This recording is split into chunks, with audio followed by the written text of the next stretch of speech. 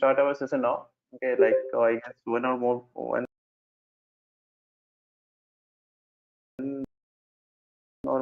two people more will join. But anyway, we can start our session now because it's again it's too late. Because if we'll wait, it will be late, right?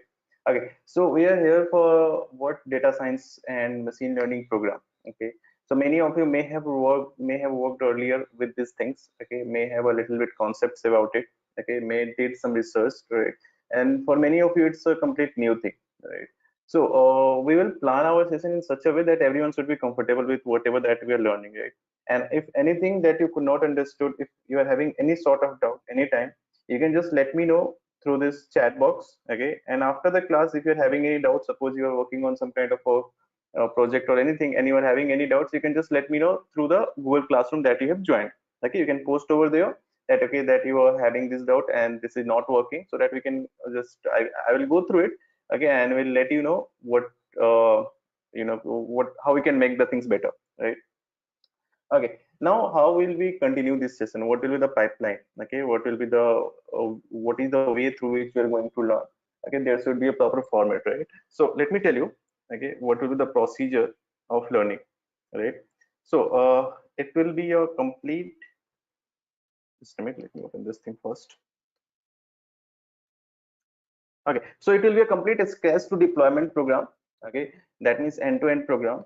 Okay, so it will be conducted in 4 different stages. The very first stage that we are having is of what? I have to increase it a bit, right? Just a minute, let me make the screen little better. But it's very small now.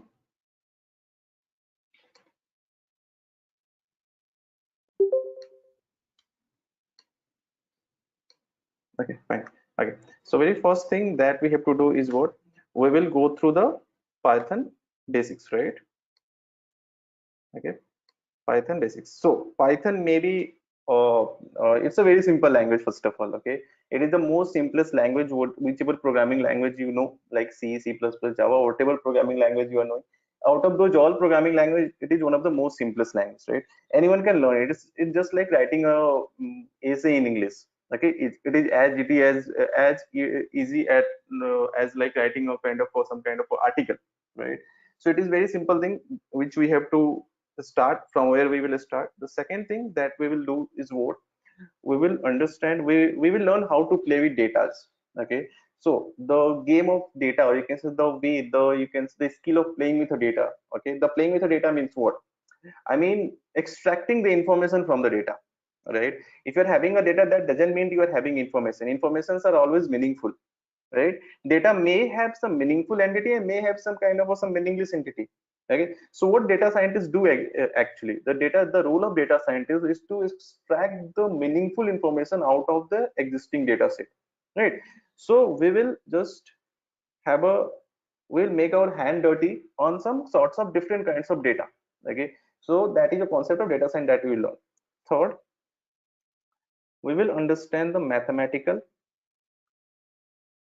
okay, the mathematical intuitions.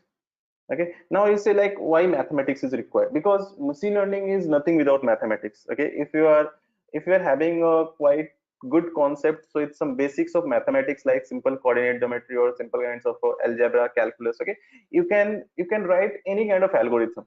Okay, you can write any kind of algorithm, as well as you can tune any kind of algorithm to do better. Okay, that means if we know the mathematics, then what we can do, we can make changes in the existing algorithm to work better. Okay, that is the first you can say benefit of knowing the mathematical intuitions that is used in machine learning. Second benefit, we are using what? Python. Python is what? Python is a technology. Okay, and technology is what? Technology is never stable, right? Technology used to improve, change. Okay, so many replacement used to come, right? Just suppose after 5 years, if Python is not in trend, okay, currently Python is in trend, but who knows, it may possible after 3 years some other language is in trend. Okay, industry used to update itself, right? So if things are changing continuously in the industry, and at that point of time, if we are just kind of knowing how to write a code in Python, then what happen? We will be outdated, right? But if we are knowing the mathematical concept behind it, right, adapting any language will be easier for us. Okay, any language we can quickly adopt and can use it. right? So that's why concept needs to be understood very well. That's why mathematical intuition is required over here. The fourth part, we will combine these two stuff. Which one? We will combine these two things. Just a minute. We will combine these two things together, okay, to create what? To create the fourth thing, okay. And fourth is what? ML model, okay. ML model will do what? ML model will be used for kind of for predictions, for decision making, right? Like we make a lot of decision in our life, isn't it? Like you made a decision that you have to attend a class, I made a decision that I have to deliver this session, right? So these decisions we made on what basis? On our life experiences, isn't it? Because like industry, we know like industry is in need of data scientists, industry is in need of ML developers, okay. So it means we need to learn somewhere somehow, okay. So that's how we made a decision, right? So that means on our life experiences we made the decision. So here data is there, okay. Data will do what? Data will generate the experiences, just like we are having an experience in our life using the data that is there in our brain, right? So data science means what? Data is there, and second, algorithm is there which can use that data, okay, so that further predictions, further decisions can be made, okay. Predictions or decisions, okay. So we'll work over it, and at the last stage what we'll do, we will learn how to deploy it, okay. Deploy for what? Deploy for industrial use, right? It's not like just like ML model you created and it is doing some job, okay. But how to use it in real time, okay. Suppose there is a front end developer, okay. ML developer do what? ML developer is a back end developer, okay. As a ML developer you will be a back end developer, okay, because you will write a program which will work in the back end of an application, okay, which will work in the back end of application. But if there is a front end developer, how he will use your code, right? Whatever code that you have written using these things, how it can be used for the front end developers, how it can be deployed over the server, okay, how it can be used for the web applications, how it can be used for your any kind of applications, right? So all those things we will learn, okay. And we'll create a complete wholesale project. There will be a one capstone project, okay, that will be a bigger size project, okay, in which end-to-end developments will be there. Then before some mini projects will also be there, but many projects will not be end-to-end because like in this duration we can just cover up one end-to-end projects, but if you know the deployment, same process will be used for any kind of deployment, okay. It will not change with the code, right? So that means you can deploy all those things as well. The total duration initially planned for 30 hours, but that is not hard and fast rule, okay. There is no hard and fast rule that only 30 hours will be given to you. It is planned for 30 hours, Monday to Saturday, Monday to Saturday, 2.5 hours, 2.5 hours for the first week, second week, okay. But if anything which is left, or if you are having any, you need any further classes, okay, you need kind of some doubt clearing session will also be arranged. But if you anything which is left, and for that if any additional sessions will be required, so that will also be arranged, okay. It is not hard and fast, but initially because some timeline should be given, okay, that okay 30 hours, right? But it is not fixed. It may possible 2.5 hours may increase based upon the requirement, right? But 30 hours is the thing in which you will try to fix it. 15 hours, that means 2 additional weeks will be there in which you have to finish your project and submit your project, okay. Your project will be analyzed, thereafter you'll get the internship offer letter. That internship may continue, I guess, for next 2 months, okay. That within that 2 months you will get a continuous projects, okay, some assignment on which you can work, okay, submit, and can those assignments will be analyzed. Based upon that you will get some incentive as well, or you can do some sort of a stipend as well. But initially this 1 month you have to work properly, because based upon the project that you submitted, the quality that you give in the project that you're going to submit, based upon that the decision will be made for the further internship offer letter for the next 2 months, right? And this and what you will get, you'll get one training certificate when you finish your project. All of you who finish the project certificate will get the project completion certification, as well as the internship completion certification, okay, that you had completed the internship, and the letter of recommendation, okay. And if you are selected for the further internship, then only your internship will get extended, okay, for next 2 months, okay. Otherwise, on finishing the project, if it is just finish the project, normal project you have submitted, not like if it is not up to the mark, but you will be defined, it will be defined what actually required. I will tell you how to submit the project, so that it can be you can get some paid internship as well. Okay, I'll help you in that. I'll just let you know how to create a better project so that you can get a paid internship also after this, after the session gets completed. Okay, so that's all I can do from my side. If you are having anything to ask, please let me know before I just Hello, start with the, yeah, please tell me. hello, people. Hello. Yeah, please tell me. Yeah, I just want to know that Mm-hmm. if you are completing this program with, so you will offer for an internship after your Hmm. proper, what we say, selection process. Right, Then right. after so then after the internship, you may provide a job, or we will expect from you that you are getting internship from your side. I may provide a no. I'm talking about the internship, not about the job. Job assistance can be given, but I'm talking about internship. How it works, I'll tell you. It's like this. Yeah. Okay, just a minute. I'll explain it. I'll explain it completely. Right? How to remove this drawing? Erase all drawing. Okay, fine. Okay. So step one, your 30 hours of training. Okay, this is first thing. Step two. Okay, project completion.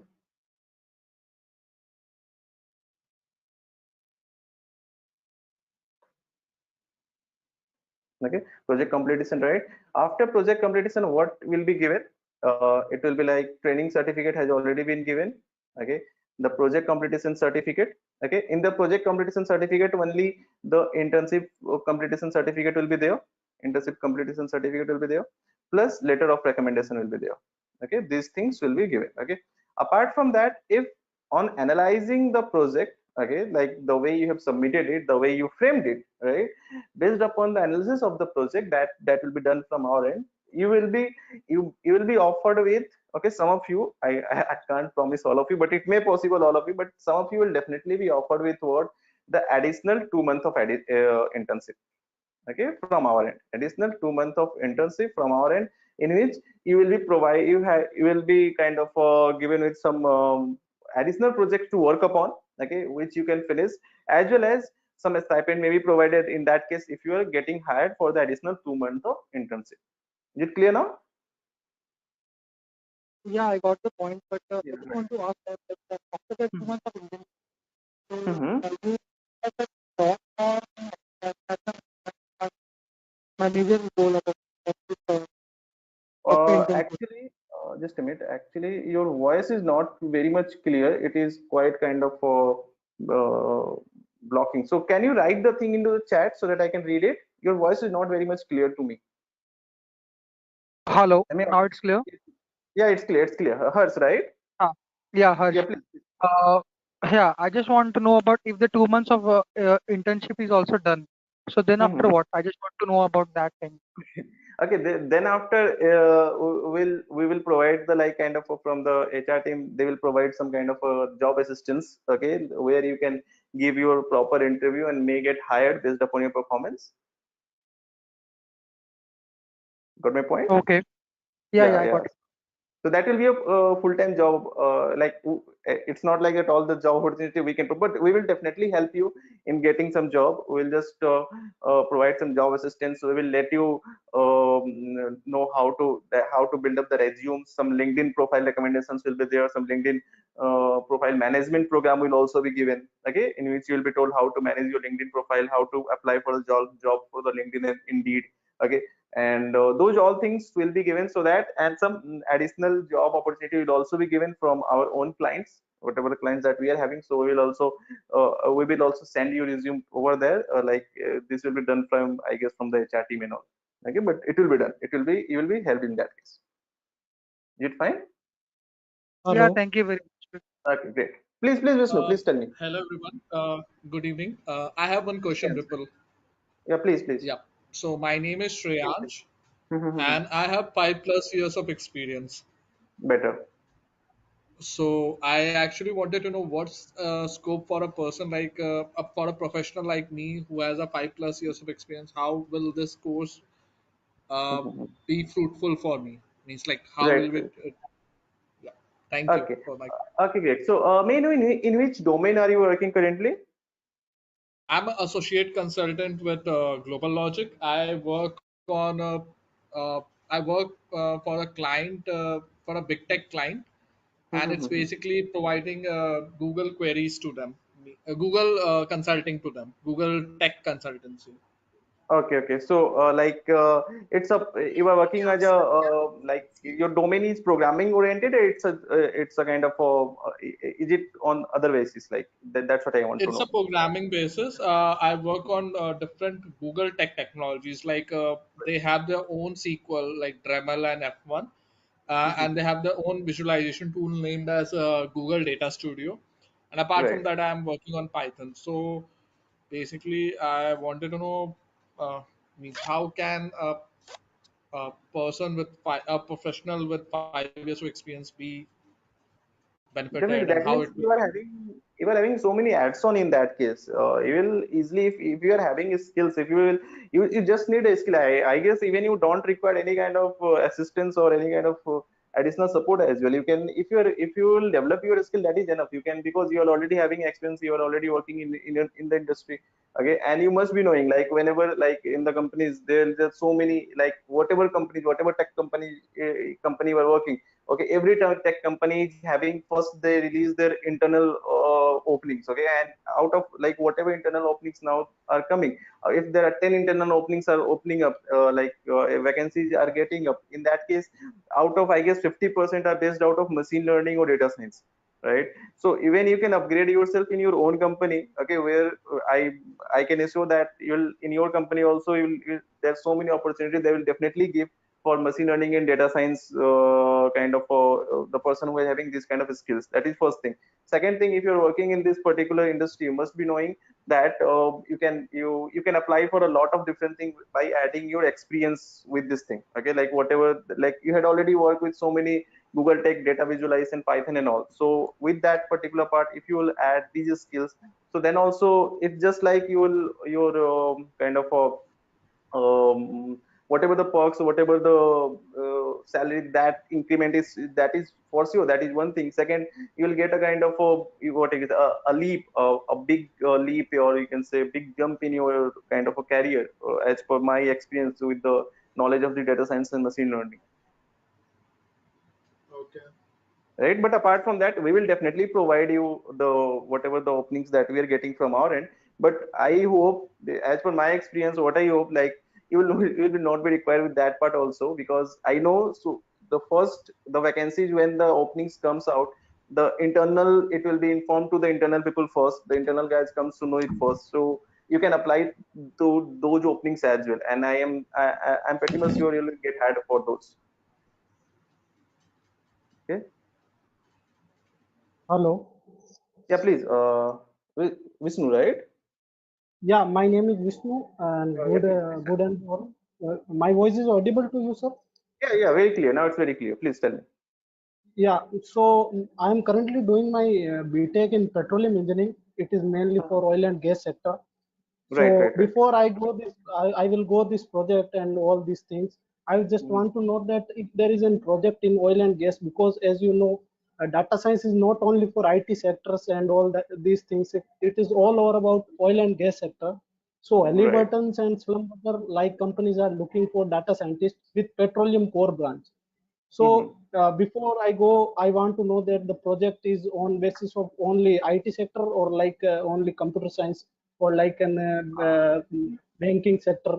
Any oil and gas project will be there. It's not like that project will be from IT or something. I will just pick the projects from different areas, right? Like I will pick the project from retail areas. We'll pick the project from, like you said, like from oil and gas sector. So I will pick some project. I'll try to pick some project. If you're having some data with you, okay, on which you want to work, or some case study you are having, okay, and you want that case study should be discussed in the class, you can just let me know. We'll discuss that case study, or else I will figure out some case study which can address your domain, or which can address your particular sector in which you are working. Okay, so I'll figure out that case study and can work over that also. Okay, that multiple I'll take different case study from different zones. It is not like that for only banking sector we are going to solve the problem. Okay. Yeah, but I am in third year, sir. Okay, Before no, graduation, I want. no, no, it will be it will definitely give you a good sort of first try to first let's start learning, right? once you start learning, once you learn, then only you can apply that thing in so many different areas. Like for example, if you're suppose you learn like when at the like when we were very kid, right, we taught ABCD. So at that time we were not knowing that by learning ABCD at some time we'll make sentences and we'll do this, we'll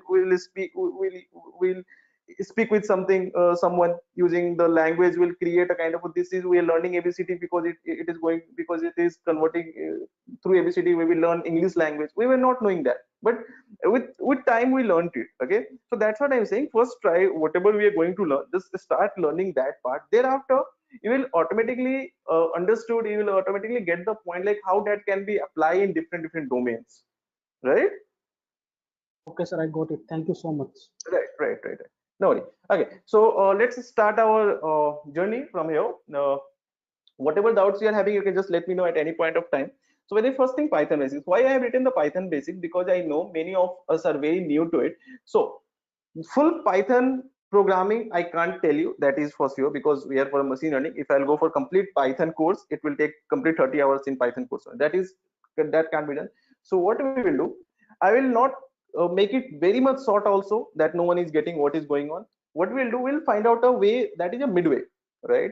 That means we will take those concepts of Python. Okay, we'll learn those concepts of Python which are important for data science and ML. Okay, because Python is used for what? Python is a very powerful language. It's a high level programming language. That means any kind of environment, any kind of ID, any kind of OS can be used.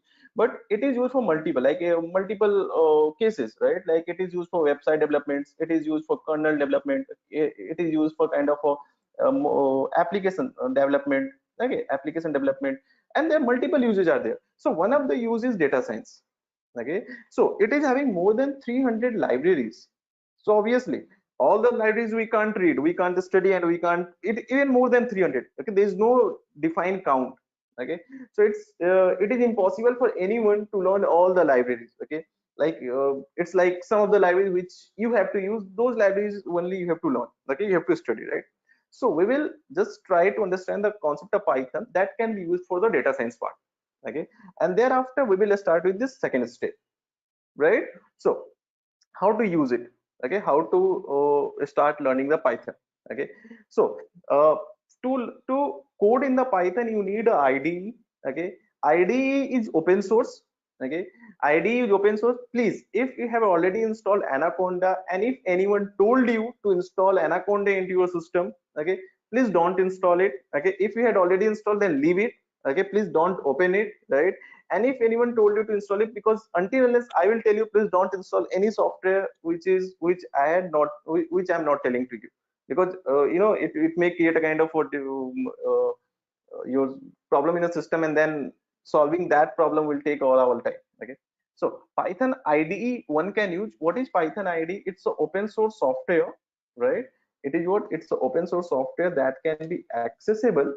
You have to just type over here Python IDE. Okay, IDLE. Okay, Python interactive development environment. Now when you open it, you will get so many versions. So which version to install? Generally what we do, install the latest version. Please don't install the latest version, because there are so many irregularities are there in the latest version. Okay, so many things, so many software, so many libraries will be there which will not support the latest version. Okay, and again you will face the difficulty. Okay, always use a little older version. Okay, Python 3.7 up to 3.7 is fine. Okay, so Python 3.7 you can search, and it can be clicked over here. The very first thing, it is showing 3.9 over there, but please don't go for 3.9. By default it came over here 3.9. Okay, 3.7 I will suggest.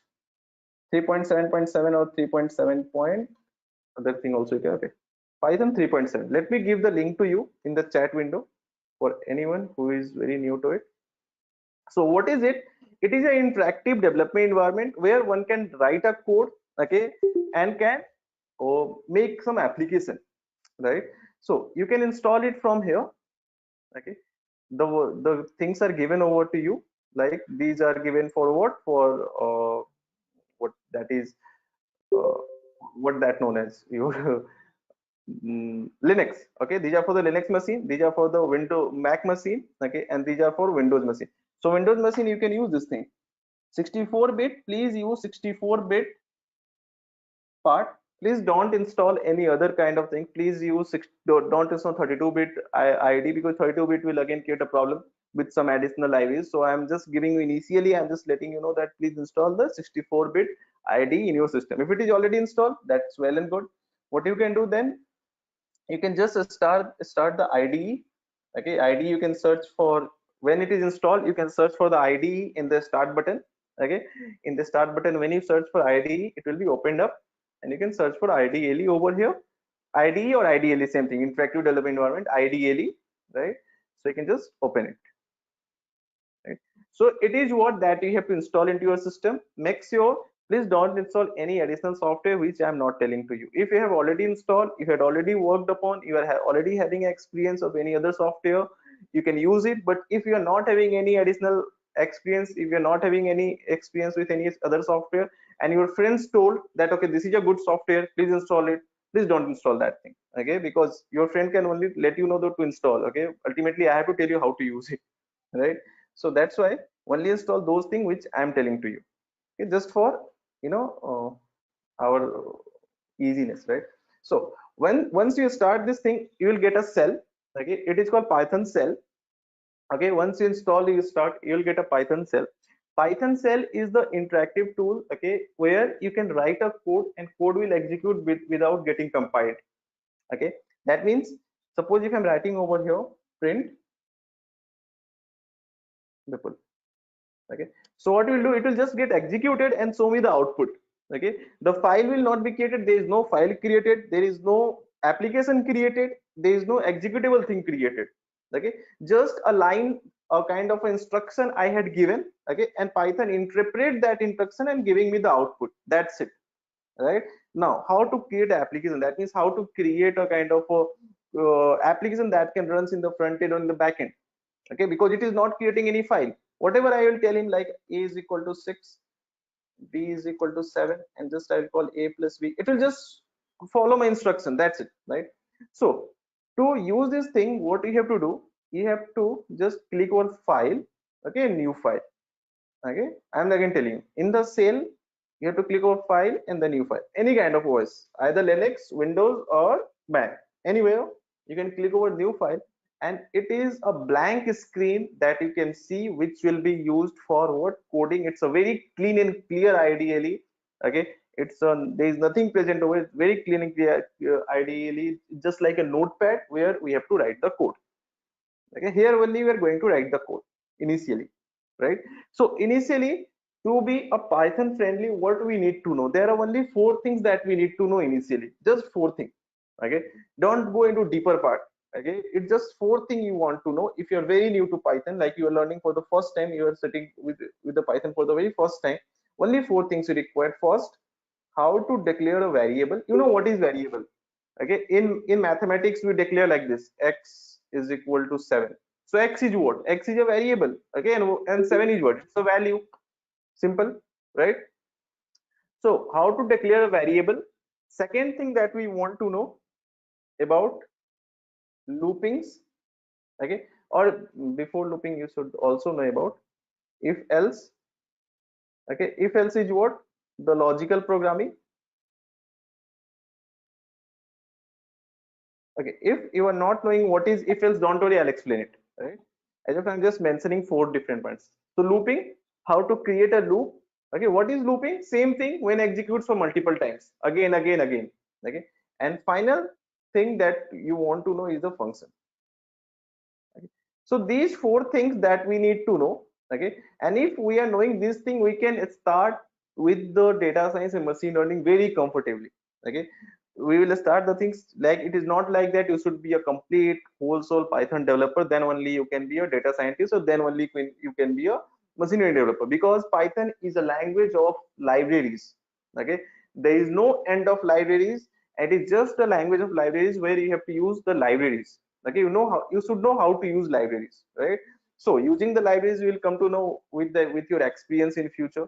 Okay, so many libraries you keep using and you keep learning, right? Initially these many things are required, right? Okay, so So let's see how we can start. So just let me know, is there anyone who is facing any difficulty in installation? I guess no.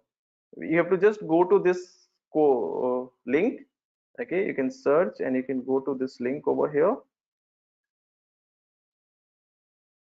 Just a minute.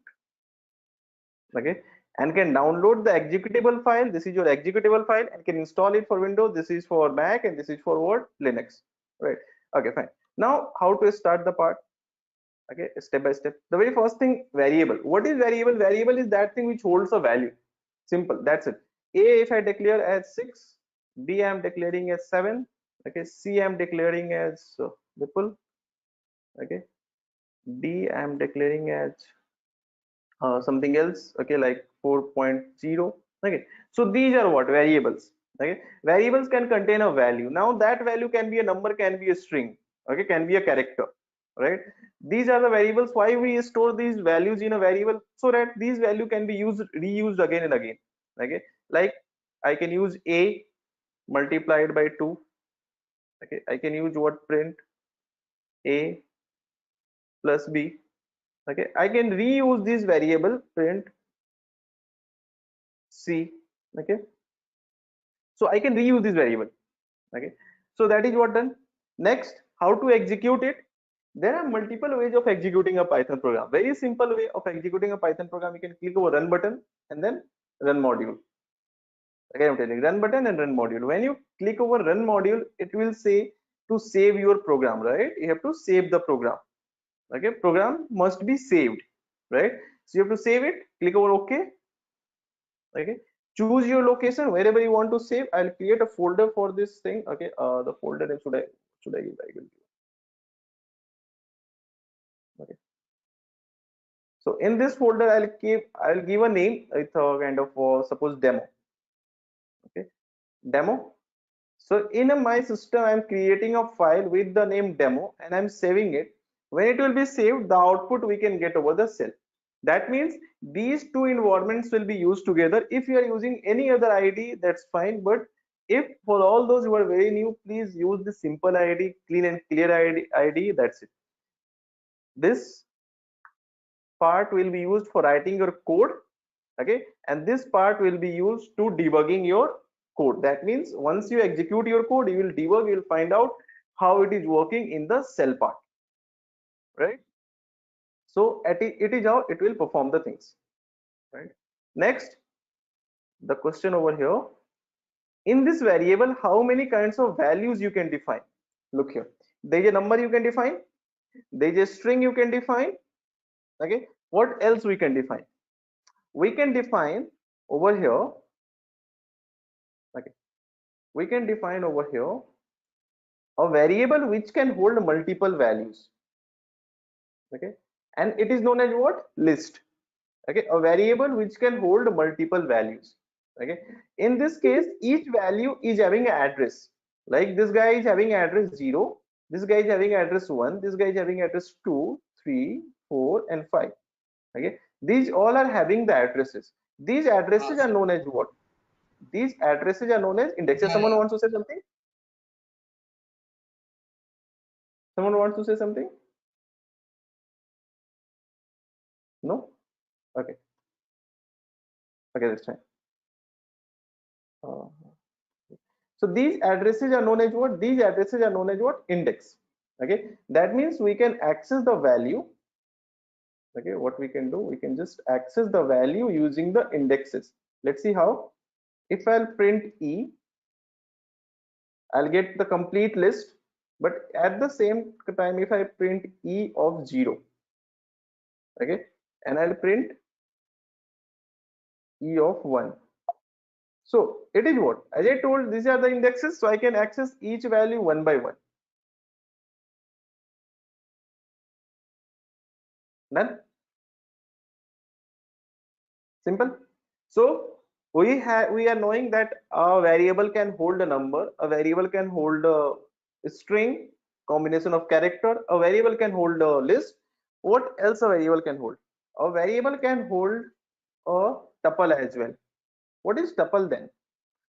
Tuple is also a kind of a list. It almost similar to list with a very simple difference. What's the difference? The difference is list is mutable. That means I can make changes in it. Okay, if any member I don't like, I can delete it. Okay, I can add a new member into it. Whatever change I want to do, I can do over here. But in tuple, I can't do any change. Okay, this is once defined, that is defined. Okay, so let's see. Suppose over here I am calling e, right? Over here, see, I am calling over here e of 2. Okay, e of 2 equals what? E of 0 1 2. If e of 2 is what? 5, by default it is 5. I don't like 5, I'll make it 45, and then I am calling it e. Okay, so what will happen? The things will change.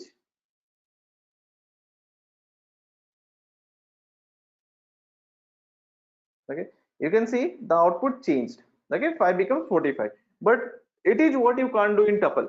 In tuple also you can access a value using the index, right? In tuple also what you can do, you can access it, print f of 2. Okay, print f of 2. What is f of 2? F of 2 is 5, sorry, f of 2 is 6, right? F of 2 is 6 in tuple, right? But here we can't make the changes. That means if I'll execute it, this is what, let me write over here.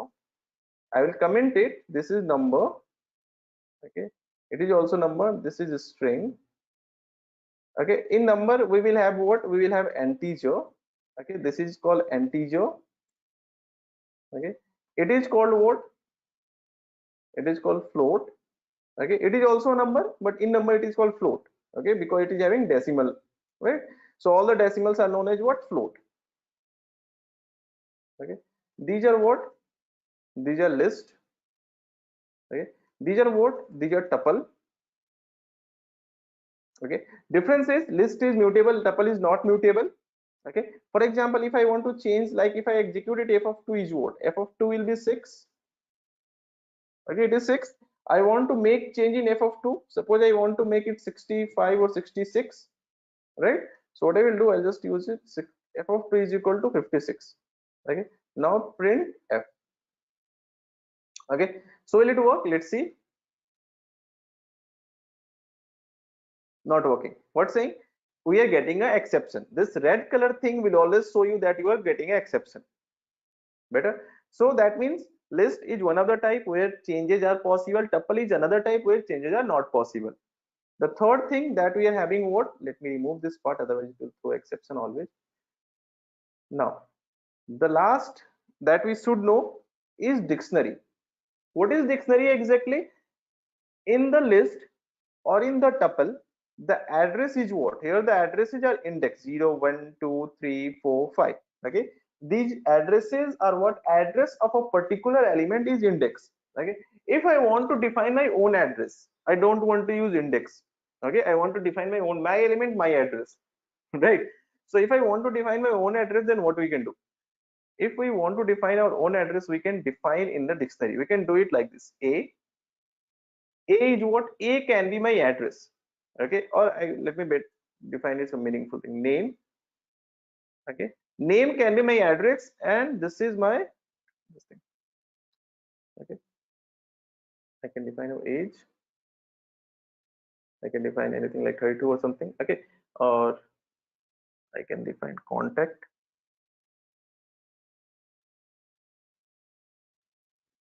Right? In that case, what will happen? I can access the value with the this thing. Okay, so these name are in place of indexes. What will be used? This ID will be used. Clear? Name, age. Yeah, and this is also mutable. The way you change the value in list, same way you can change the value of a dictionary. Okay, so these data types are very important. These are 5 data types that we should know, because at the later stage these data types will be used. Okay, and at that point of time you should know that it is a list, it is a tuple, okay, and it is a dictionary, it is a number, it is an integer, it is a float, it is a string. Okay, that's why I am telling you this thing. If you're knowing it, well and good. I'm just taking, if you're knowing it, then just pardon me, because I have to take just a small part of it, a small session regarding it, so that everyone can understand the code and understand the Python thing which you are going to use further, right? And if you're not knowing it, you are having any doubt, please just let me know. I will love to first sort out your doubts, thereafter we'll proceed ahead. Please tell me. Yes, sir. I have one doubt in G. In G, okay, G is what? G is a dictionary, right? Dictionary, that means whatever these three things, okay, these three things are those data type which which are used for what? Which are used for storing multiple, okay, which are used for storing what? Multiple values, okay, multiple values, okay, because variable is one. In all these cases variable is one, but values are what? Where value, more than one values are there, right? So here the values will be stored always against the index 0, 1, 2, 3, 4 or 5. Index will, that means indexing will be what? 0, 1, 2, 3, 4, 5, okay, that will remain constant, we can't change it, okay. But here in the dictionary we can change. Here this thing can't be called by G of 0. If you call G of 0, you will get error, because on 0 there is nothing. It should be called by this thing, that is key. It is known as what? Key. And it is known as what? Value, okay. So dictionary is having what? Dictionary is also a way of storing multiple values, but here the values are stored against key, okay. Values are stored what? Against key. You can call it print G dot keys, okay, and we can call it print G dot values, okay. uh, okay, so here you are having a keys, name, age, contact, and values are what? Got it? Yes, sir. If I change in G, then Mhm. program will be output other things or will be constant remain. It will change, it will change. This is also mutable thing, okay. That means suppose if you want to use name, you want to make the name, you want to change the value of name, you can just make it something different like Arun, okay. The name will change. Now if you print G, it will change, okay. If I will write over here G of contact email, so email is not present, right? Only name, age and contact is present, but I'm writing email, then what will happen? abc@abc.com, right? Then what will happen? Print, okay. Then it will create a new value. You can see first name changed because I changed the name over here. Fair enough. I changed the name, that's why name changed in the G. This is the original G, okay. You can see over here. This is actual output. These are the names. This is age, okay. These are keys and values are present over here, okay. Here I made the change, then again I printed, Bipul becomes over here Arun, right? And then I added an email, and that email is added at the end. You can see email is added at the end. Am I clear? Yes, sir. Great. Okay, now you know how to add a value into the dictionary. Now how to add a value into the list, okay. So before I'll continue with the next part, I will create a new file now. These all files I'll share with you, okay. These all files will be shared with you, okay. So suppose I'm having a list over here, okay. This is what it is, a list containing nothing, okay. It is a containing nothing over here, right? Now if I print it, what will I get? It is a list, but it is containing nothing actually, right? So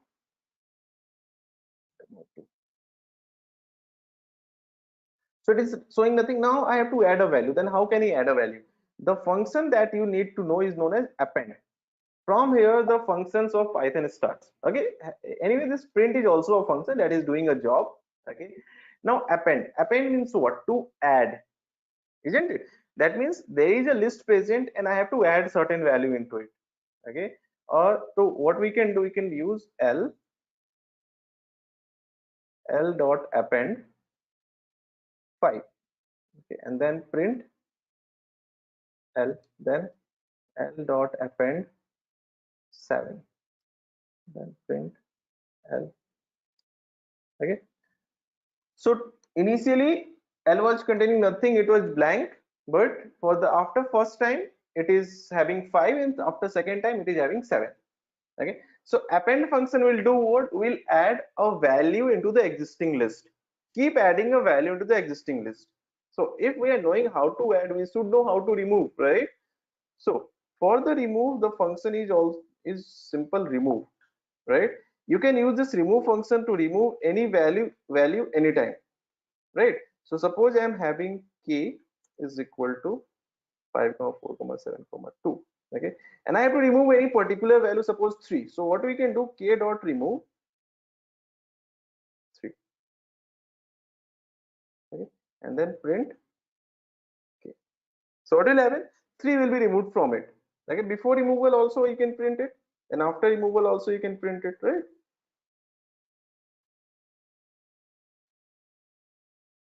So you can see 3 is removed from here. Okay, so two functions of list you should know: append and remove. Okay, append will keep adding a value into the existing list. That means list should be there. If list is not there, then it can't add anywhere. List should be there. That's why I'm telling you existing list. Okay, append will add a value into the existing list. Remove will remove a value from the list. Am I clear? Sir, Yeah, Yes, please. sir. sir, can we add a specific position by using append? No. Through append we can't add at a specific position, but there is another function for doing the same.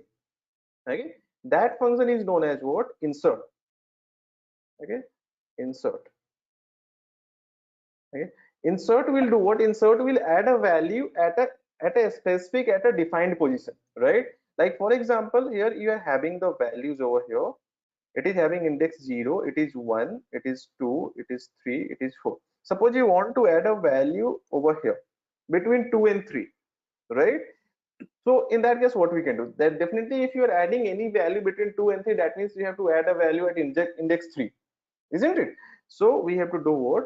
We have to write over here k dot insert. Okay, index. It is saying what? First I have to pass index 3 comma object. What I actually want to add. Suppose I want to add 45. Okay, then print. But generally insert function will be used very less. Okay, most of the time you will keep using the append function. Append function will be used at very larger scale. Okay, so append function should be there always in your mind. Okay, but insert function will be used. I don't think it will be used so much. Okay, very rarely it will be used. Okay, so append function you should always keep in your mind, right? Is it clear now?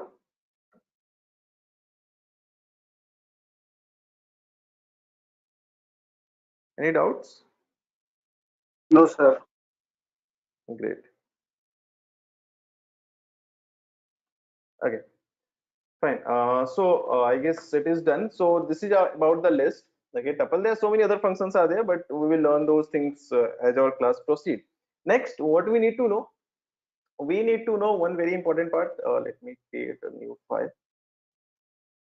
Okay, that is known as operator. Okay, so operator are basically there are certain types of operators are there. Okay, the very first operator is known as simple comparison operator. Comparison means what? Like you must have studied in your mathematics class, LHS, RHS. Okay, comparing two different things, LHS and RHS is just the comparison, right? So for comparing two different entity, like we are having a is equal to 6 and b is equal to suppose 7. So whether a is equal to b or not, okay, a is greater than or b or not, a is smaller than b or not, okay, a, then that is comparing these two things, we have to use comparison operator. Okay, so comparison operator, right? So I can compare it like this: print a double equals b. So what it will do, it will compare whether a and b both are same or not. Okay, if the both are same, then it will return true, else it will return what? False, right? So in this case, what it will return? Obviously it will return false. Execute it, because a and b both are not same, right? So it will return what? False, right? False. That means whenever you are going to use comparison operator between any two variables, it you will always get true or false. Okay, that is what you will get. There is third case also, that is null. Okay, but null I will tell you that is no value. Okay, that I will tell you when we will start the data frame part. Okay, when we will start picking the actual data, some real time data, and at that point of time I'll tell you the third case. Okay, because that case, that thing will only get in the those kind of cases, but initially there's true and false will get.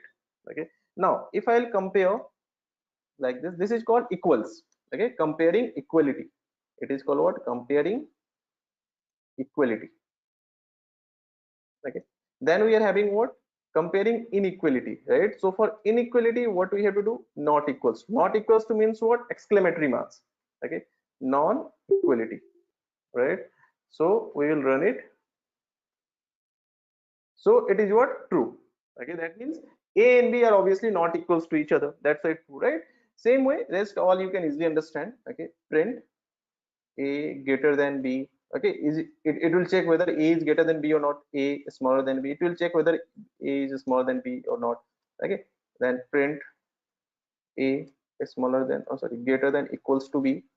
Okay, and then print a, sorry, a is smaller than equals to b.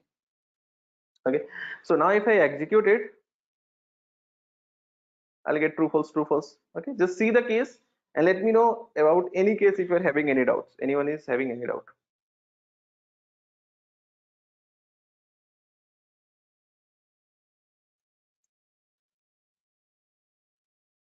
Okay, these are comparison operator. It will compare two different conditions. Obviously during the programming multiple conditions will be arised.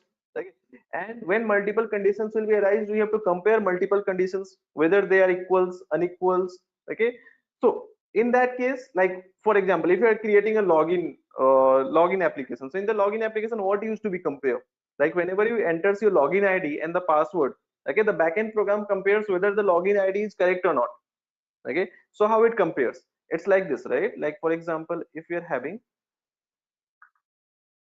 login id you enter over here. Okay, like I'm entering people, right? So this is front end, right? So front end, the login id is entered. Now this front end information will go into the back end. Okay, now it will be compared in the back end, like whether the login id is actually people or not, right? So that means during in the program we have to use these kind of comparison operator for a number of times, so it should be very much clear that what it actually means, right? Second kind of Sir, operator is known as, yeah, please, sir, please tell me. variable always start from string or like a number. Like if I say one equals to 6, so 6 will Mhm. be stored in 1 or 1 will be stored in 6. No, no, no, no. For variable, you have to always use a character. Always use a character. Previous slide you have write one equals to a. One equals to a, where I have written? I Just a think minute. in Here. No, no, it is not yeah, a one. It is L. It is L. L. Okay, sir. Yeah, it is L. Okay. Sorry for the confusion. It is L actually. So L equal to list I have defined, and that is a null list. That means that list is containing no value. Clear? And thereafter that list getting added up with 5 and 7 in two times. In while I did it for two times. Clear? Okay, fine. We are having what? We are having this thing. Okay, arithmetic operator. Arithmetic operator do what? It will be used to do mathematical things. Okay, between two entities. Simple. Okay, like I am defining over here, a is equal to 35. Okay, and b is equal to suppose 4. Okay, so what we can do with a and b? There are certain things that we can do. We can just add a and b. Suppose print a plus b. I can add it, isn't it? I can add it. I can calculate the difference of it. Okay, I can do what? I can multiply, calculate the products of it. I can calculate the I can divide. Okay, or I can calculate what? To the power 35 raised to the power 4. So double multiplication, 35 raised to the power double multiplication, right? Then modulus operator, then floor operator. Okay, is there anything apart from this? Okay, so let me execute this thing.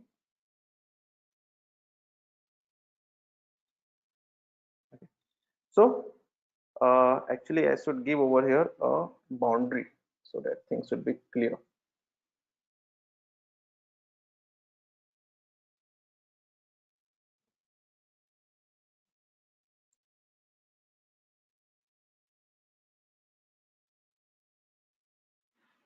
Okay, so a plus b is what? A plus b, 35 plus 4, 39, right? A minus b, you can a multiplied a divided by b, then a raised to the power b, then a modulus operator. What modulus operator is doing over here? Like if you divide 35 by 4, you will get 3 as a remainder, right? So that is what we are getting. Okay, 3 as a remainder. So modulus operator will give you the remainder. Okay, the remaining part, because 4 into 8 is equal to 32. Okay, so 3 remain, so that is what you are getting. A floor division will give you what? The same output, only this 8 point in, it will give you the integer output. That means here you are getting what? 8.75, but if you do a floor division, you will get only 8. Okay, so the, you can say, the decimals will not be there. So these are some arithmetic operators, plus, minus, division. There are some comparison operator. Quickly you can understand it. Now it's time to use it, right? So before we will use it, what we will do, I will just share this file with you. Okay, let me share these files with you so that you can access it, and I'll come to this part also. But first, coding things should be clear to all of us. Okay, so I will share whatever things I will share. Day 1, Python basics. Okay, whatever code that I will do, okay, I will keep sharing over here. Okay, or what we will do, you will also get the things, documents.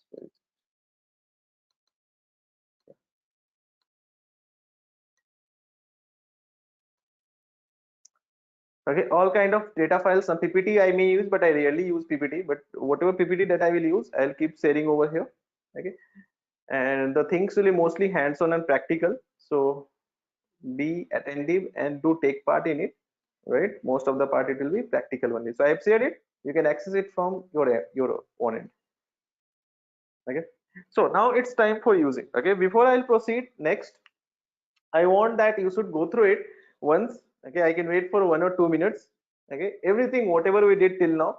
Okay, so that if you're having any query, you can ask me. And next we will just go for the if else, and next for loop and function.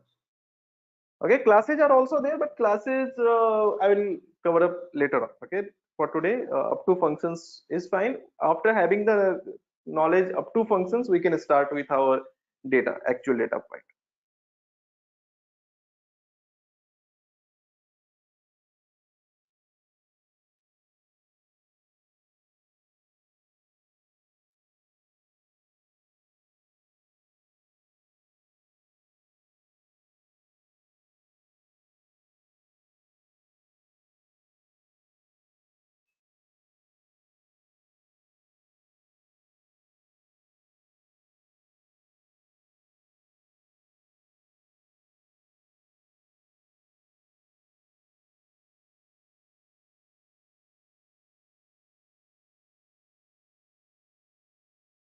Okay, shall we continue?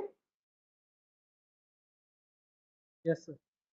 Okay, great. Thanks for the acknowledgement. Okay, we'll take a break also by 7:45, for around 10 minutes of break we'll take, so that everyone can get refreshed. We are having still 15 minutes, so we can continue.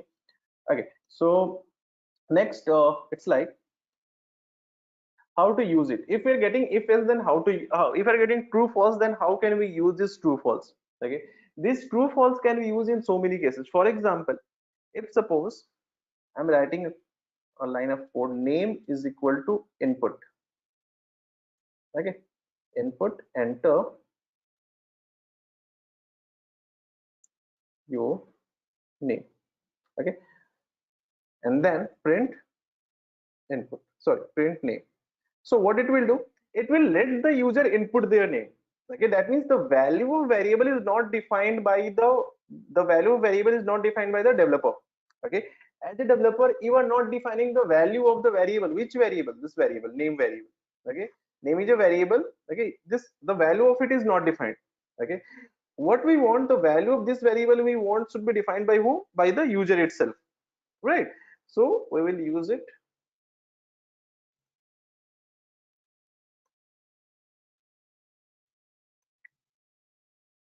Okay, demo 3, demo 4, save. So when it will be executed, it is asking me to write the name, right? It is what written, enter your name. Okay, so it is asking me to write the name, right? So I'll enter the name over here, Bipul. Okay, enter. So then it is printing the name Bipul. Now I have to compare whether the entered name is Vipul or not. So what I can do, whether the entered name is Vipul or not. So in that case, I have to use comparison operator, isn't it? Name double equals Vipul. So single equals assigning something. Again, I'm repeating. Single equals assigning something. Double equals comparing something. Right?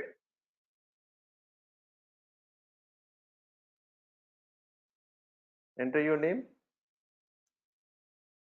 So it becomes true. Right? That means it is showing what? True because enter name is Vipul. Suppose I'm writing over something else. Arun.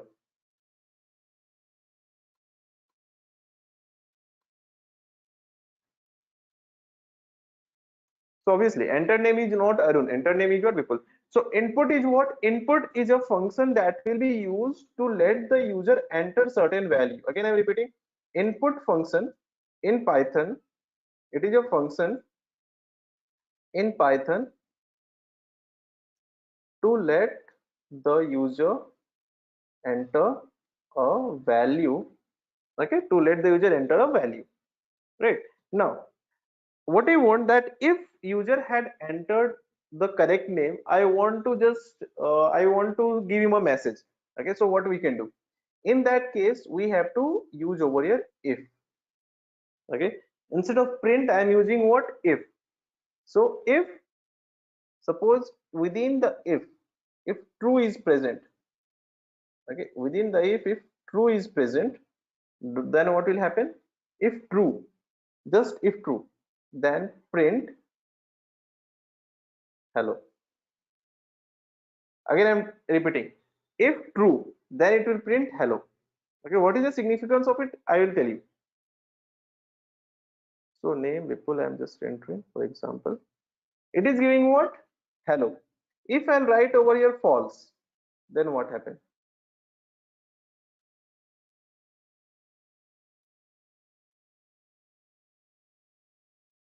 Nothing coming, right? So one thing you should be clear, if within this condition, if true is there, then only the next line will execute. Okay, if false will be there, if condition is false within this thing, then the next line will not execute. Next line means what? Next line means a line with the indentation, this much space. Okay, this space in Python is known as what?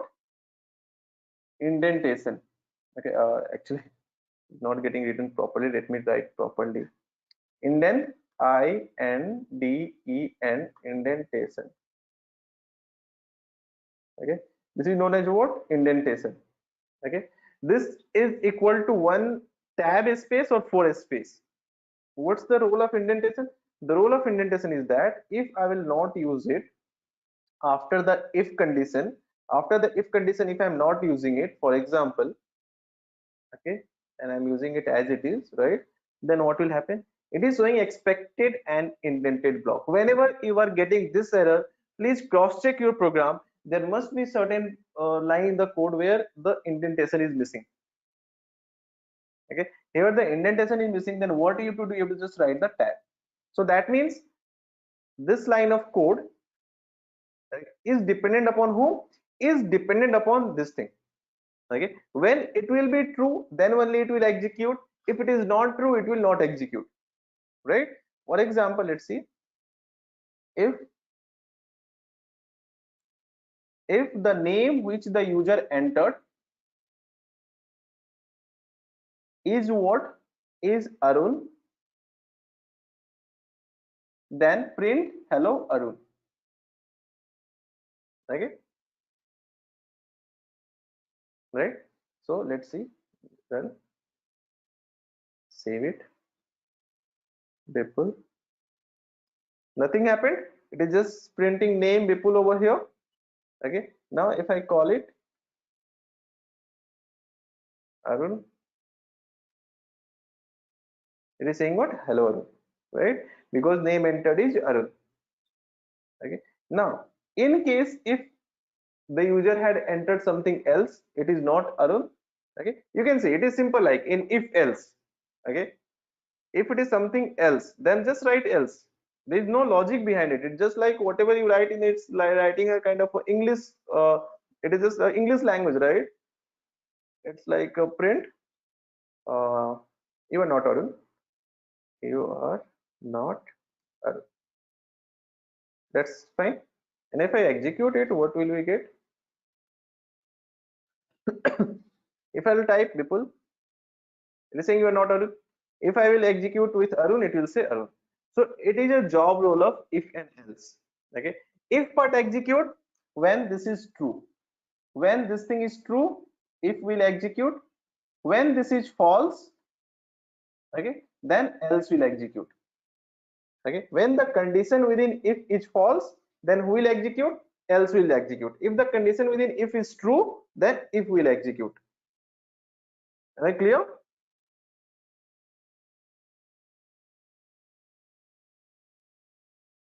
Just let me know. If any doubts, you can just let me know. Sir, Yeah, please. don't we have to declare the type of new variable that is int is string or whatever? Your voice is not clear. Can you be a little louder? You can write in the chat also if you are not so much clear. Your voice is not clear. Can you repeat, please? Hello? Am I audible to you? Your voice was not clear. I Yes, sir, want you're that. audible. Don't we have to declare type of name? Yeah, good. Good question. Actually, in Python, you are not required to define any type. Okay, Python is very smart. It understood the type on its own.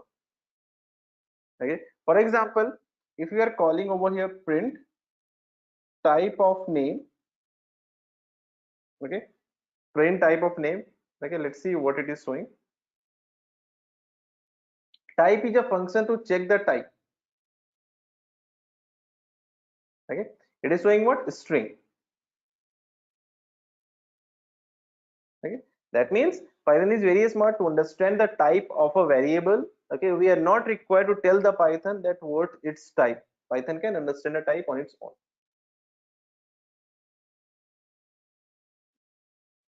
Clear? Okay, thank you, sir. Okay, great. Okay, it is what we are having now. Next, what we can do? Fine. Now, if there are multiple conditions that we have to compare, here we are comparing just one condition. Suppose there is one more person. If I have to compare multiple conditions, then what I can do? Very simple. We can write over here else if, but there is nothing in Python called else if. Okay, it is what elif.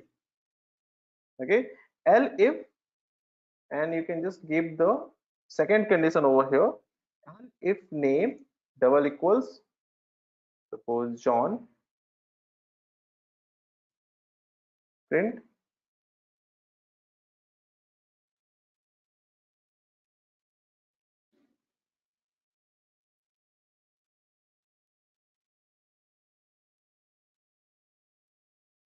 okay. So that means condition 1, condition 2, if both the condition is not true, then you are not Arun and not even John.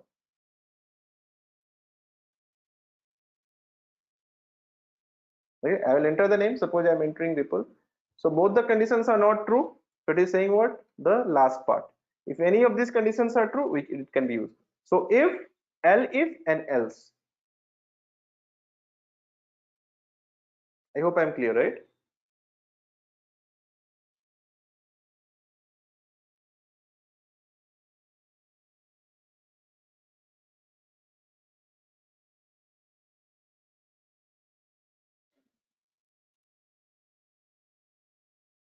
Okay. So fine. Now next, we have shall I continue? Yes, sir.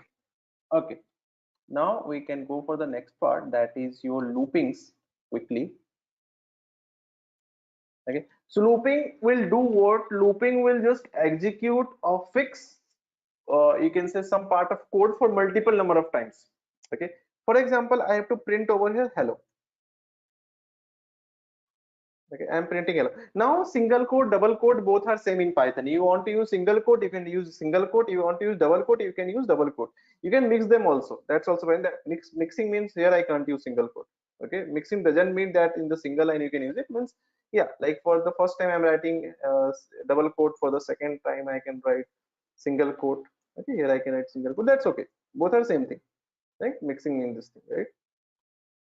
Okay, so suppose if I'm executing it, what will happen? It will execute for 5 6 7 times, whatever number of times it is written. Okay, but to execute this line of code, I have to write this thing for so many times, for 5 times or 7 times. Okay, what if I want to execute the same thing by just writing a single line of code? Looping always will decrease the length of your code. Okay, it will always decrease what the length of your code, right? So what we can do, we can create a loop, right? For the looping we have to use for. Okay, for loop, first of all, for loop. Okay. For I in range means what? How many times you want to trigger the things, trigger the activity. I want to trigger the activity for 10 times, so 0 comma 10. Okay, that means for I in range 0 to 10, it means what? It means the value of I will start from 0 and go up to 9. Print I. Okay, the value of I will start from 0 and automatically go up to what? Go up to 9, right? It means that thing. Okay, and for these 9 number of times, if you want to execute anything, for example, for these 9, sorry, for 10 number of times, from 0 to 9 it's 10. For this 10 times you want to execute hello. Okay, so in that case you can do what?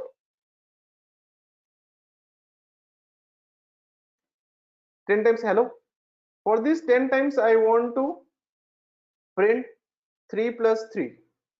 For this 10 times I want to do what? I want to print Google. Whatever I want to do, multiple things we can do in a single line also. For the 10 times, for example, I want to print Google comma I. Okay, okay, and I also want to do one plus I. Okay, and I also, and here I want to do something else. Suppose here I want to do okay, fine, that's okay, then this is enough. Okay, here I want to do something like A. I want to print A along with it. And multiple things can also be done, right? Now execute it. So each of these things will be done for how many times? 10 times. See, for the first time hello, then 6a, okay, then Google 0, the value of I is what? 0, the value of I is 0, I plus 0, that means 1 plus 0 1, then again hello, then again 6a, this remains 6a, then again Google, value of I becomes 1, value of I becomes 1, 1 plus 1 2, so it is 2, then again hello, then 6a, Google, value of I becomes 2, when it becomes 2, then 2 plus what? I plus 2, it becomes 3, right? That means loop will make sure that your fixed line of code, there are certain line of code, if you have to execute for multiple number of times, you can put those things into the loop, and loop will run in a cycle to make sure that your program is executing for multiple number of times. Please tell me, all those who are very new to Python, please tell me, is it getting clear for you or not? Anything, any doubts? If you are getting, you can just let me know. I'll explain that part. But concept should be very much clear. Because I don't want that any of you should face any kind of difficulty at the later stage. Okay, when we'll go for some kind of a like day by day things will be more advanced, right? So I don't want that any of us should face any sort of difficulty while doing any kind of coding. That's why I picked up from the very scratch. Let me know if any doubts with this. Clear? Okay. So if it is clear, then we can just take a short break, because continuously for 2.5 hours will not be good. We can take a 10 minutes of break. Will it be fine for all of you? 10 minutes, by 7:55 we can join back for the second session? Sure. Okay, so in just 10 minutes we'll join back.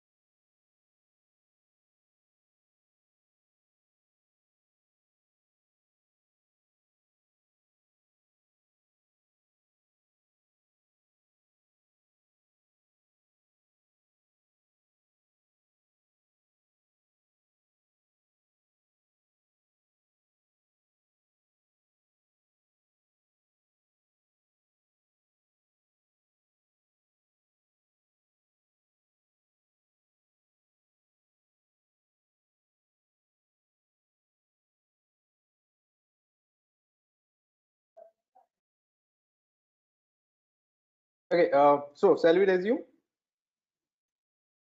Can you please, sir, elaborate again this Yes, looping, sir? Looping. Okay. Anything else?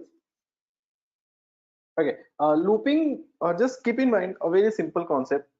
Looping is something which do a repetitive task. Okay. That means there is a task assigned, and the same task it will keep doing, keep doing, keep doing. Okay. When it will stop, when the final destination will arrive, right? That means it will start from 0. Okay. The value of I will be what? First 0. Then this whole thing will, for the value of I equals to 0, this whole thing will execute. Then the value of I becomes what? 1.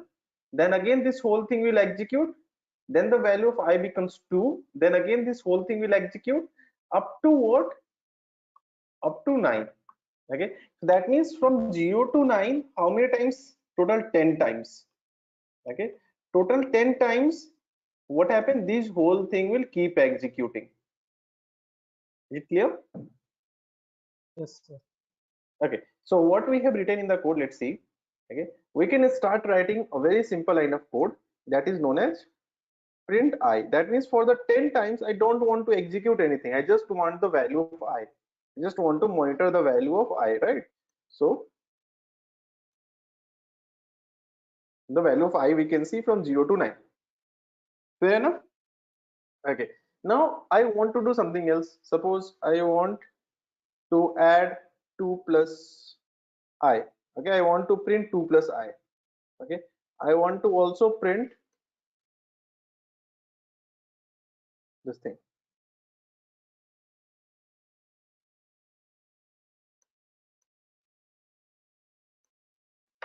Okay, so for the 10 times what happened exactly? Look, for the first time the value of I is what? 0. So 0 plus 2 is what? 2. Then those hash marks. Then again the value of I becomes what? 1. Here it becomes 1. 1 plus 2 is 3. Then again hash marks. The value of I is 2. 2 plus 2 4. Then 3. 3 plus 2 5. 4 4 plus 2 6. That means the value of I keep increasing. Okay, and the value of 2 is getting added to it, and the job is getting done for so many times. Am I clear? Understood? Mr. Vishnu, you got it? I think You asked me, right? zero will be included, but 10 will not included. No, no, 10 will not be included. The initial value will be included. Okay, that means if I will write over here 1, then it will start from 1 and again ends at 10. Initial will be included, the extreme will not be included.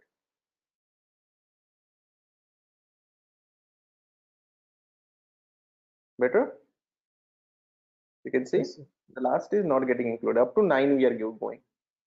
Okay, so that means this loop will run for how many times? For 9 times. Okay, so let me give you a very simple assignment. Okay, suppose there is a list. Okay, in this list, everyone, please, everyone, just try to do this simple assignment. I'm writing something Google. Okay, Yahoo.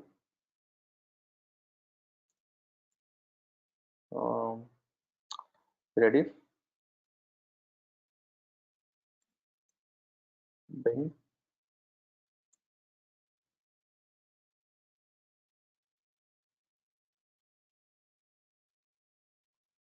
Go. Okay. Now, better. Now, if I have to call each and every value, I can call it like this: k of 0. Okay, I can call it. So k of 0 is what? Google, obviously. Okay, fine. So k of 0, k of 1, k of 2,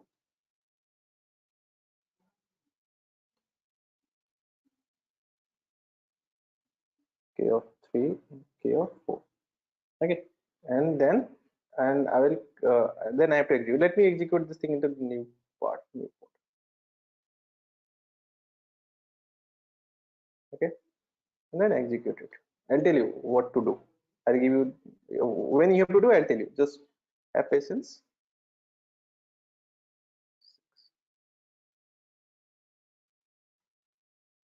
Okay. So we are getting it. Fine. Now if I have to, thereafter if I will print over here length of k of 0, okay, length of k of 1. So it will do what? It will give me the length of each item that is present. Okay. So length of k of 2. Okay. Then length of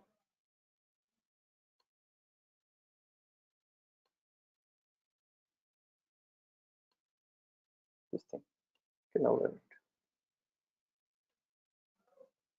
So we're having what? 6, 5, 6, 4, 10. Okay. Because it is having 6 character, it is having 5 character, it is having 6 character, then 4 character, then 10 character.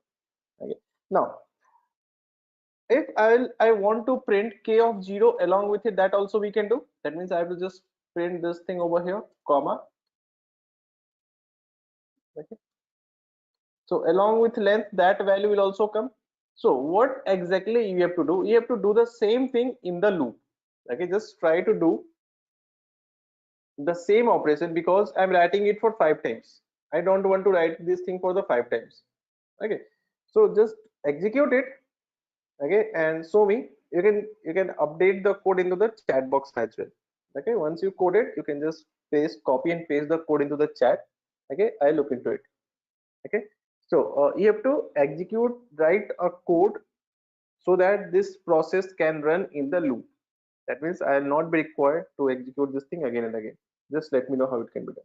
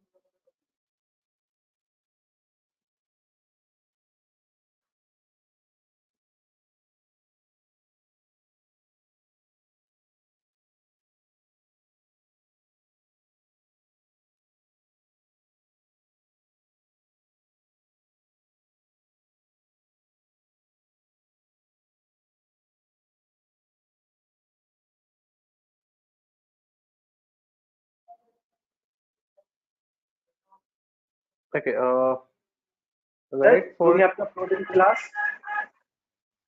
sorry.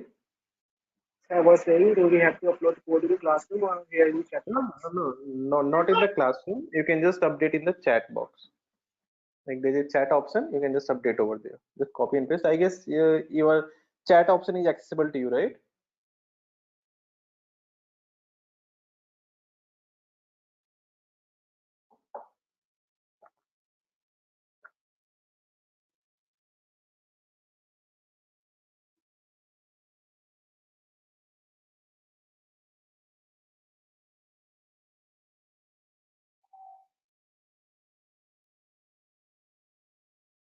Okay, 4K. Okay, okay. Right. Mr. Sarif, you are just giving the correct answer, I guess. Let me execute your output, whatever code that you have given to me.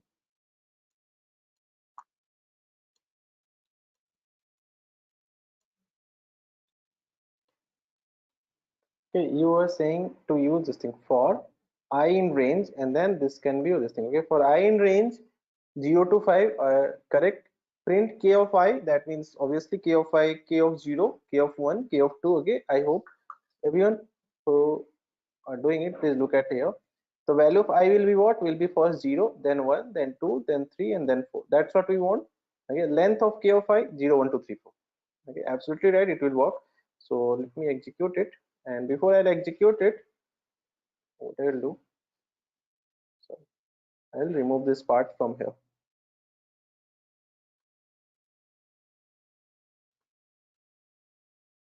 Okay, I guess k is small, right?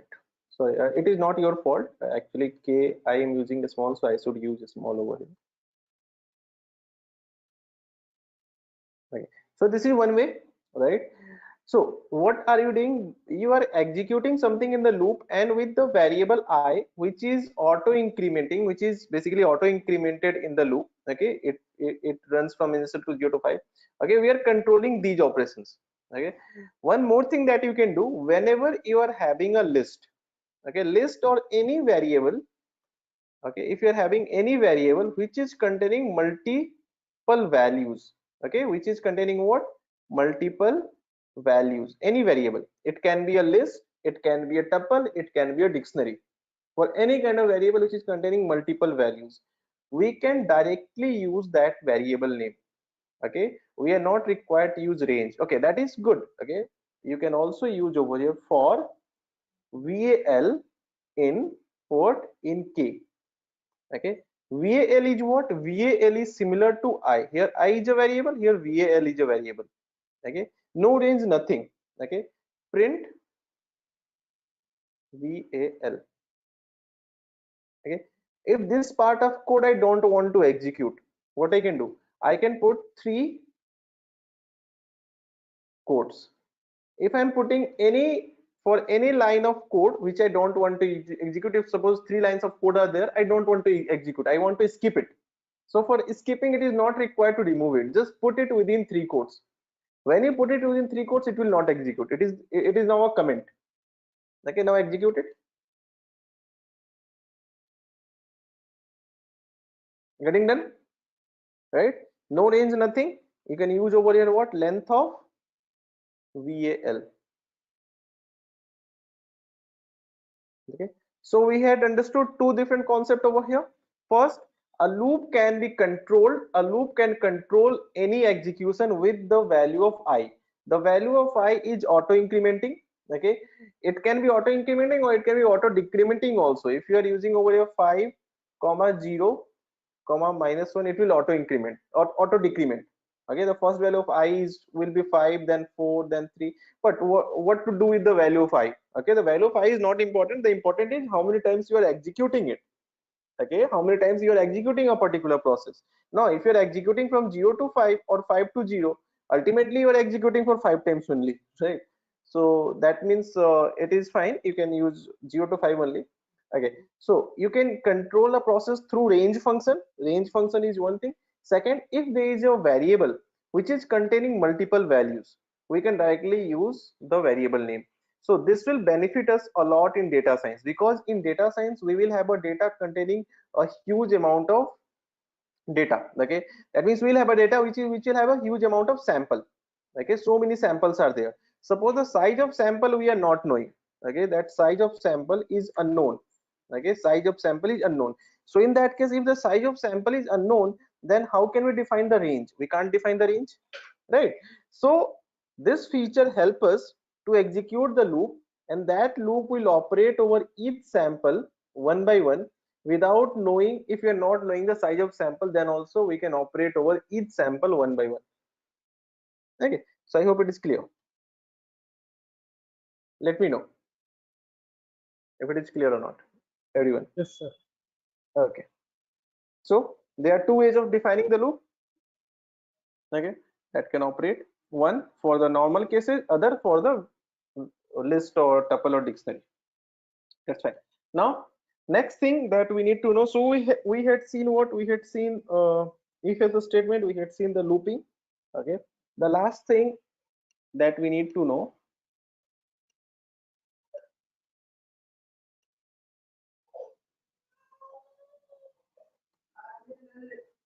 okay, we can use over here functions. Okay, so what functions do exactly? Okay, functions are functions work like that kind of group. Okay, just let me give you a very simple example for a function to understand. Okay, suppose um, our college or our institution are having some kind of a technical fest or cultural fest. Very simple example I'm considering, right? Now in the technical or cultural phase, what used to be there? There are multiple groups used to be created, right?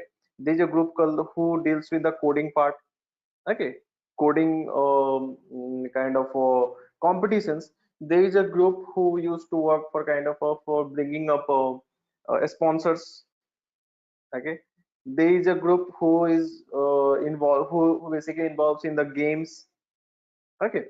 So what they do, each of these groups are assigned with some kind of a job, okay. So whenever a new job needs to be assigned, okay, whenever a new job needs to be assigned, it is not like that. Suppose this game group is having 5 member 1, member 2, member 3, member 4 and member 5, okay. These 5 members knows basically knowing their job role, what they have to do, okay. Now whenever new job needs to be assigned, it is not like that one by one we have to call them, okay. We can put what, we can create a notice and we can paste it over the notice board, okay, and can write that the group who is dealing in the game section needs to do these things, okay. Any notice, any kind of announcement that we have to make, we can just call that particular game and can make the announcement. The say it is the way that a function behaves, okay. There will be a piece of code who will be sitting very silently, okay. There will be a piece of code, some line of code who will be sitting very silently, will not do anything until unless they will get triggered, okay. They will get triggered, okay. So that's how function works, okay. Let's see. So let's see, we are having how to create a function. Def means for defining a function, okay. And then the name of the function, suppose the name of the function is name only, okay. Then a parenthesis. Why we use parenthesis, I will tell you very soon, okay. Now this function I am defining to do a job, and what's the job that I am assigning it? I am just assigning a job over here to print hello world, okay. I am assigning a job to it to print hello world. That's it, very simple job I have assigned, okay. Now I'll execute the program.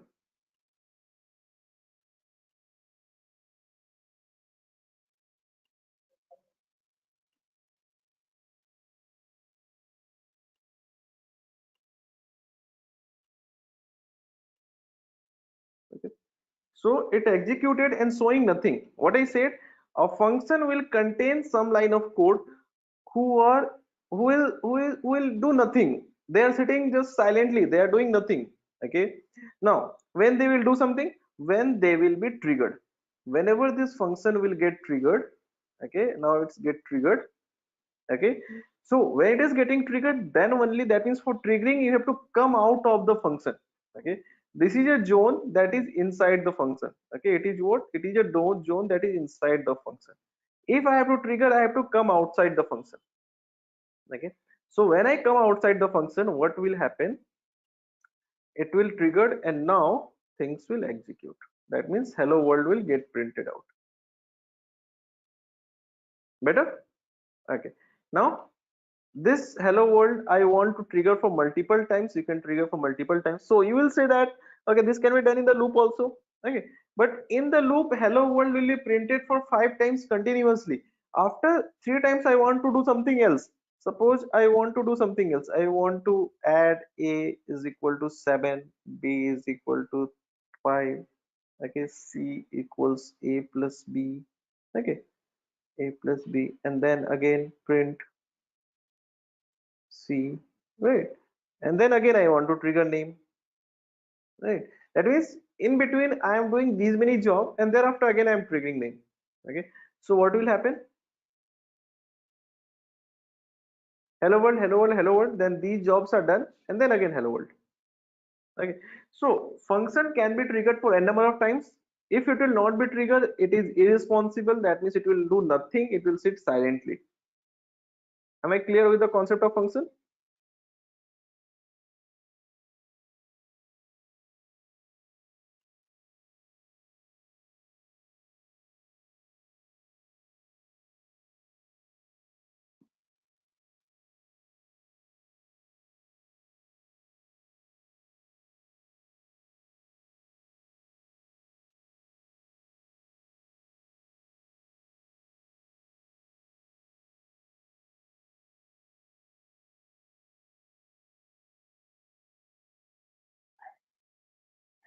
Clear?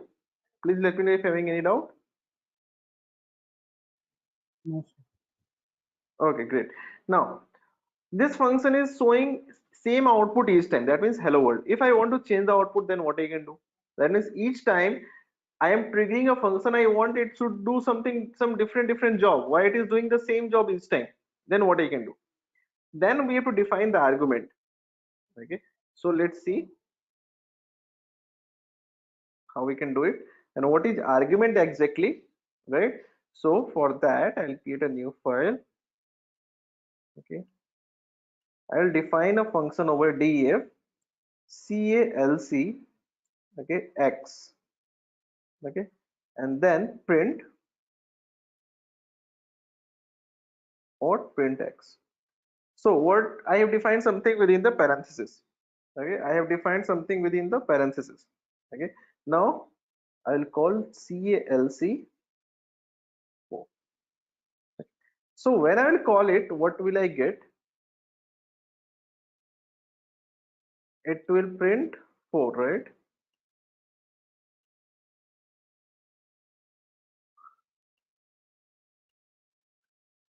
Okay, printing 4, right?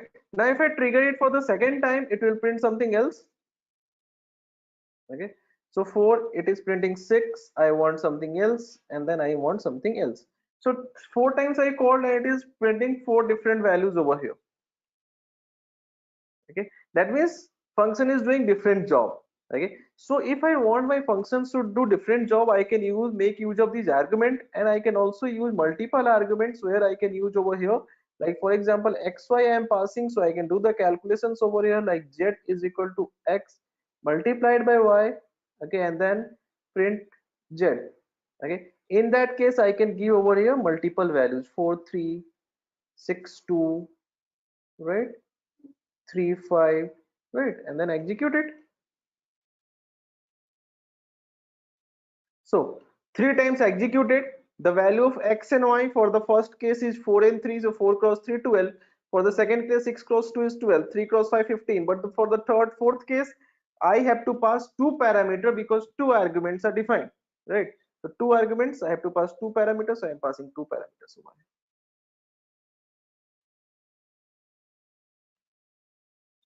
Clear? Okay, so it is called a function with argument. So function can be created with without argument, or it can be created with argument. Without argument, a function will do a same job, a constant job each time. A function with argument can do a multiple job whenever it will be called for multiple number of times.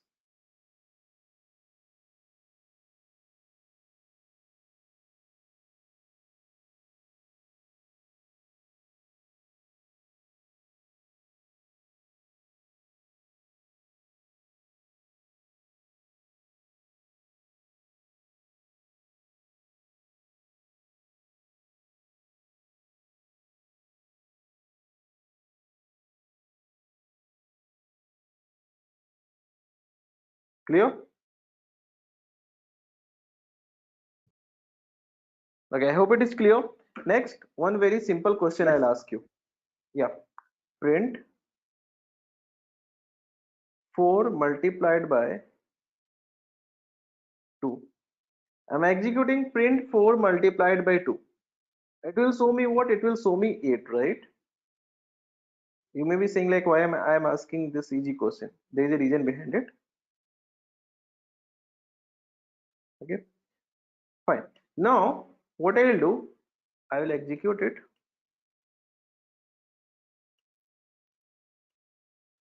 So I'm getting it 8, fair enough. But now if I'll write print, okay, and here it is what? This is 4 3. It is showing output of 12. That means it is what?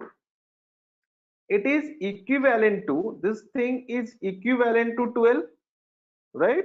So that means what I can write over here, calc 4 3, okay, multiplied by whom? Multiplied by 2. So I should get output of 24, isn't it? Just like it is showing 4 cross 2 8, so here it means 12. So 12 cross 2 24. right? It is logical, right? Now just execute it. If I'm executing it, what am I getting? I'm getting a lot of errors, on not lot of error, only one error, multi, it is written so many lines. The reason is what?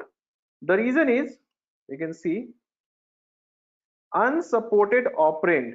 Okay, operand means what? These are the operators, people call it operator or operand, same thing. Okay, unsupported operand for star, none type.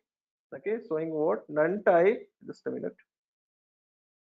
None type and integer. It means what? It means it is showing that it is an integer, but here it is none type. That means it is doing nothing. Okay, but it is doing something. Why it is so? Because function is just a normal function. It is not a return type of function. What is return type function? Okay, let's see. Let's create a new function. Okay, I will just copy this thing.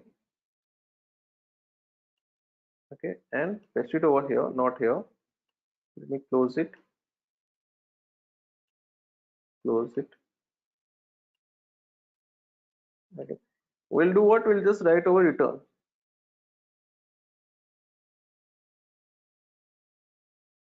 Okay, return z. Okay, so what it means? What is the difference between print and return? Okay, return means it is returning something to someone. Okay, after doing the job, it is returning something.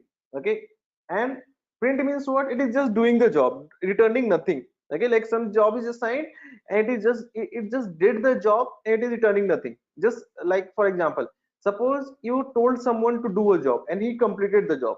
Okay, and if you told someone to do a job and thereafter mail back to you, okay, you said please do this job and thereafter do mail back to me, do write a mail to me. So that means after doing the job he is returning something to you. Okay, he is returning a mail to you. Same thing over here. Okay, we are doing what? We are creating a function and we said what? That first do this job, and after doing the job, whatever the output you are getting, just return it, right?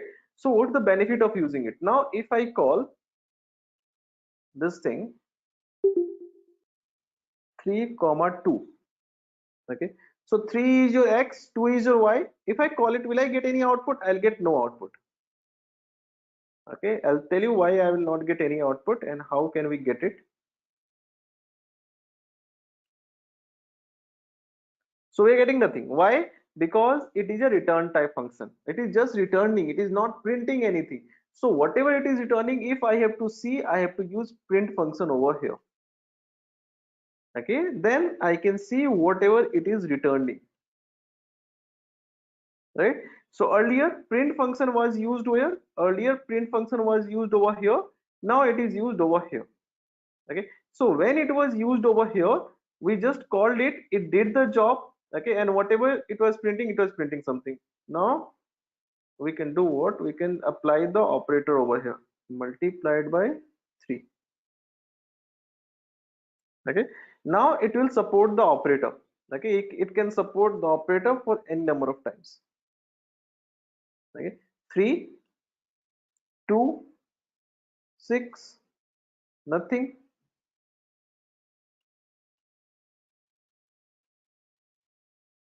So for the first case, 6 cross 3, this is 6, 6 cross 3, 18, this is 6 cross 2, 12. I can change the value also. It is not mandated to give the same value. Suppose I'm giving over a 4. Okay, here I am giving suppose 5, right? So each time I am giving say different value. So it is what? 5 cross 2, 10, 10 cross 6, 60, 4 cross 2, 8, 8 cross 2, 16. Okay, 3 cross 2, 6, 6 cross 3, 18, and then 3 cross 2, 6. Okay, so I hope the things are very much clear to you. One normal function that will do a same kind of job each number of time, keep repeating the same job whenever triggered doing the same job. Okay, just like for example, you are hiring a guy who can just you know, do a particular, that means work over Excel. Okay, so if you hire a guy who is working over Excel, he will work over Excel each and every time. Okay, then after you hired a guy who can do multiple things.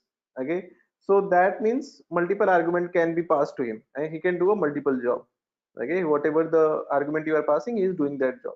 Okay, Return type means what? You are having a guy who is doing a job and thereafter creating output and giving the output to you. Okay. So just like selling something and taking money and giving back to you, right? So that means it is what? It is the whole thing that about the function that we had seen, right? Now we are having some files created. Let me share these files with you. I am expecting that you should go through this file at least once. Okay, let me know if you're having anything to ask which you could not understood, so that we can discuss that part. Okay, and then only we can move ahead, right? So up to 3 I have already shared. Okay, I have to share 4, 5, 6, 7, 8, and 9.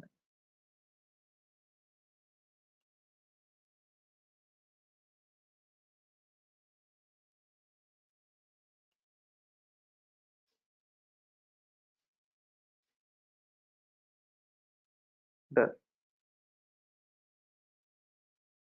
Okay, now I'll suggest you one very small thing. Okay, there's a website that I will suggest you. What's the website actually? Python. There is a website that I will suggest you, on which you open. I'll tell you, very, very simple. Okay, W3 School. Okay, it's a very nice website actually. Okay, from here you can start home. Okay, very simple. If you're learning Python, intro. Okay, because that much basics I already told you, that so that you can work over it. Intro, some basics are there. No, it is not required to read it. Here, this is the first print function. You have to check how it works. You can click over try it yourself. When you click over try it yourself, here it is a coding thing, and here you can get the output, right? You can just change it whatever you want to change. Suppose I am making it ripple. Okay, run it. So it will execute and you'll get the output at other window. Okay, fine. So in this way, for each topic, okay, for each topic things are present over here. Okay, just read the things, try it yourself, execute it. Okay, and just let me know if anything which you could not understood. Better you can start from here. Okay, what variables? Because variables is something that I told you before. This is just some kind of initial introduction, not so important. You can start from variables, data types. Okay, like text, numeric, sequence, right? Dictionary, right? Numbers. Okay, casting. Just go through these things one by one. Okay, one by one. Okay, and just try this thing. Okay, and check out what it is doing, what these things are doing, right? Because it is like A, B, C, D, E, F, G, S. Thereafter, what we do? We combine A, B, C, D to form words, and then we combine words to form sentence. So it is like A, B, C, D. Okay, so I had given you the initial concept. Just go through, understood, just note that thing, just note it down, and let me know in the next class that this is a part in Python that you could not understood. In this way, what will happen? At one end, we keep learning our data science concepts, and at the other end, you will get pro in Python also. If you are new to Python, then also you'll get pro in Python also. That means at same point of time, we can learn both the things, right? That means you're not required to take any Python additional course for the Python and all. Okay, so up to this part, just read slowly, slowly, slowly. Okay, and do let me know at any point anything which you could not understood. I am here, I'll explain that thing quickly and you learn it quickly. Okay, so this is your thing that I am expecting from you. So I'm giving you this website link. Please do access and execute and let me know. No, not now. After the session, you can just spend a little time.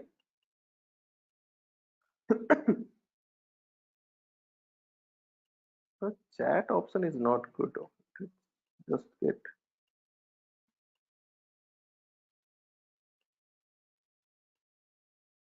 Okay, I am sending it in the chat.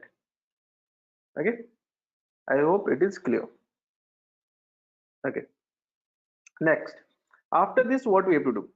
After this, once you understood this thing, so what we had seen till now, we had seen initial variable declaration.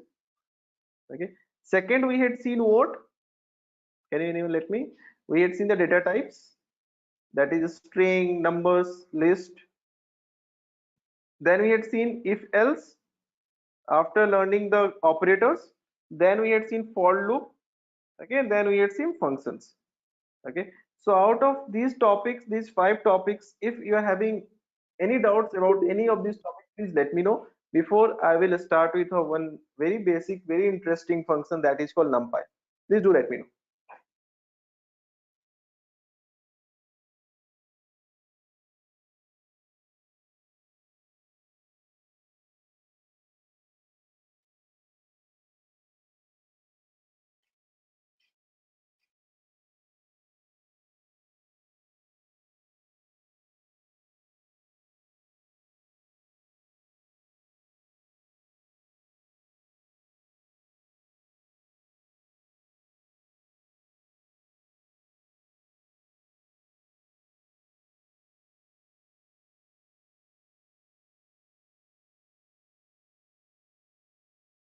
You the information over here: 2, 3, 4, 5, 6.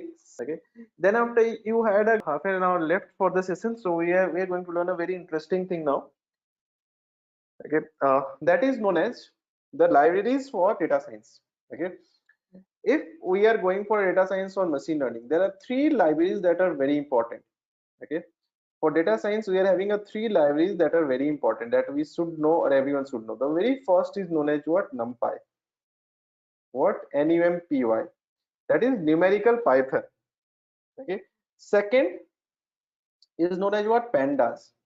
There is no name for it. It is just pandas. Okay. I can't make it right. And third is known as what? Matplotlib. Okay. Because if you are knowing these libraries, okay, you can solve any kind of problem that you are having related to data science and machine learning, right? NumPy is what? NumPy will be used for numerical operations in Python. Now you say like we are already doing the numerical operations over here, then why additional library is required, right? So I'll tell you why it is required. It is a numerical operation that you are doing on a single number, like 5 multiplied by 2, okay, 3 multiplied by 1. If I am giving you a data containing so many numbers, okay, so many rows and columns, suppose I am giving you the information over here: 2, 3, 4, 5, 6, 7, 1, 3, 2. Okay, these values I have given to you. Okay, and thereafter I am asking you to do the multiplication, to do the kind of some kind of operation over it. Okay, some kind of operation in the sense like some multiplications, addition, division, multiplication, or you can say subtractions. Okay, any kind of mathematical operation over it, then how you can do it. Okay, so in that case NumPy will be helpful. Okay, that is the first, that is the very first requirement. That means working on n dimensional data. Okay, n dimensional data. Okay, fine. Then pandas will be helpful in accessing the data frame. Now what is data frame? Okay, if you can see a data in Excel file, so that is what? That is a data frame, right? If you see a data in Excel file, that is actually a data frame. Okay, so what is pandas? Pandas is something which will be helpful in accessing a data frame. That is the very first requirement. Okay, that means if your data is in a proper structured format in an Excel file or any other file, proper structured format, through pandas you can access it, because without accessing a data you can't do anything. Okay, you can't work with data science, you can't work with machine learning, right? So accessing the data, pre-processing the data, that means what we have to do with the pandas? With the pandas we have to access, pre-process, and you can say uh, manipulate the data sets. Okay, manipulate the data set. Okay, so let me show you this thing. Just a minute. Let me show you some PPT where some detailed explanations are there. Okay, so 2 things I told you. First I told you NumPy, second I told you pandas, the third is known as matplotlib. Okay, matplotlib will be used for what? Will be used for plotting the data. Plotting means what? On a graph. Okay, the visualization. Okay, what actually information that is there, right? Now these are the libraries that we are going to use for data science, but first of all we need to know what is data science, isn't it? Then only using those library we can create a relevance, so we can create a kind of a connection. Okay, this is data science, then that's why we are using this library, right? So data science is, what is normal science? Like whenever you're dealing with normal science, we deal with physics, chemistry, biology, geology, and those things, right? Now, data science is what? Data science is a kind of a study where we have to process, you can say play, we have to kind of manipulate, we have to kind of extract the information from the data. Okay, we have to extract what? We have to extract the information from the data, right? That is called data science, right? Now, how to extract the information from the data? For extracting the information from the data, a lot of steps will be there. We have to filter the information, we have to analyze the information, we have to extract, we have to kind of pre-process the information. Okay, so by applying all these things, a data scientist do what? Do basically extract the needful information from the set of data. Okay, or finds out the hidden pattern. That is the point number one. Okay, the goal to discover hidden patterns from the raw set of data. Okay, so this PPT I can give you, you can just read, only definitions are there, but overall concept you should know. It is just a process in which the data scientist or any kind of a person who is working on data science domain work over the raw set of data to extract the information and discover the hidden pattern that data is having. For example, suppose we are just suppose there is a company, right? Okay,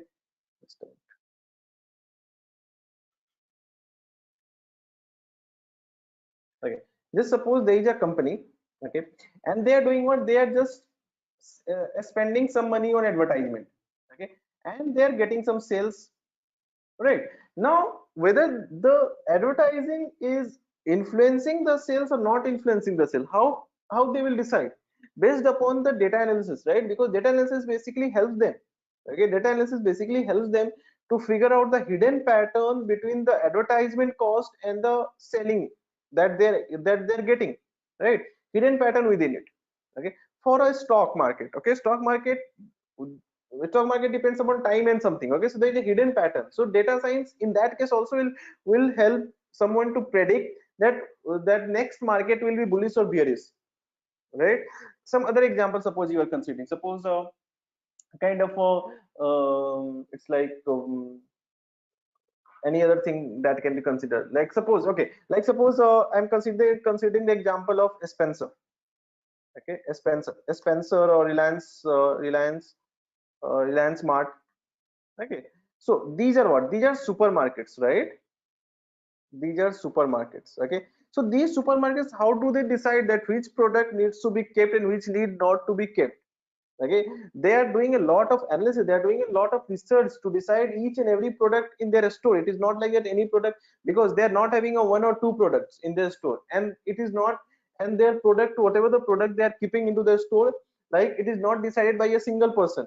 Okay, there is no owner of their shop. Okay, like whatever the, suppose you are opening a shop, okay, and you are sitting on here, so you are the only owner, you are the sole owner of the shop. So whatever you decide, you will not use any algorithm, you are having that much experience. Okay, this product I can sell in this many quantity. Okay, is a product X that I can sell in a quantity of 30.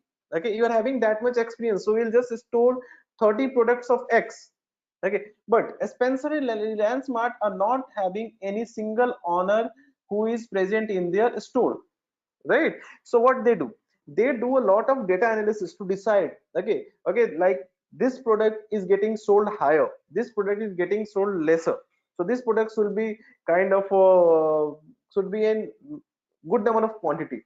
As well as they also do a research that where to keep which product. We'll also learn it. Okay, that is called association rule. Okay, that means if they're putting a product X, so with X they will keep Y. Okay, it is not like that with X. That means if they are putting a product milk, so with milk they will put the product such as bread. Okay, they will put the product like eggs. Okay, these all things they will put together. It is not like that milk is they are putting over here, and for the egg they get the space over here, so they'll put the egg over here because here is a space blank. Okay, they will not do like that. Okay, there is a relationship. Okay, there is a relationship between each product. Okay, there is a pattern, like they, they read the behavior of the buyers, okay, by using association rule. Okay, that, okay, how do they read? They read it like, okay, like if there is a product X, the next possible product that a buyer can buy is Y, the next possible product that a buyer can buy is Z. Okay, so need to keep all these things in a particular zone where people can get it easily, right? Just give me 1 minute so that I can put this thing into charge. It is getting out of juice actually. Okay, so that means they figure out those things, and based upon that they used to put the, so if you visit the Reliance Superstore or Spencer kind of things or any Big Bazaar kind of thing, you can easily notice that if you are visiting different city, okay, and each city, suppose you are visiting 10 different stores of Big Bazaar, okay, 10 different stores of Big Bazaar, 10 different stores of Spencer, do notice one thing, the way they are putting the product, the pattern, that means will remain same for all the stores, okay, that they don't put the product randomly, okay. There is a research, there is a database research happen. Based upon the database research, it is figured out that which product needs to be kept at the exit, which product needs to be kept at the end, which product needs to be kept in the middle, okay, and how the product should be arranged so that maximum sales can be generated, right? So that's how data helps in lot of different things, right? It's like for weather forecasting, for mineral forecasting, that means finding out the minerals in kind of a how much chance is there of finding out someone actually like initially only like about the oils and all, okay, the chance of getting a oil or a gas, okay, is there somewhere, okay. So in all those cases data helps a lot, okay, based upon the analysis, but like based upon the kind of weather condition in a particular region, the temperature fluctuations in a region, the kind of different waves in a region, okay, a study of all those things and comparing that with the other conditions, okay, initial conditions, the decisions used to be made, right? So that is how data science works out. Okay, so these are certain examples. Customer prediction, that predicting the customers, will deal with it, will solve certain kind of project, will work certain kind of project which will helpful in customer prediction, okay. This kind of model usually Netflix uses, okay, to predict what you can watch, okay, and so that you can keep, so that you can be there on the Netflix always, okay. They will recommend you, okay, you watch this show, now you can watch this show, okay. YouTube uses, okay, Facebook uses for showing the, you can say, the advertisement or something based upon your own interest, whatever interest that you are having, okay, based upon your interest, the kind of advertisement you can see, all right. Service planning means planning a service means, okay, if you like, if you're continuously doing shopping, if you're doing a shopping from a particular website, that website is can easily identify like, okay, this product you may require like big basket or something, okay, or restaurants can predict, okay, how many customers this Zomato, okay, if I this in this case you can take the example of Zomato and Swiggy, okay. Zomato and Swiggy is using a data science, okay. They are having a huge amount of data. Their data is containing what? Their data is containing about the locations, okay, the number of orders in a particular location, okay, like what kind of orders, the duration, okay, the time slots in which orders were made, okay, like in the morning, in the afternoon, in evening, the kind of orders, okay, the kind of foods that people are ordering in a particular location.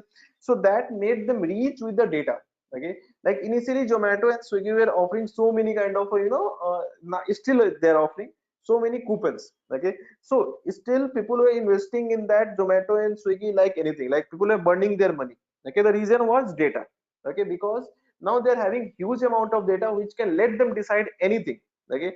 Now they can easily decide in which location what kind of food will be purchased, what kind of you can say dish that people will prefer, okay. So they can let the restaurant know that you can prepare these kind of dish if you are operating your restaurant after 6 p.m. So these kind of dish you can be prepared with, because these kind of orders are going to be more, okay, from these locations, okay.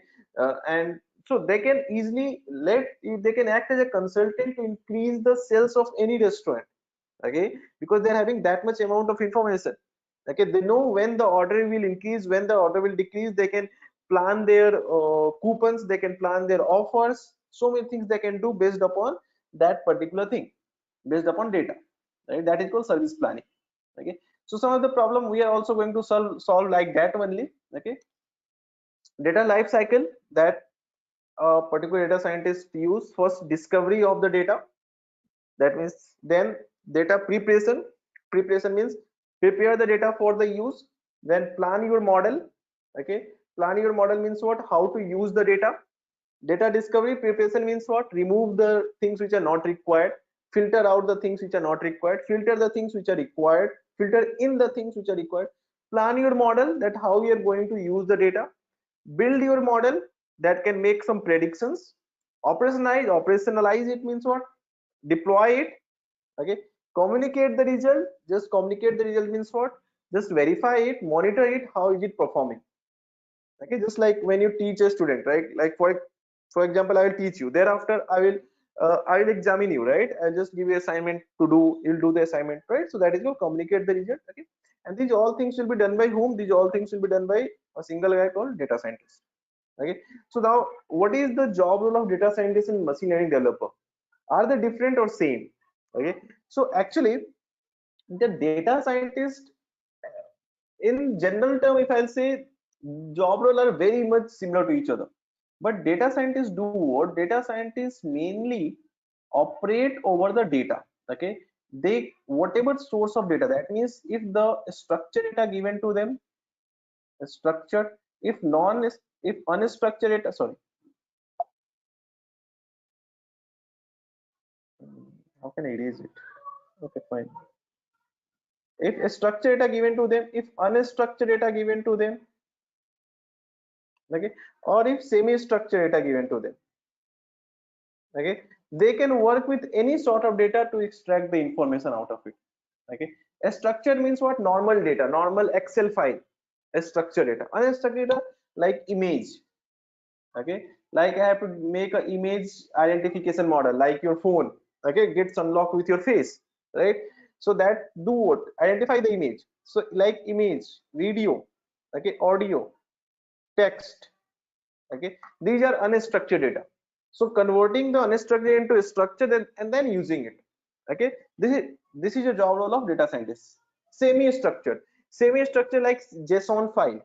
Okay, JSON file. Okay, like the so many websites used to have semi structured data, like JSON files are present. Okay, so those are semi structured. That means some information not fully structured. That means not fully structured is what? Not fully structured in a kind of a table format. Okay, and even not completely unstructured like image.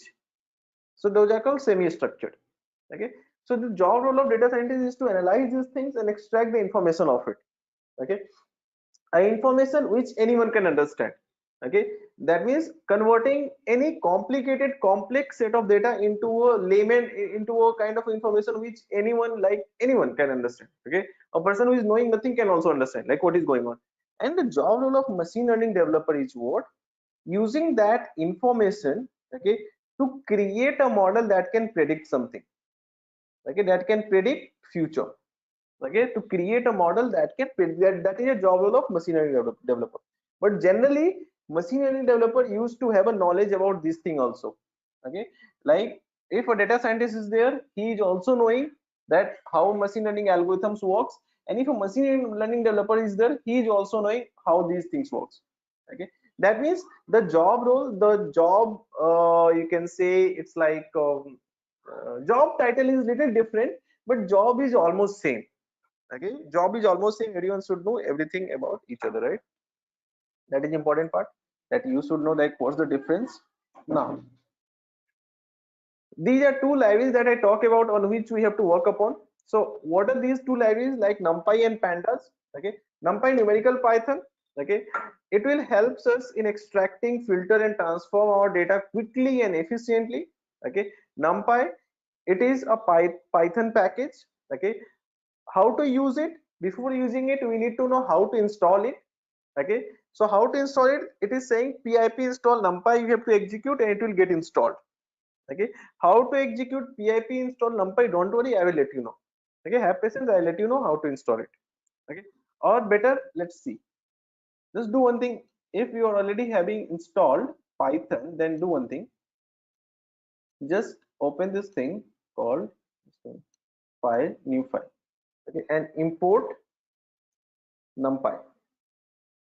Just execute it. Only this much line of code. Okay. If this much line of code will get executed, that means NumPy is already installed into your system. Okay. Let me execute it. NumPy. Please store your file. Please don't store your file at the C into the C drive. If you are using Windows system, please don't store your file into the C drive. I'm requesting you, please don't store into the file into your C drive. Always try to store your file at some other location. It may be D drive, E drive, F drive, whatever drive you are having, but please don't store in C drive. Okay, please do change the location. If you're using a Mac system, you can store anywhere. That means in the document section you can store it, right? So numpy1.py, and please don't create a file name with numpy only. Okay, if you're creating a file name with numpy, that will be a huge mistake you are doing. Please don't create a file name with numpy. You can use numpy1, numpy2. Okay, because numpy is the inbuilt library. Okay, you can't use the numpy name again. Okay, so it is getting executed. I'm not getting any error. Why I'm not getting any error? Because numpy is already there. In case if it is not there, you will get the error. Then how to solve the error? To solve the error, it is written over here, pip install numpy. So what you have to do, you have to open your terminal. Okay, terminal, that is also known as command prompt. So let me open the terminal,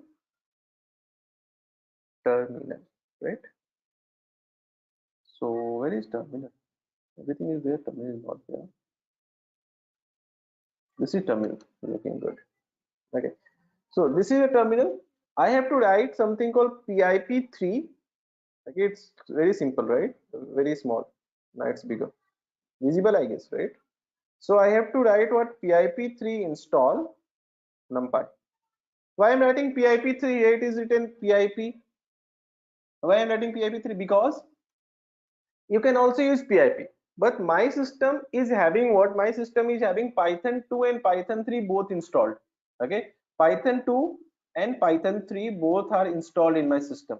Now you may ask, why am I teaching you Python 3 then? Why I am not teaching you Python 2? Because nowadays no one is using Python 2. Industry is not using Python 2. Industry stops using Python 2. So learning Python 2 is just a waste of time. Okay, so we are learning what? Python 3. So if your system is having only one Python, then you can execute pip install Python, sorry, pip install numpy. But if your system is having both the Python 2 and 3, then you have to give over here 3 to tell the system that I am installing numpy for Python 3, not for Python 2. Otherwise, by default, your system will install it for Python 2. Okay, so where I am giving it? I am giving it in the terminal. So pip3 install numpy, if I execute it, it will show what? It will process for some amount of time, and thereafter it will install your numpy library into the system. If it is already there, it will say it is already there. Okay, so you can execute it and let me know if it is getting installed or not. Just install it and cross check whether it is installed or not. If you got any kind of error, please just let me know. First install it and thereafter execute it, import numpy. I can wait for 1 or 2 minutes.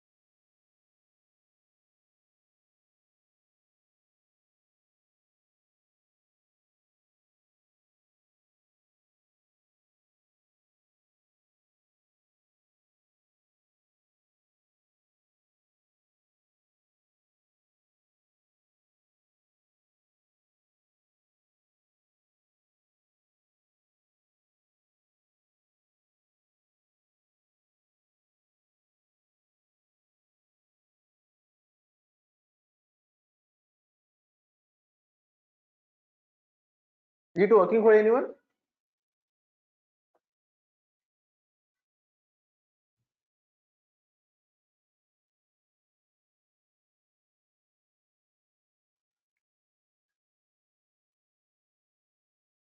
My Python version is, that's fine, that's fine. 3.7.1 or 3. No, it is not required to update. That's fine. You can use 3.7.1.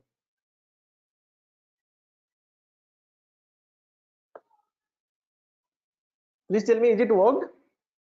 NumPy import worked? Yes, sir. Okay, that's great. So I hope it is working for everyone. Yeah, please tell me. So in Windows, it's not able to. It says PIP is not considered as an internal or external command. Okay, fine. That is what I was expecting, because many of you will get this problem. So what I'll do, I'll make you a presenter. Okay. Now you're a presenter. Just share your screen. Start sharing your screen so that I can let you know how to solve this thing. Everyone who is getting you, many of you may get the same error. So just let me just look into it. Okay, please share your screen.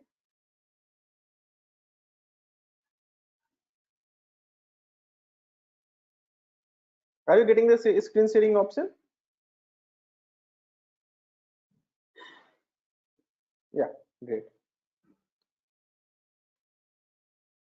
No, it's you are showing your WhatsApp. Yeah. Let me close it. How do I close it? How to close it? How can I tell you how to close it? Yeah, it's Okay. So you can minimize your WhatsApp and you can again share your screen, right?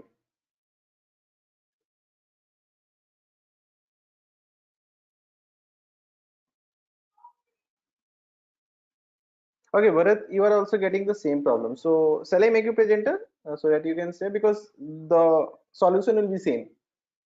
Bharat, shall I make you presenter? I already installed Anaconda, sir. Okay, no worry, I'll tell you.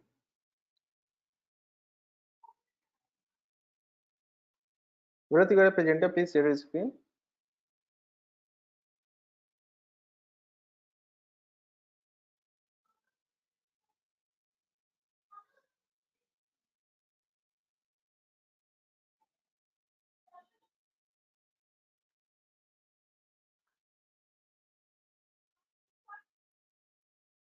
Bharat, are you getting the screen sharing option?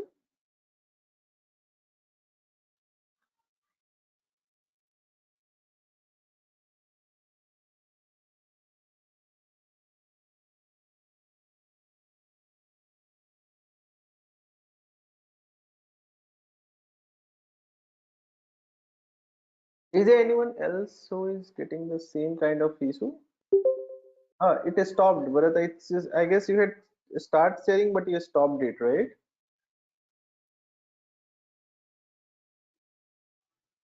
Sir, I'm not able to share the Okay, you're code. not able. Okay. So is there anyone who is getting the same problem like PIP is not recognized, so that I can make him a presenter and I'll tell you what to do?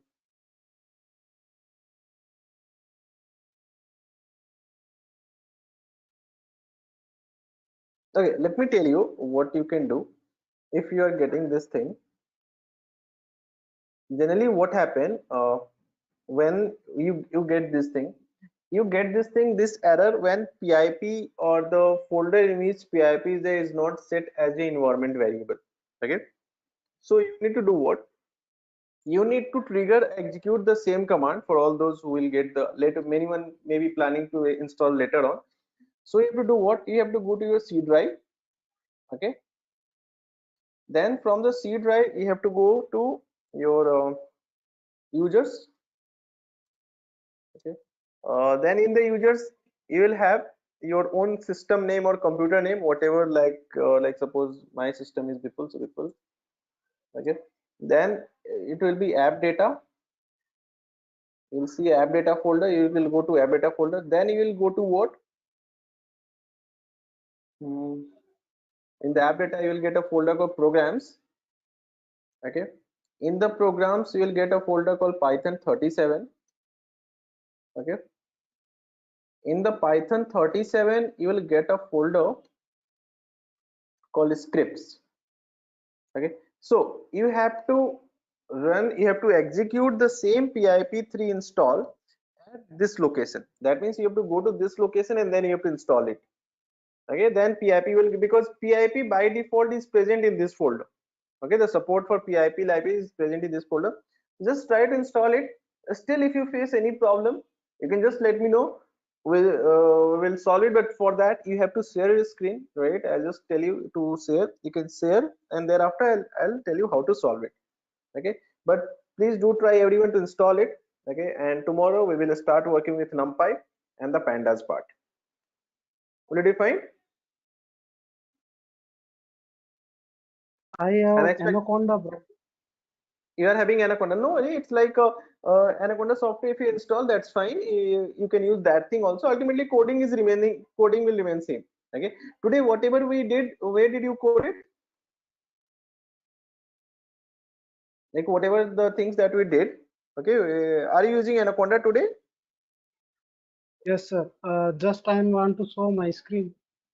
Okay, please, Bharat, right? Vishnu, If you, if you allow me. Vishnu, right? Yes, yes. Okay, fine. Please. You know how to use Anaconda, or you don't know?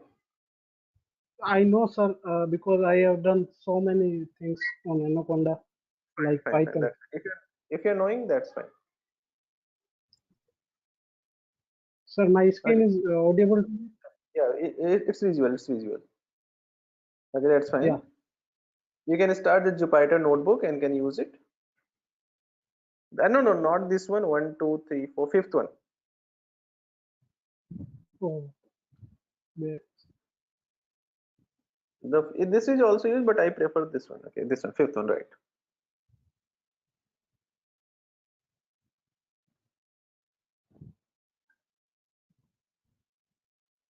Yeah, and then you can click over new button just after that one, right? And then click over Python 3. Okay, and here you can code and execute. Okay, you can type over here any code, like suppose you're typing print hello. Yes, sir. Just type print hello in this box. Okay, parenthesis. Yeah, right. Okay, and to execute you have to use what? Shift plus enter.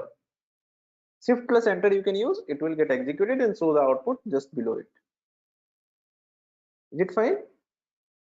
Yes, sir. But I was about NumPy, sir. How to restore Okay, NumPy in okay, GPT? fine. Okay, right over here, import NumPy.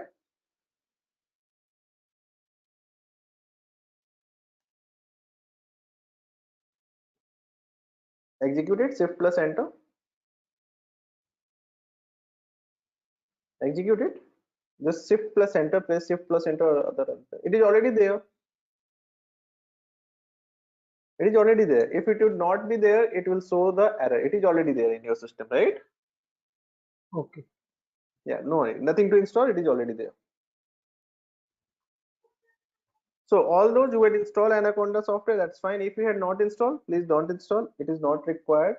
Okay, as of now, it is not required. When it will be required, I will tell you. You can install it, and I will tell you the better option in which, even Anaconda will not be required, and you will get this Jupyter. Without Anaconda, you will also work upon, because this Anaconda software takes a lot of RAM, consumes a lot of RAM in your system, so your system may get slower. So that's why I will suggest you some other way through which also you can do the same thing, some simple way in which your RAM will not be consumed too much. Okay, so that is it for today. Just go through the things whatever we discussed. I will share this PPT So, also with you. Yeah, please tell me. sir, I have a doubt. Actually, when I was installing the idle Python I, idle, okay. So Mhm. the run option was not available there.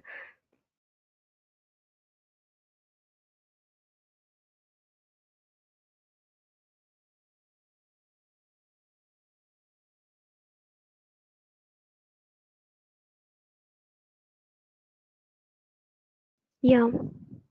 Okay, file, new file, and then in this file, if you code like a is equal to 5, b is equal to 7, and then I'm doing print a plus b.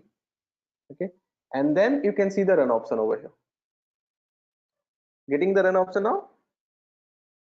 Can you show it again, please? Okay, fine. The new file. File, you can go to file and then new file. Okay, so you will get a blank notepad kind Yeah, of a thing. actually the file option is not here. Sorry. New file. Yeah. Sorry, got it. Okay, so now you can write the code. Okay, and then you can get the run option.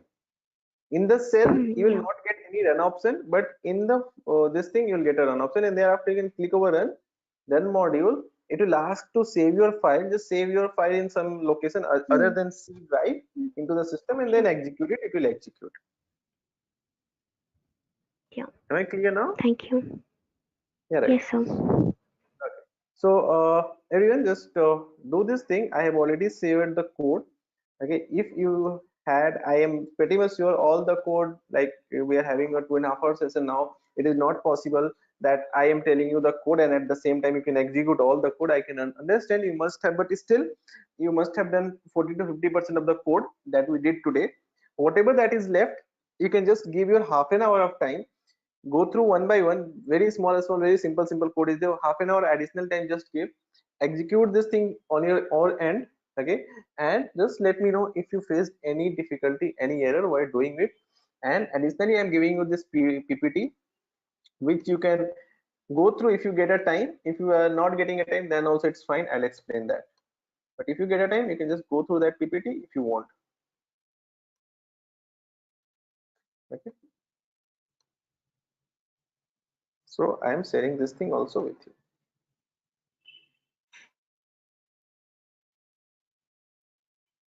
Okay, so that is it from my side for today. Tomorrow again we will meet on the same time. Okay, start with the NumPy and Pandas. Okay, and just keep in mind, just try to execute some basics from this website to learn the Python better. Shall we wind up today? So can I share my screen now, sir? Can you tell me what to do? Get into it. Sarif, right? Hello. Yes, Who sir. wants to say this? Who wants to say this? Bharat, right? Yes, sir. That I'm getting the PIP error, sir. Okay, please, sir.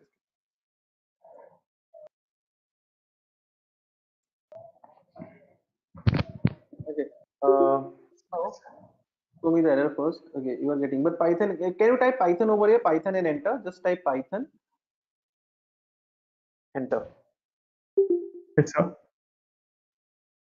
Okay. Okay. Okay, close it. Close it. It is opening Microsoft Store actually. Python is installed into your system, right? Yes, sir. It's installed. Okay.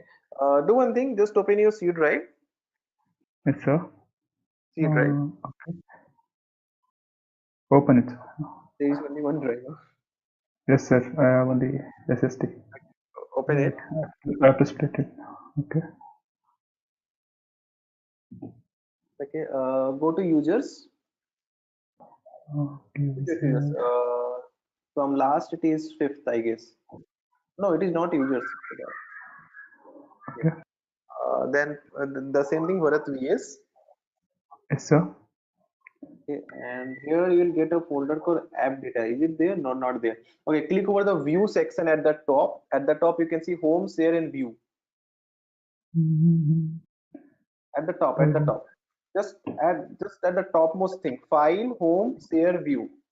Okay, select this hidden items on the just on the right hand side. There is a section hidden items. Select it. Okay. Now there is a Data. app data. Open it. Okay, then open local. Yes, sir. In the local, you will get programs. Scroll down somewhere, you will get the programs. Wait, MNSP. After P, you will get it. Yeah, it's there. Okay, Python. Open Python. Python 39. Actually, you are using Python 3.9. Is it? Yes, sir. It was previously installed, so I didn't reinstall it. It's fine, sir. Okay. That is just okay. Open it. Okay, there is a folder called scripts. Open that scripts folder. Okay, now do one thing. Click at the address bar, at the top address bar. After script, click anywhere. After script, script. after in Okay. that, go to address bar. Okay. Now type over, just select everything from it. Okay, select everything from it and type over here CMD. CMD. No. Just select everything and in place of everything, now type CMD. Okay. Replace this thing, enter. Okay, now this command prompt is working in this particular directory, right? Now type over here pip install numpy.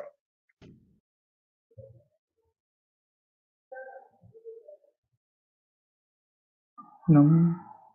NumPy. No, NumPy.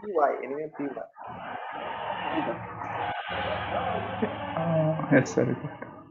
Okay, so now it Yes, will sir. be installed and then we can use it in the next class for working with n-dimensional data sets. Yes, sir. Thank you, sir. Yeah, just wait, it will get installed and you can cross check it. Yeah, it is installed. Oh, it is showing some warning, but that's fine. Warning is not a big deal. Error should not be there. Yes. Okay, Thank you, so sir. execute and check everything and we'll meet in the next class and we'll go ahead. Shall I sign off then? Yes, sir.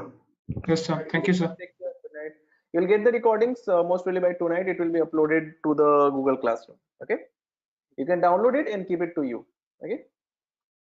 Thank you and take care. Good night.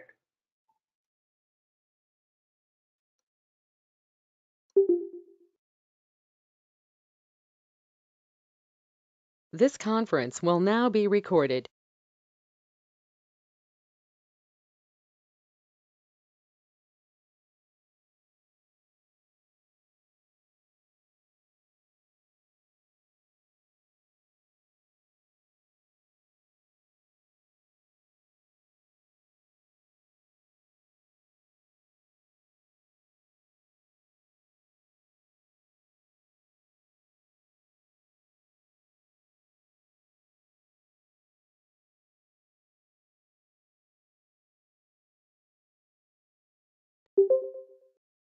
Okay.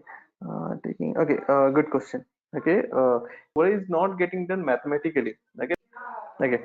So just suppose I'm taking a value from the user in A, right? So A is equal to, have to use input, isn't it? So input, enter a number. Okay. Second, B is equal to input, enter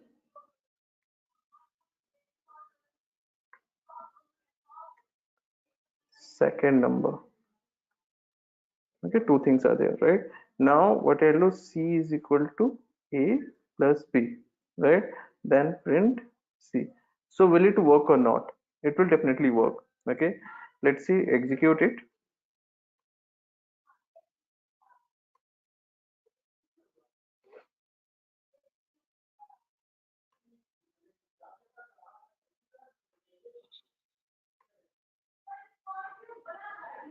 Okay, so if I execute it, it is asking for the first number. Let me give the first number 5. Second, asking for the second number. Let me give 7.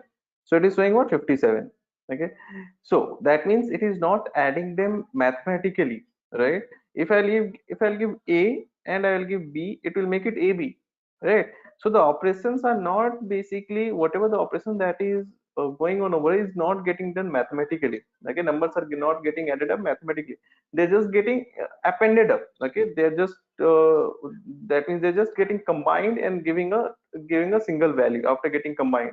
Okay, so that means whenever a user is entering a value, by default it get entered, or by default Python considers the entered value as a character.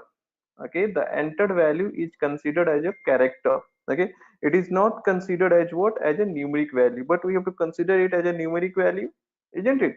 So to consider this thing as a numeric value, we have to do what, we have to use over here int, that is called, what it is called, It is called your typecasting. Okay, this step is known as what? Typecasting. That means we are typecasting the thing. Okay, that means the entered value now is getting converted into what? Integer. So it is not declaring a type of a variable. It is called typecasting of a variable. Okay, typecasting of a value for a variable. Okay, so that we can change the type of it. Now again use it. If I'll use 6 and I'll use 8, it will add it up and it becomes 14. Okay, so this process is known as what? Typecasting. It is used whenever the entered value, suppose the entered value or the number, whatever the value that you're using is a number, but Python is considering that thing as a character. Okay, so in that case, by using typecasting, a number can be considered as a number. Am I clear? Yes, sir. Okay, great. So I hope it is clear for all of you. So in the last class, we had started discussing about the NumPy, some basics of NumPy already I told you. Today it's time to use it.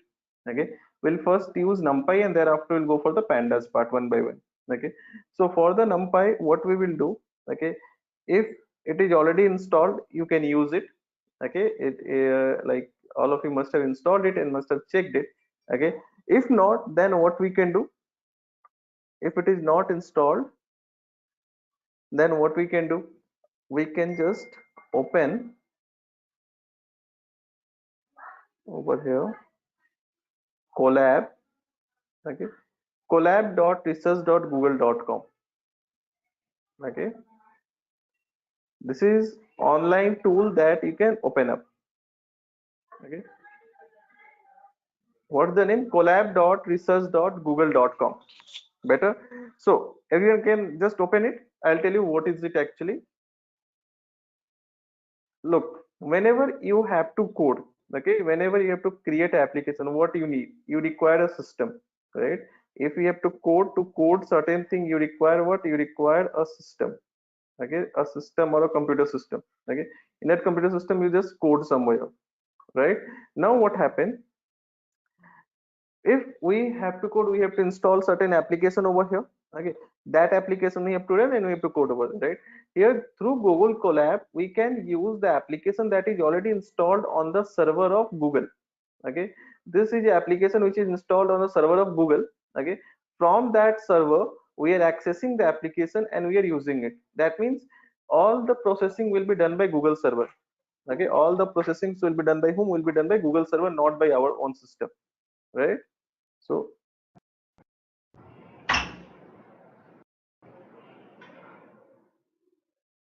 it will be done by whom? It will be done by the Google system, right? So that means we are not required to install anything in our system and we can use it directly and we can save a lot of time. Okay, and once our application is done, we can download it for the further use. Okay, so how to use it? You can just use your simple Google login to get logged in, and thereafter you can just go to file section. Okay, and then new notebook. Okay, so hello, am I audible? I guess I'm audible, right?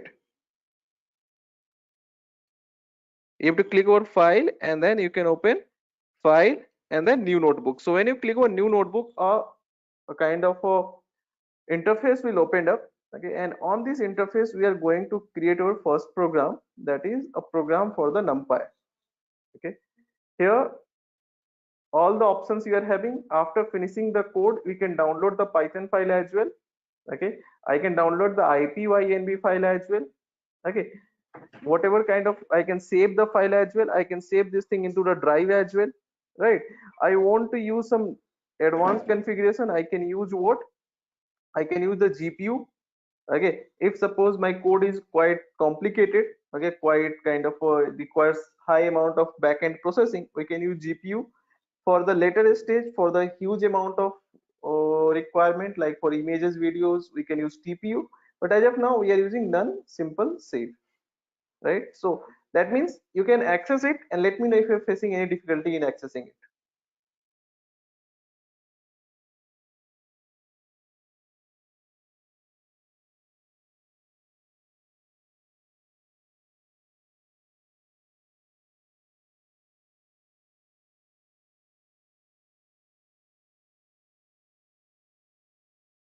Is Google Colab accessible for everyone? Yes, sir. Okay. So if you had already installed certain other software into your system and you know how to work with that, you can use that. If you don't know anything, then please don't go for that part as of now. Once we will develop some amount of practice, then we will also install some other software and all those things. Initially, please don't get stuck into that particular thing. That means if you get stuck into the installation part only at the very first stage, okay, then we will get fed up, okay, and we will just leave this topic, right? So don't get fed up. It is the most easiest thing. So once you got it, we have to use what? NumPy. So for the NumPy, we can use import NumPy as NP. So NP is what? That means NumPy library I am importing. Why I am importing NumPy library? Because I have to work with a data set that can contain the values in rows and the columns, right? For those for n-dimensional data, the operations will be done by NumPy. So we are importing the NumPy and giving it a name NP. Simple, right? Now we have to use it. So for using it, we need to know certain functions of NumPy. There is a very first function of NumPy known as array. Okay. So what we can do, a is equal to np dot array. It's a very first function that we should know. Just pass certain value over here. Okay. We are passing a certain value and printing a. So you will say, you'll see over here.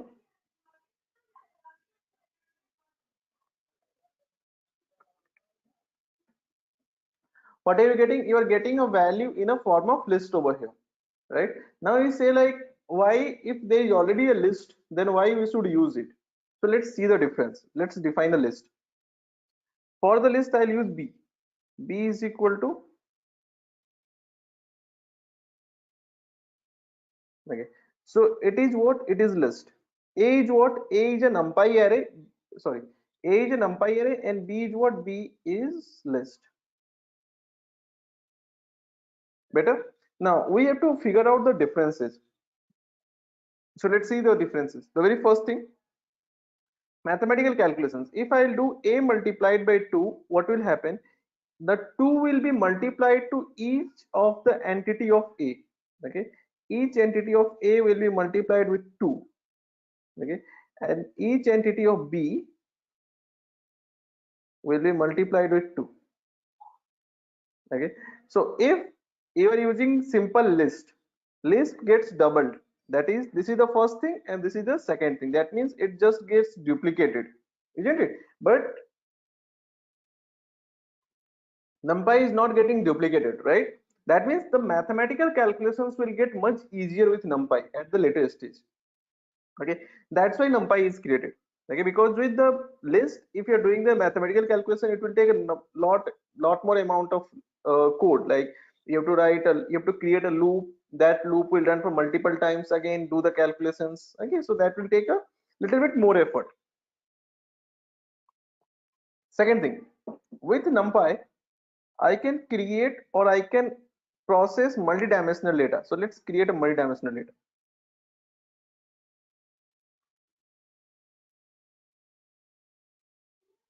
Okay. So if I will create a multidimensional data, here it is, here we are having. Okay. What I did, I have defined one row and second I have defined the second row. Okay, first row and the second row, and you can see it. Okay, mathematical calculations, simple one. Okay. If the same thing I have defined in the list, what will happen? Just define one more row.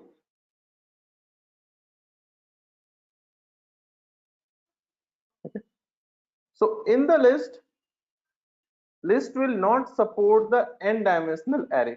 Okay, you are defining two different rows, but both the rows are getting defined in the single row only. That means list will only give a support to a single dimensional data.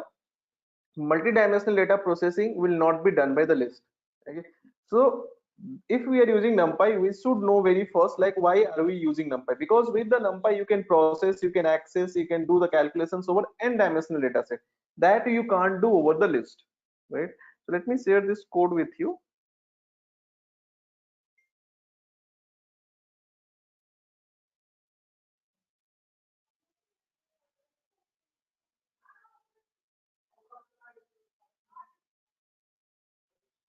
So why do we Mm-hmm. get an error when we add 6 elements on the second row for A? Mm-hmm. Okay, I'll tell you. Yes, yes, sir.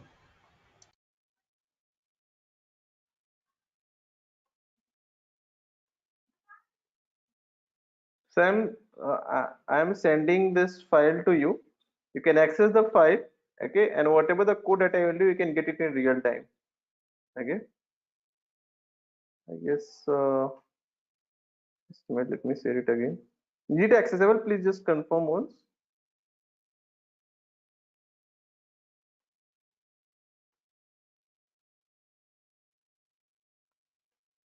Is the code accessible?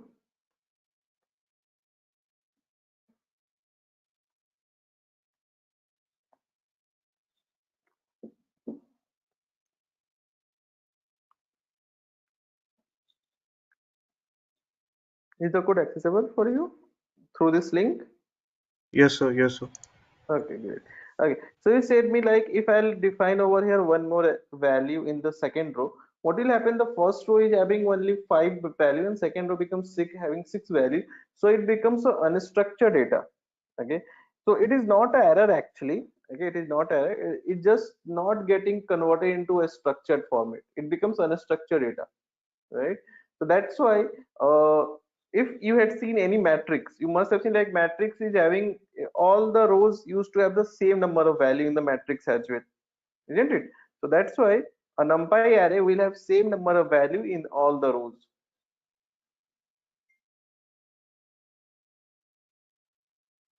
Yes, sir. So, Okay, but what if we add a character like yeah, you can add a instead of character. 4? Yeah, it will support. It can hold the character also. Okay, sir. So everything will get converted to strings, sir. Yeah, everything will convert it to string. Because there Okay. is one character added, because of that everything will be now a string. But generally we don't use a character in a NumPy array. Okay, it can hold that value, but generally we don't use. Okay, NumPy array is used mostly with a homogeneous set of data and mostly with the numerical values in data science, because so many calculations that we have to do, and those calculations get done on the numerical value. If it is a non-numerical value, then in that case we prefer pandas, okay, for pre-processing the non-numerical value. That also we'll discuss, Yes, sir. because So for pandas the have. Mhm. yes, sir. Sorry, sir. No, no, please continue. So no, sir. It was related to that the Google Classroom. So you need to provide access to everyone to access the file. Access to everyone. This file is not accessible.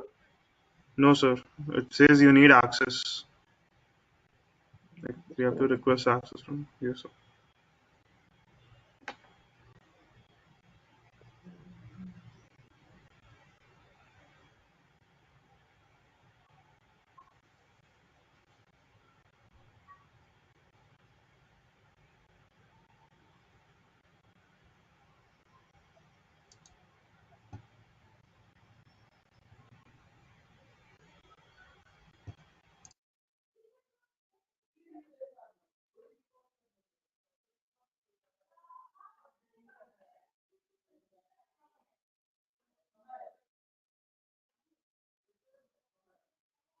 Now just check once.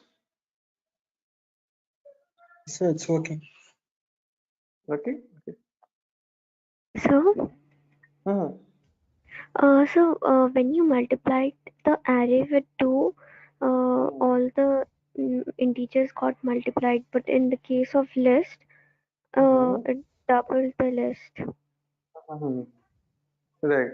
So that is a difference between a NumPy array and the list that I just did to explain you the difference between a NumPy array and the list, because if you're creating a NumPy array, almost the same kind of output you are getting. So how can you understand that why to use NumPy array and for mathematical calculations? Because for the mathematical calculations, NumPy array will be more like supportive. It can do the calculations. We can do the calculations easily using NumPy array as compared to list. Okay. Yeah. Just give me 1 minute. I have to put this into charge.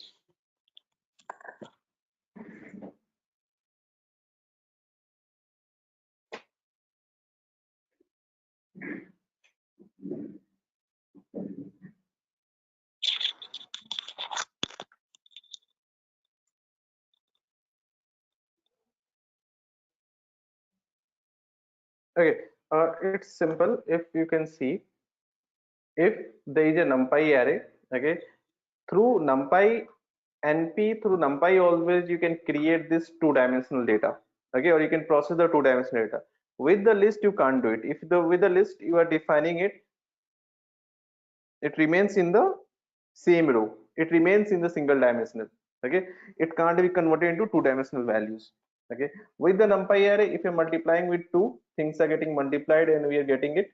Okay, with the list, if you're multiplying with two, the complete things gets doubled. Right. So that is a difference between a list and a NumPy array. Make clear? All the matrices or mathematical operation we can do on All NumPy. the you're right. All sorts of matrix operations can be done on we can do on NumPy array. Okay, so let's discuss in detail about the NumPy. NumPy.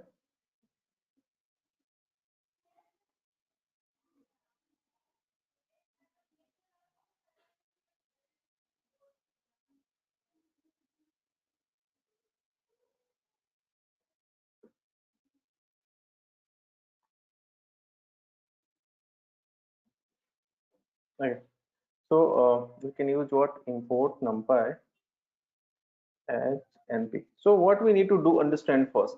We will see the very basic thing. N1 is equal to np dot array. Just define one simple array over here.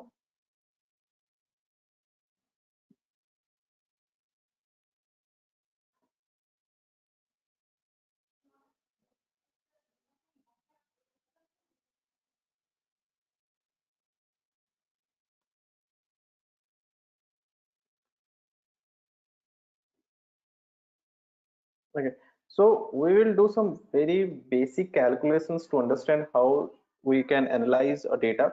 The very first thing, print np dot sum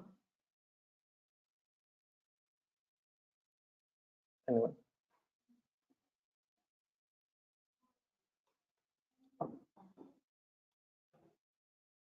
Sum product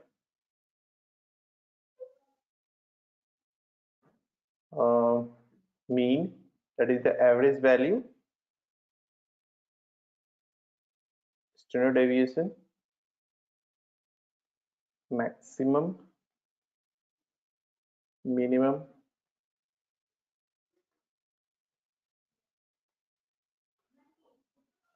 arg maximum.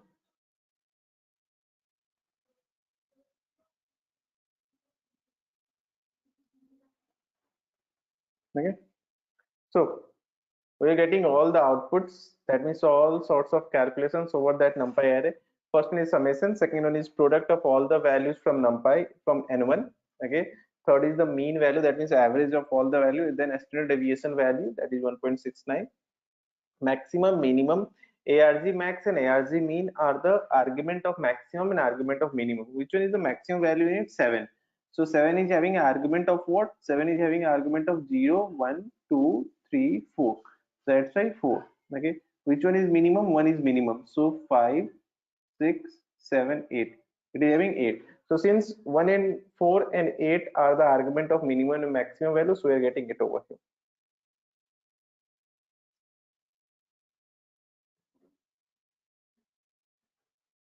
One is not, I think, it is in a matrix or like you are submission all the numbers. Mm-hmm. So Yeah, in then we had matrix you are adding yeah, please continue.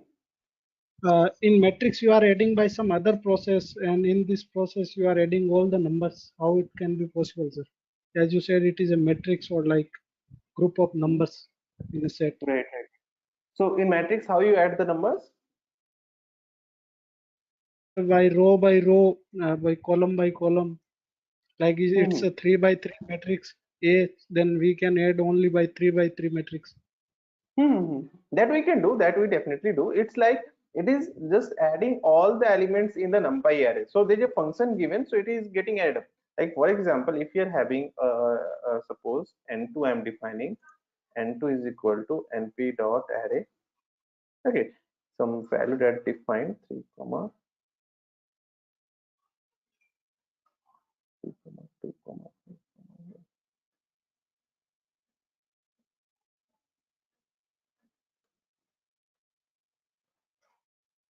Okay, so we're having what, n2. This is your n2, right?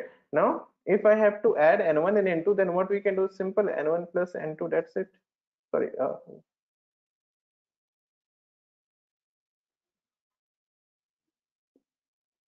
something is missing. It's 3 cross 5. Okay, fine, one more value we have to give.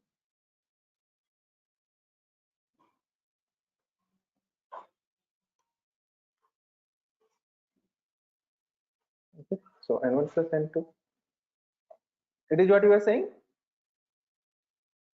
Please, about the slide, you are right, 59. 59. So print n2 dot sum and 59 is the sum of all the values within it, like 3 plus 4 plus 5 plus 6 plus 7 plus 2. All the values are getting summed up. It is for some statistical analysis. Okay, like if I want this at some stage, suppose if I have to know the sum of all the values in a particular matrix, then we can use this function sum to get the summation of all the value. If we are having two different matrices and we have to operate between them, then also we can do, suppose this is matrix n1, okay, and this is matrix n2, I have to operate between them, then just use operand and operate, that's it. So that then what happens, your first value 3 be added up with what, 3, so becomes, suppose if I'm calling over here n1, okay, so if I have to operate over here, like 3 plus 3 becomes 6, 2 plus 4 becomes 6, 4 plus 5 becomes 9, okay, 1 plus 6 becomes 7, isn't it? So it depends, like you have to operate between two different matrices, or within itself you have to do, within a single matrix you have to operate, that you can do. You want to add all the value, all the element of a matrix, you can use the sum function. You want to make the calculations column wise, that also you can do. Okay, you have to make the calculations row wise, that also you can do. Okay, all these things you can do, right? Because in the program you never know like what kind of requirement will be arised.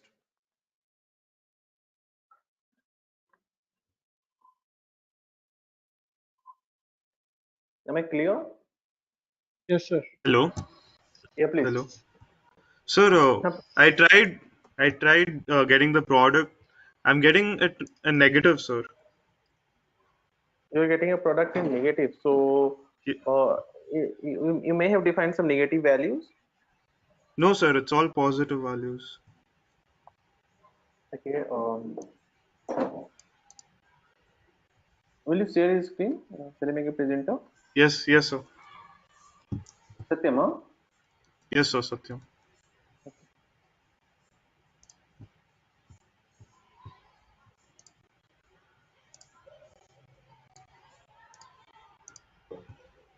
So can you see my screen?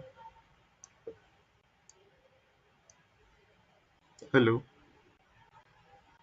No, 8 now. Now it's visible. Yeah. Yes, sir.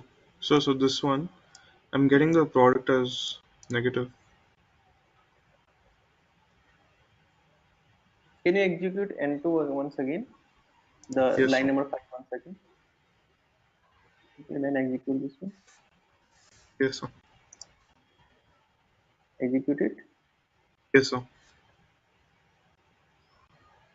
You're getting a negative value. Where are you getting a negative value?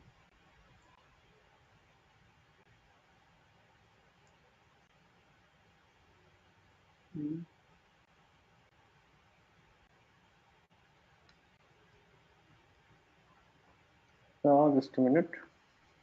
Yes, sir. I guess you are defining the same value that I have defined, right? No, sir, this is a different. These are different values. Yeah, different values are there. I'll try giving something else here.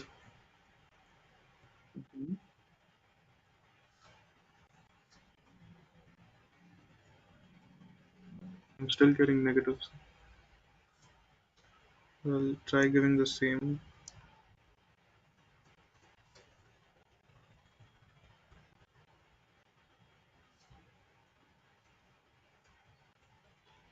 Actually, integer is having some limitations. I guess it is outside of that limitation. That's why. Oh, okay. But anyway, just execute and then we check. So I executed this also. It's coming negative still. Mm. Okay, just a minute. Yes. Cross check once.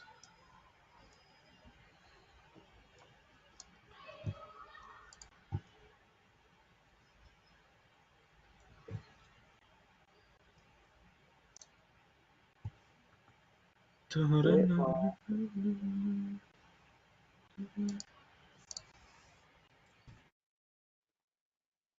Mm.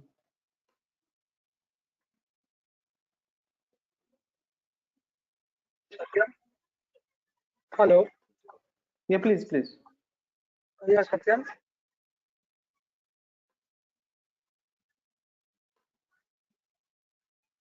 No, Satyam, you should have a three rows in the np.array. So you have two rows. Can you put that?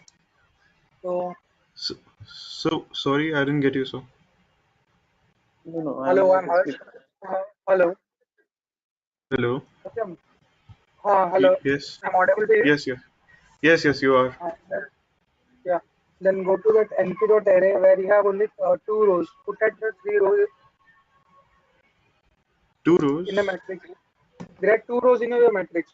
Put the three rows in the matrix, please. No, there are three rows in my matrix. Both the matrix.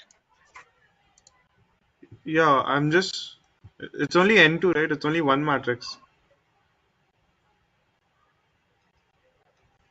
just a minute.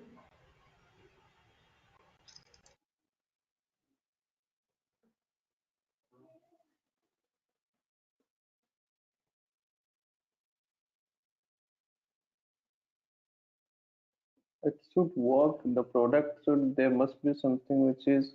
Uh, okay, Satyam. Just share your screen once more. I'm making a presenter, right? Just share once more. Yes. Sir.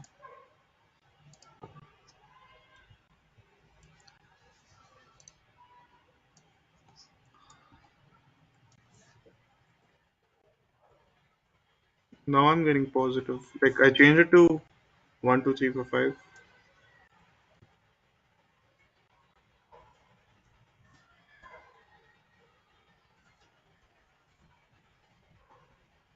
I'm Okay. getting negative again. Yes. We're again getting negative value over here. So what you can do? N2 is equal to np dot array.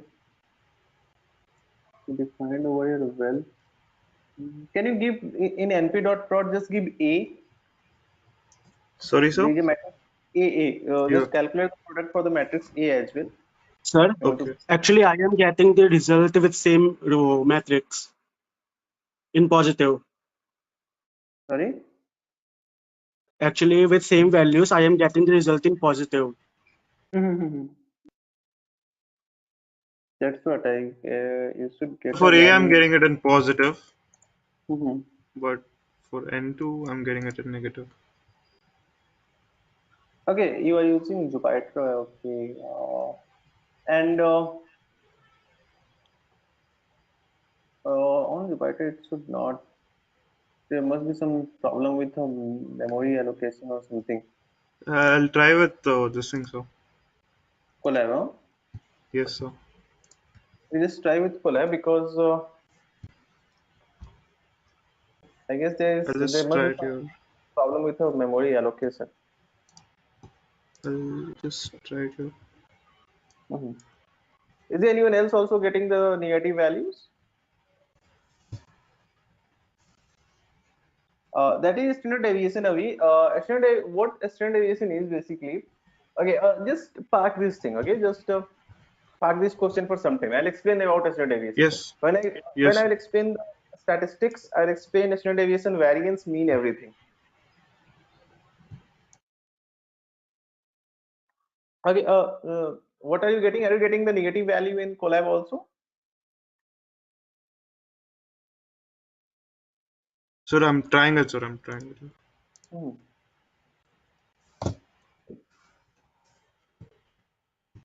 Anyone else also getting the negative value? Like it is not negative actually. I guess you are just getting a negative symbol, and that is just because of Sir, in collab, uh, I'm getting it as a positive value. same output. That means the name. Just consider, just compare only the numerical value apart from Oh, sign. So are you getting no, the sir. same No, sir. value? It's Is also completely different. different. Yes, sir. Okay. Okay. So I'll just cross check like with the Jupyter, like what's the issue that is there. It may Yes, be sir. it just evaluate a simple array with like this one. Just like k is equal to np.array 3 4 in Jupyter. Okay. We'll get to know like Yes. how it is actually working. Yes. Yeah, right, right. It may be problem with the Jupyter file saving system or some memory allocation thing. Yes. Okay. Yes, sir. Okay, so anyway, so you can just check it like why it is doing what output you are getting, and then we will find it. I will also have a look in the Jupyter documentation, like what's the problem with the. It may be problem for version as well, right? Whatever Yes, sir. version you are using, it you may require to update it. Yes, sir. Okay, you are Yes, sir. using Thank you, sir. Python 3.9 or which version of Python? Yes, sir. 3.9. Yeah, that's why. Because I told earlier also, 3.9 is the most recent version, and there is so many instabilities are there in 3.9. So better you Okay. should use a stable version that is 3.7. You'll get a better experience. Okay. Yes, sir. Okay. Yes. Okay. Thank you, sir. Okay. So these are the initial functions that we need to know. Next, what we need to know? Next, we need to know in the Jupyter in this NumPy that is known as slicing. Slicing is one of the very important part that we should know. Slicing means what? Extracting a set of information from the given NumPy array. Okay. Suppose I am having a NumPy array n1. Okay, and I want to extract or I want to use a particular column or a particular row, right? That means I want to use this column, okay, or I want to use this row. Then what I have to do, I have to slice it out. Okay, I have to extract it out. So how can we do that? We can do that with the help of indexes. Okay, for example, if I have to use this first value, okay, how can you use it? N1 0 0, right? N100, just like matrices, right? N100 is what? Is my first value.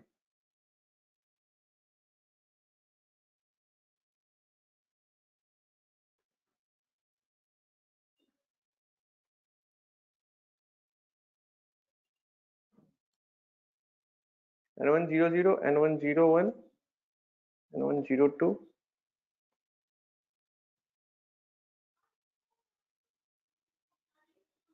Right? 3 4 5 6, right? If I need this value, then what will be the index? It is 10. Just try to understand the indexes. It is what? 10, 11, 12, 13. Okay, so it means what? Just look at the indexes. This is 0 1 2 3 4. It is what? 0 1 2. Okay, it means what? It means you are having this thing at location 0 0. This is at location 0 1. This is 0 2. This is 0 3. This is 0 4. This is 1 0 1 1 1 2 1 3 1 4 2 0 2 1 2 3 2 4. Okay, so that's how indexes are defined. I hope it is clear. Right, now how to use these indexes for slicing? Whenever you have to slice, you have to use the variable representing your array, comma, close, and then you have to give the colon over here. Okay, this is used for row slicing. What? Row slicing. That means I have to slice the row, and it is used for what? Column slicing. Okay, it is used for what? Column slicing. So row slicing means what? I need, suppose, this row, okay, or I need the middle row. Okay, suppose I need what? I need the middle row. Okay, so middle row is having what? 0 1 2. 1. That means I need the row 1. Okay, and from 1 I need how many rows? I need only one row. So 1 is my initial value plus 1, that is 1 plus 1, that will be 2, right? And how many columns are required? I required all the columns, so it becomes n1 1 colon, sorry, 1 colon 2 comma colon, this is okay. So I will get the middle row. So let's see,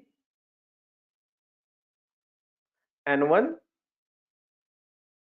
1 colon 2 colon,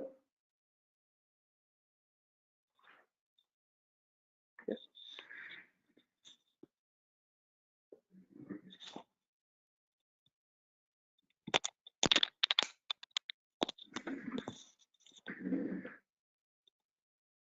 So can you explain it once again? I'll explain. Okay, so now the very first thing you need to know over here, if you are having a array, okay, for the slicing from the rows and columns, the first, this will be used for row slicing, right? And it will be used for what? For column slicing. Okay, now suppose I am having an array 1 2 3 4 5 6 7 8 9 10 11 12 13 14 15. Okay, it is what I am having, right? Now I need what? I need this column to be used. Okay, I need this column to be used, right? So if I require this column to be used, in that case, or I need, suppose I need, yeah, suppose, okay, this column. So how can I extract it? For extracting it, I need to know two things. Okay, like number of rows I required all the rows, so I'll use only column. Okay, the column that I required the column number 2, so I have to give 2 column 3. That's it. Okay, initial value and the last value plus 1. Okay, it means what? Just suppose one more example. Just consider one array. Let me define one array. N3 is equal to np dot array 3 comma 4 comma 5 comma 2 comma 1.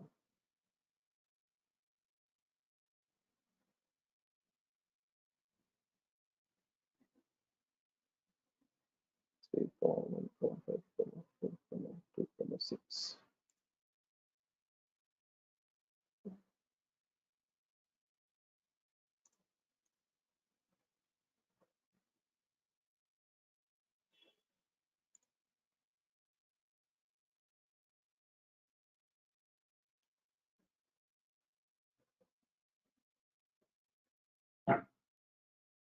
Okay. Fine.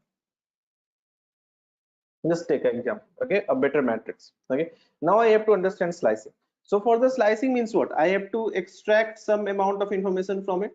Suppose I have to extract this. Okay, so if I have to extract this, that means I have to use two entity. This is the index of column. Okay, it is the index of what? Row.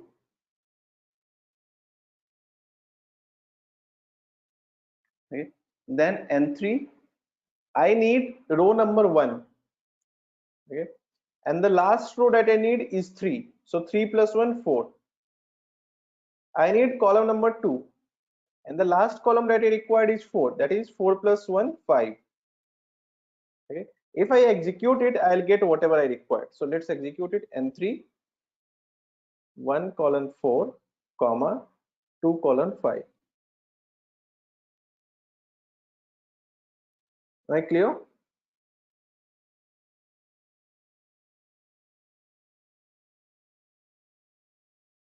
Yes, sir. Yeah, I am finding difficult.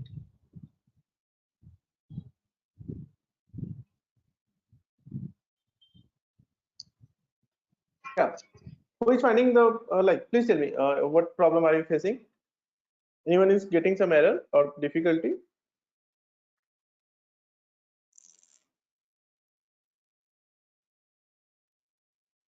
Okay.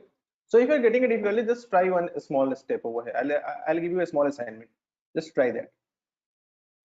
Okay. Let me know what we should do to extract this column.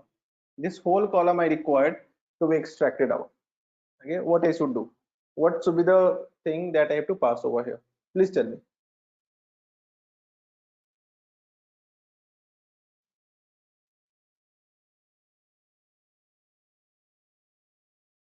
5 and 3 cost of 5.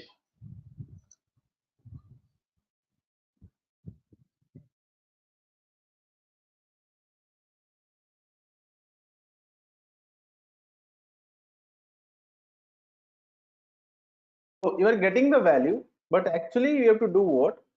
Oh, what happened?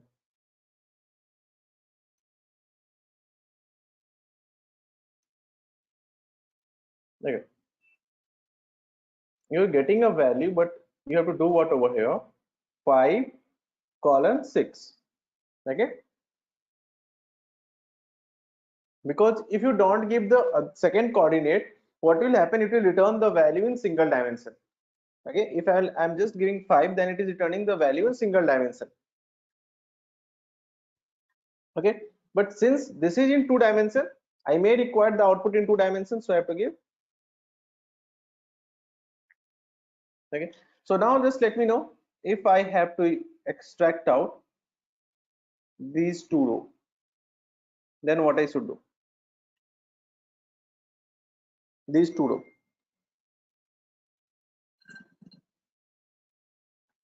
Sir, 2, 5. 2 5, just a minute, and 3 2 colon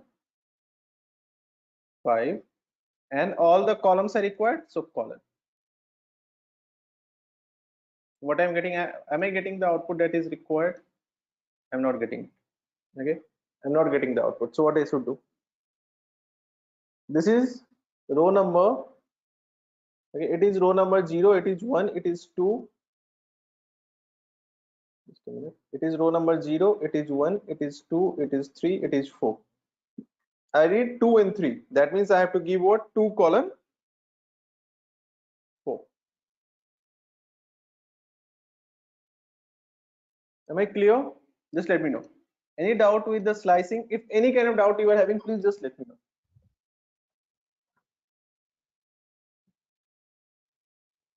sir Yeah, please. Sir जो first हमारी रो होती है, उसके बाद index add होते हैं ना, जैसे हमारी 2 पे फर्स्ट रो है, जैसे हमें जो 2 से 5 2 से 3 2 और 3 चाहिए रो नंबर, तो 2 प्लस होगा ना फिर सर, 2 and 2 plus 3, तो हमने 2 plus 2 क्यों किया है? 2 plus 2 यहाँ पे आप देखो, like the rule says what? n3, correct?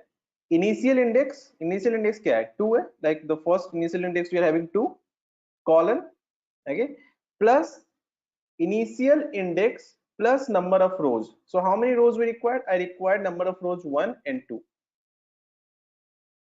Okay, comma this thing.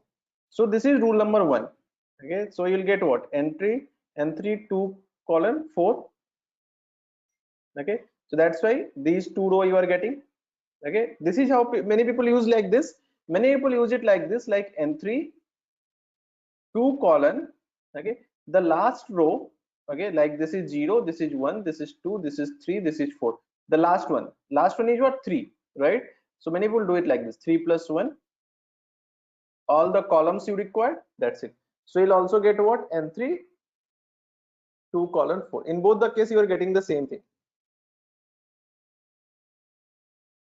Okay, either you can add 1 into the last row that you required, or the last column you required. Again I'm repeating, either you can add 1 into the last row that you required, or the last column you required, or you can add number of rows or number of columns into the initial value.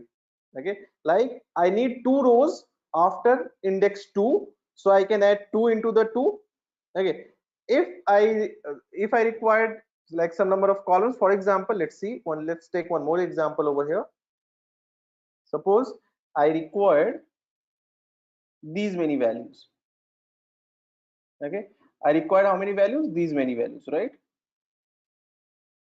Right, that also we can do, right, Pranal?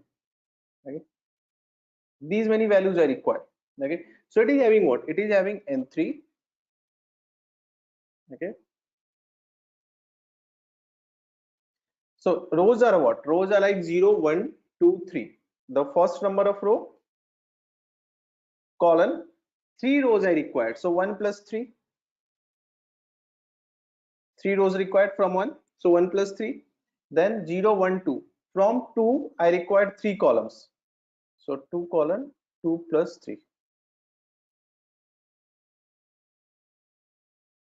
Okay, so instead of writing this plus and all, okay, what I get? 5, 4, 2, 3, 4, 5, 4, 3, 4, 2. Okay, you can also use what? Over here 4, or you can use over here what? 5. Am I clear now? Yes, sir. Better. Okay, so one very important thing that you have to know over here. After the slicing, suppose if I'm storing it into the A. Okay, so it is my A. A is a matrix I'm having. Now in this matrix I want to make changes over 4. Then how can I make it? So that means the 4 is what? 4 is having an index 0, 1. If I'll call 0, 1, I'll get 4. Okay, now if I will equate it equals 56. Okay, yeah, that also n number of logic that you can create, right, Prajapati? Harsh Prajapati, you can create a n number of logics. It depends like which you understood. That's fine. That is also fine. So they are Okay. a bit confused with logics first plus one. So I thought that I can put this into the sentence. How is it? Yeah, right. That's fine. That's fine. That also you can do. Okay, like the thing is you should understand the concept. Either you can use the number of steps. Okay, initial index colon initial index plus number of steps, or you can use initial index colon the last index plus 1. Okay, it depends like how you're doing it, but ultimately the result will remain same, right? Okay, so now let's see. A01 is what? A01 is 4. I don't want to be 4. I am making it 56, right? Now if I'm making it 56 and then I'm calling A, what am I getting? I'm getting 56. So why am I telling you? Because if I call N3, there also you'll get 56. That means what you did, you had created an array. Okay, that array is created by using the slicing. Okay, but when you are trying to make any change in that sliced array, the parent array is also getting affected by it. Okay, the parent array is also getting affected by it, isn't it? So how can we avoid it? Anyone knows how can we avoid it? Any idea?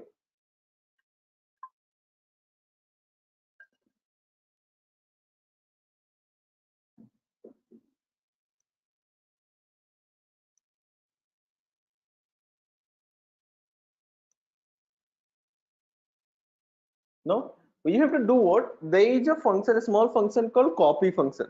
Okay, that means whenever you are slicing, just suppose it is my n3.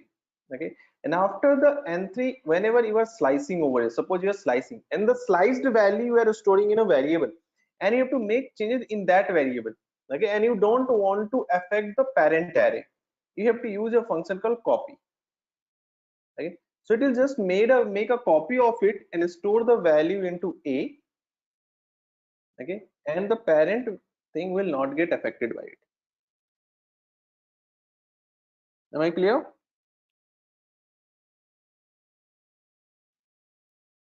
Yes, sir.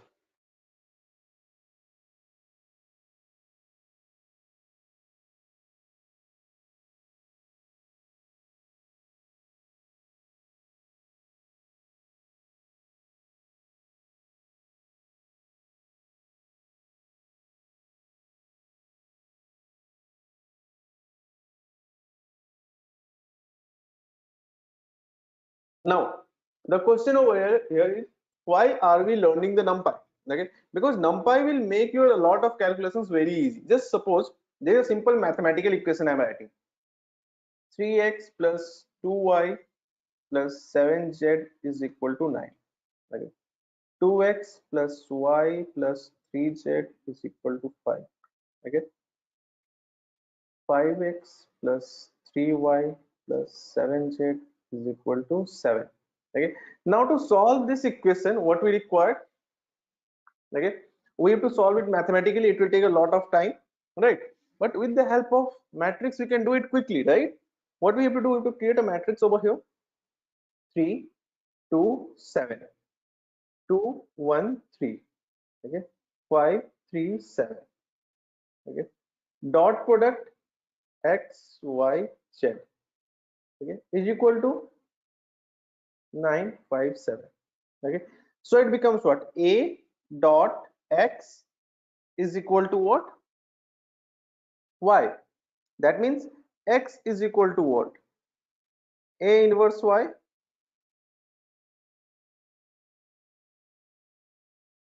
Is it clear? Okay, that means by using this simple calculation, we can calculate the value of unknown variables very easily for any kind of complex equations. Okay, so a lot of complex equations, complex calculations can be done with the help of matrix in just some line of codes, right? But for doing it, what we need to know? We need to know about the dot product. Okay, how a dot product can be calculated in Python. So for calculating the dot product in Python, we need what? We need to know about a simple function. The function is what? Dot dot. Okay, so let's see. Let's create a array. Suppose we are having an array over here. Print n1. Okay, and print n2. Okay, so it is my n1 and n2. The very first thing I have to check the shape of n1 and n2. So n1 dot shape, I can check the shape of any array. Print n2 dot shape, I can check the shape of any array, right? Now once the shape is checked, I have to do the dot multiplication. So what's the requirement? The requirement is very simple. If the first matrix is 3 cross 5, the second should have at least 5 number of rows. If this one is having 5 number of columns, second should have at least 5 number of rows. Okay, a number of column can be anything. That is a requirement for a matrix, right? That means how can we do it? If I have to do a dot product, I have to calculate the dot product between n1 and n2. Then what we should do before calculating a dot product? What is the requirement? Okay, what kind of transformation that we have to apply over here? We can change row into column. Okay, so that procedure is known as what? Transpose, right? Transpose. Yeah, transpose in the matrix. That means one of this particular thing we have to transpose, right? So how can you do it? It's very simple. n2 dot t, it will get transposed. It is getting dot transposed, right? So you can do what? Just call over here n1 comma, okay, and then np dot dot.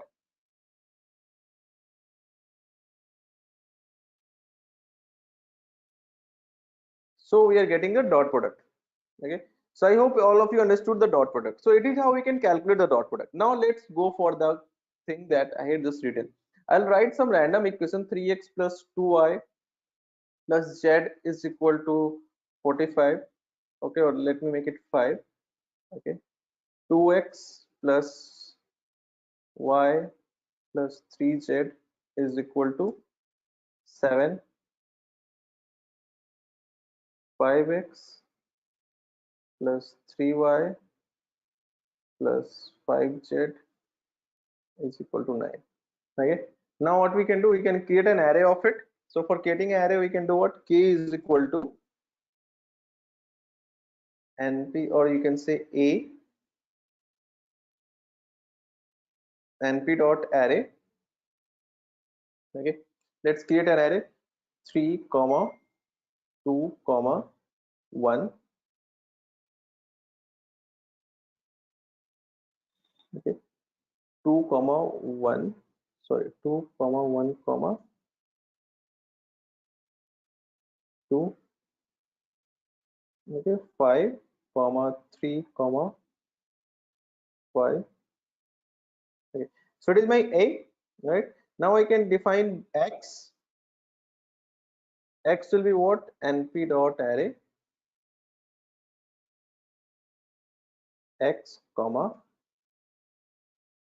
Y comma Z.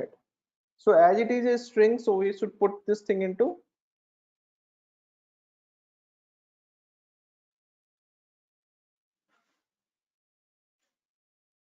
okay, and then Y is equal to NP dot array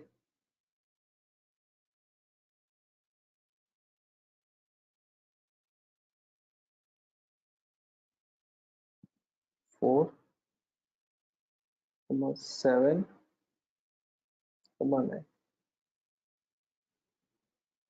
So here it is what AX is equal to what Y. Okay, that means X is equal to inverse of A dot Y.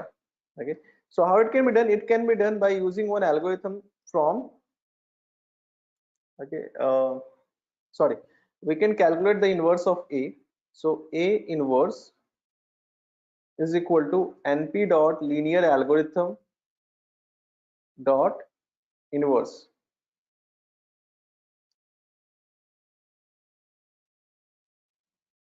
So it is your inverse of A.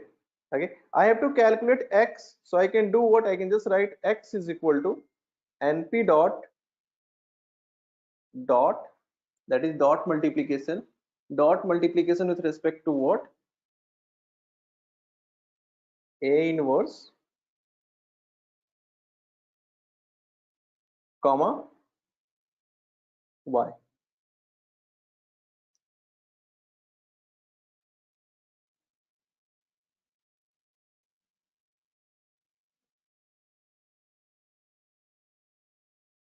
Okay, so we are getting it. Okay, X, the value of X, Y and Z.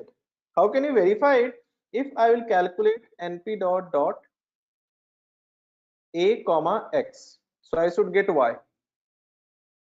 Okay, I'm getting Y 479. Okay, I'm getting the value of Y, that is 4, 7 and 9. If I'll print over here, print A, this is my A. Okay, print X,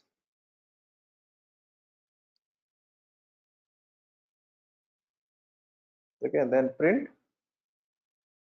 Y.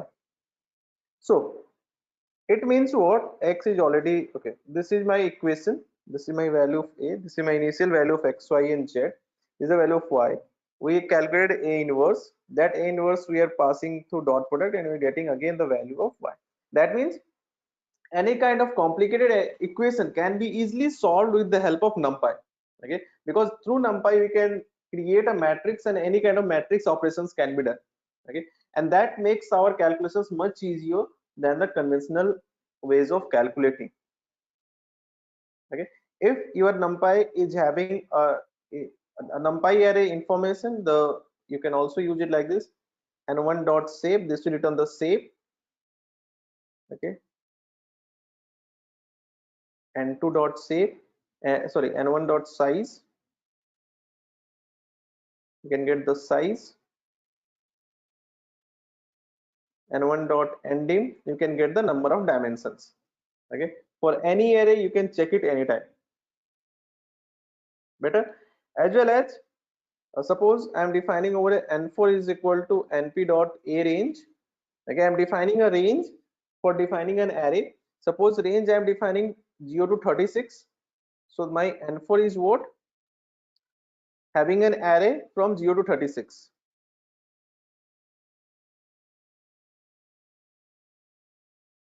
Okay, now I can do what? I can just reshape it, n4 dot reshape. Okay, reshape function is used for what? For manipulating the shape of an array. Okay, reshape function is used for manipulating the shape of an array.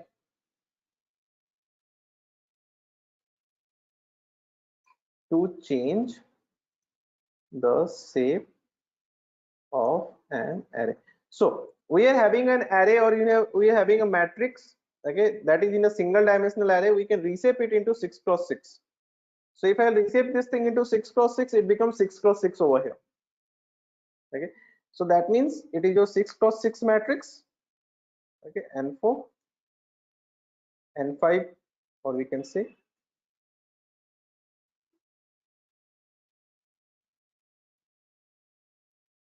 if I want to change it into a single dimensional again, I can use what? N5 dot ravel. Okay, ravel is a function which will convert n dimensional array into single dimensional. Okay, what ravel do? Just a minute, let me write it over here. Ravel or flatten, there are two functions, both work same way. Whatever you want, you can use it. Flatten. Okay, ravel or flatten converts n dimensional array into single dimensional array. Okay, it means what? I can use n5 dot flatten as well.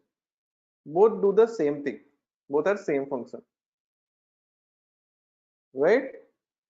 Three additional function: print np dot zeros to create the zero matrix. Okay, you have to just define the size of it, 3 cross 4.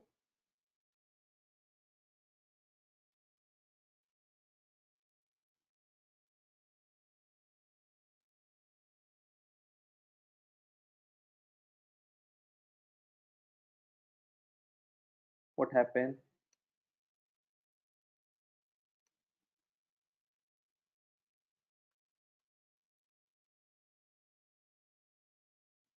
Something is missing. Okay, one bracket is missing. Okay, so it is for zero matrix.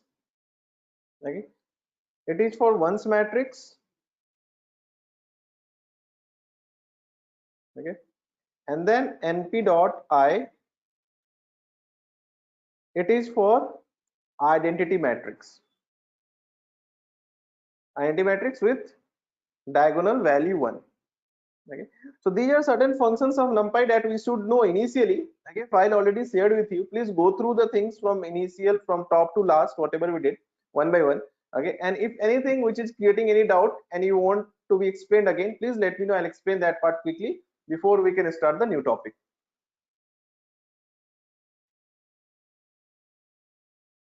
So why does a I return a floating point array? It's a you can say it's a inbuilt feature of that function. It returns the So then, float. if we want to convert it into integer, can we do that? Yeah, we can do it. Let's see if typecasting works or not. I guess it should work. No, it is not working, but we can do it. I'll tell you how. There is a function as type. Let me check if as type is working or not. If not, then I'll use some other function. Okay, as type is working. Okay, so with the as type, any types you can convert into, like integer can be converted float, or float can be converted into integer. Clear?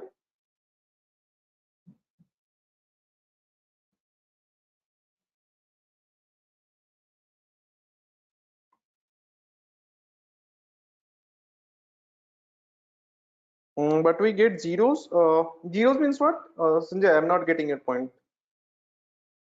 Zeros in the zeros matrix, we're getting zero. Okay, it's an identity matrix. In the identity matrix, only the diagonal value used to be 1, else everything used to be 0.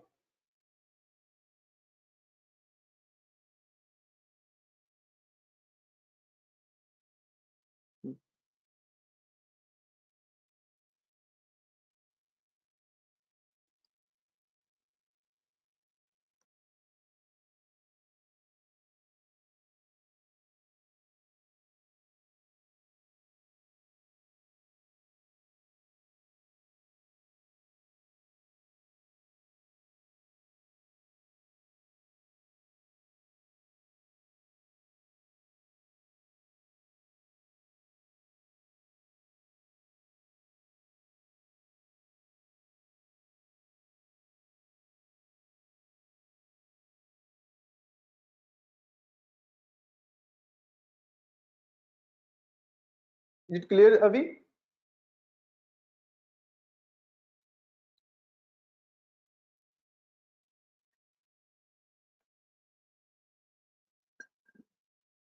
Is it clear? Okay. Since a matrix is having a rows and column, so that's why it is called two-dimensional array. I will also show you three-dimensional array, right? But before that, you should finish this thing. Okay, and in the meantime, you can also take our first break, that is our 10 minutes of break. And after the break, we'll again resume so that we can be little refreshed. Ready? Fine for all of you? Shall we resume in 10 minutes by 7:50? Yes, sir. Okay, fine. So in just 10 minutes, we'll resume.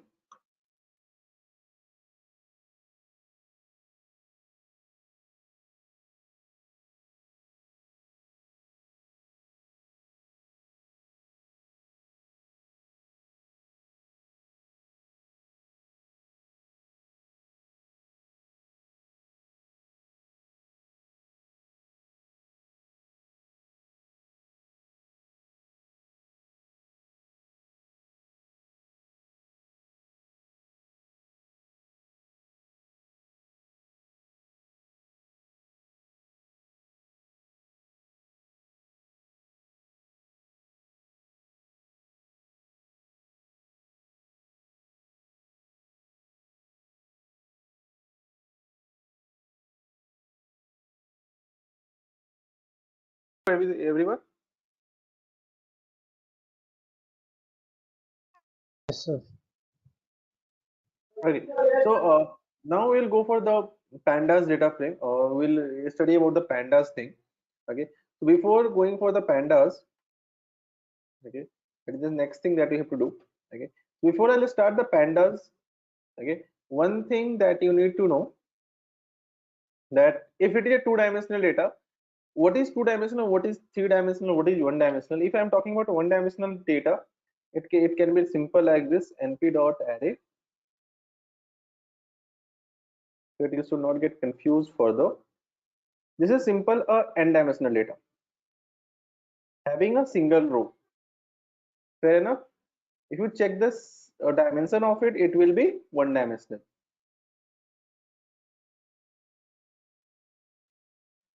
Okay. Two-dimensional you had already seen. If the same thing I'll use over here.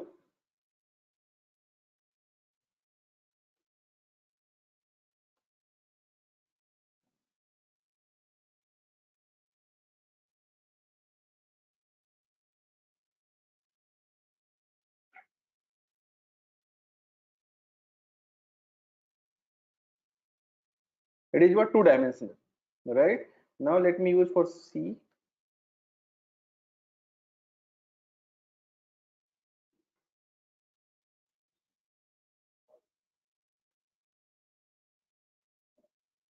One more bracket increased. This whole thing I'm copying.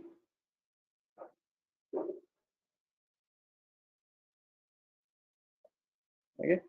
This is three-dimensional, right? So in the three-dimensional, what are you having? You are having the rows, you are having columns, but you are already also having one floor. Okay, you can keep increasing the floor. Okay, like this is two floors. Suppose I want one more floor.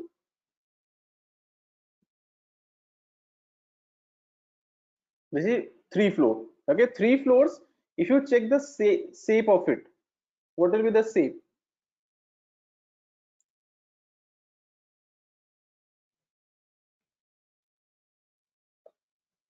The shape is 3 cross 2 cross 5. 3 is representing number of floors. How many floors? 3 floors. 2 is representing each floor is having 2 rows. Okay, and 5 columns.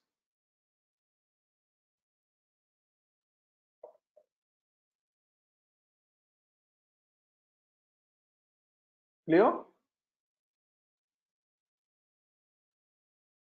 So NumPy will always work with matrix, or we can solve any complex equation.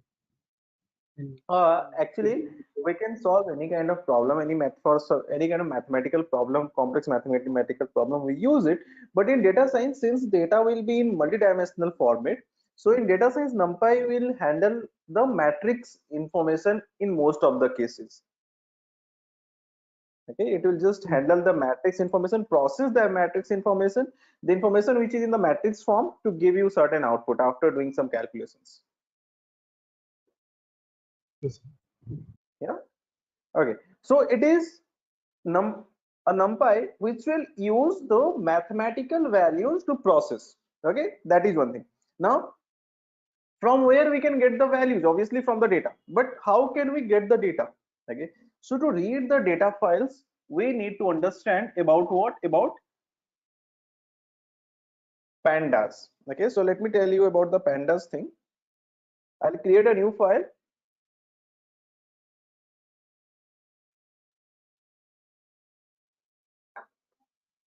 Okay, pandas1. Okay, import pandas as pd. Okay, what we need to know, just like in NumPy there are certain functions like array is a function to create the array.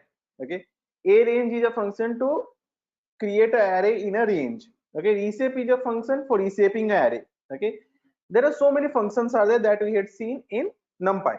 Okay, now in pandas we have to understand the very first function that is known as data frame.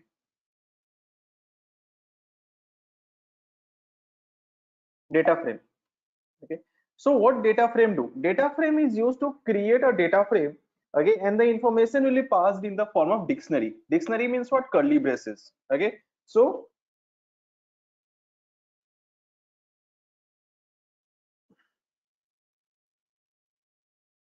a b c.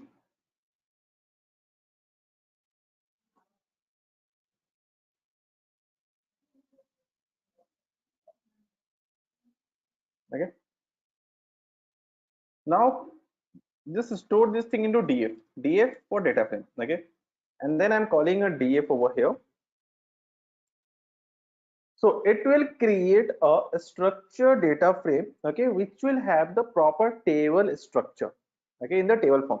A table which is having what? Which is having the some very important information such as column headers. These are your column headers.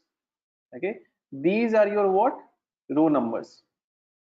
Okay, these are your row numbers. Okay, column headers and the row numbers, right? So it is how things are working out.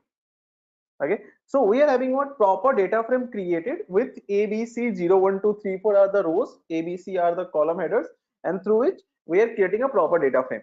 Okay, now what we can do?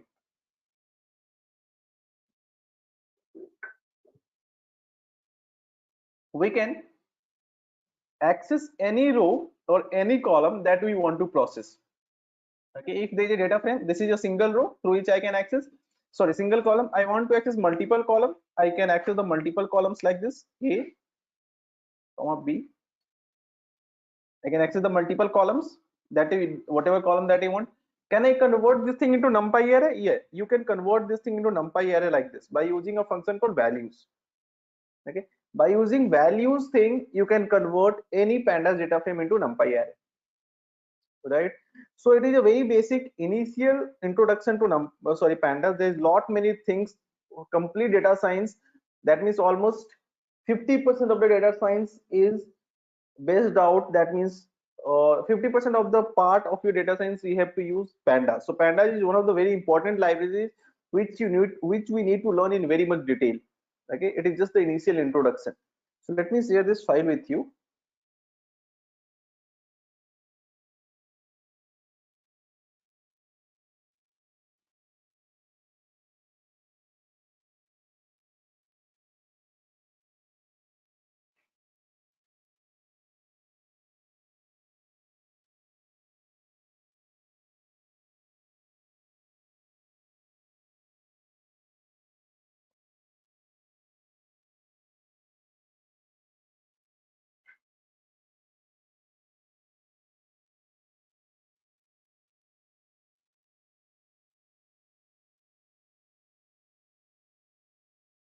Okay, so just let me know if you're having any doubts about pandas over here. Please do let me know.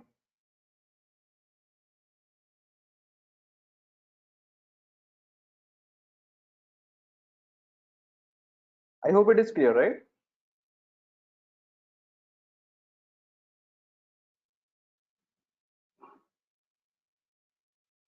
Is it clear? how pandas data frame works? Yes, sir.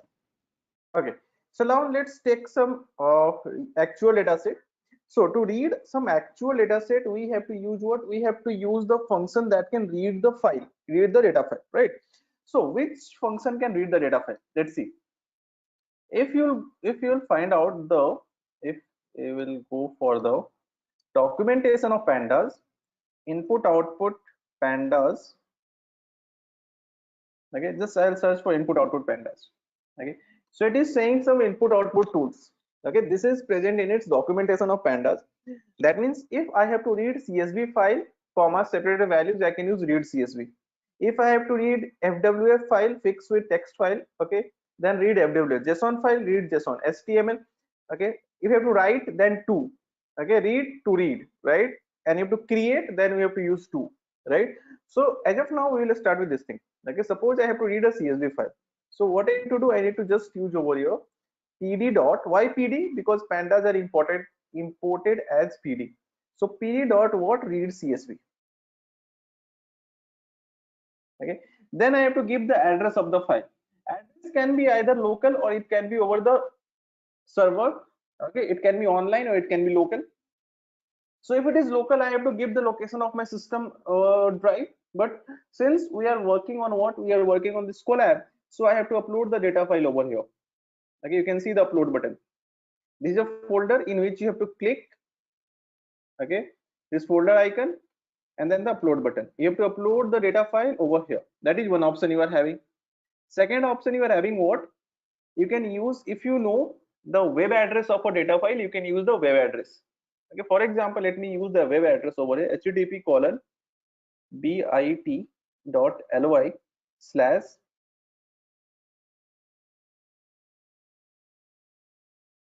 train. So that's how I have imported a data file in which total 891 rows are there and 12 columns are present. Okay, these 891 rows are containing some information about some passengers. Okay, these are the details about the passengers who were traveling in Titanic. Okay, the ship, right? So here the information that we are having are the passenger ID, the survival conditions. If 0, that means that passenger could not survive. Okay, if 1, then that passenger survived.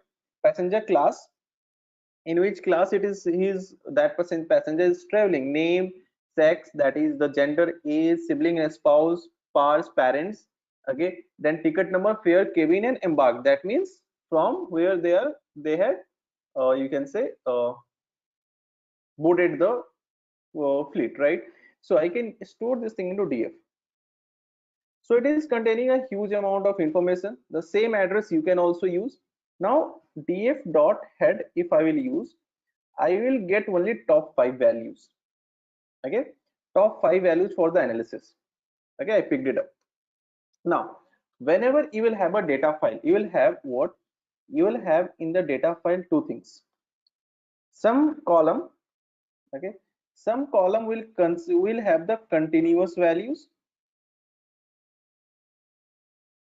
Okay, some column will have continuous values. Some column will have what? Categorical values.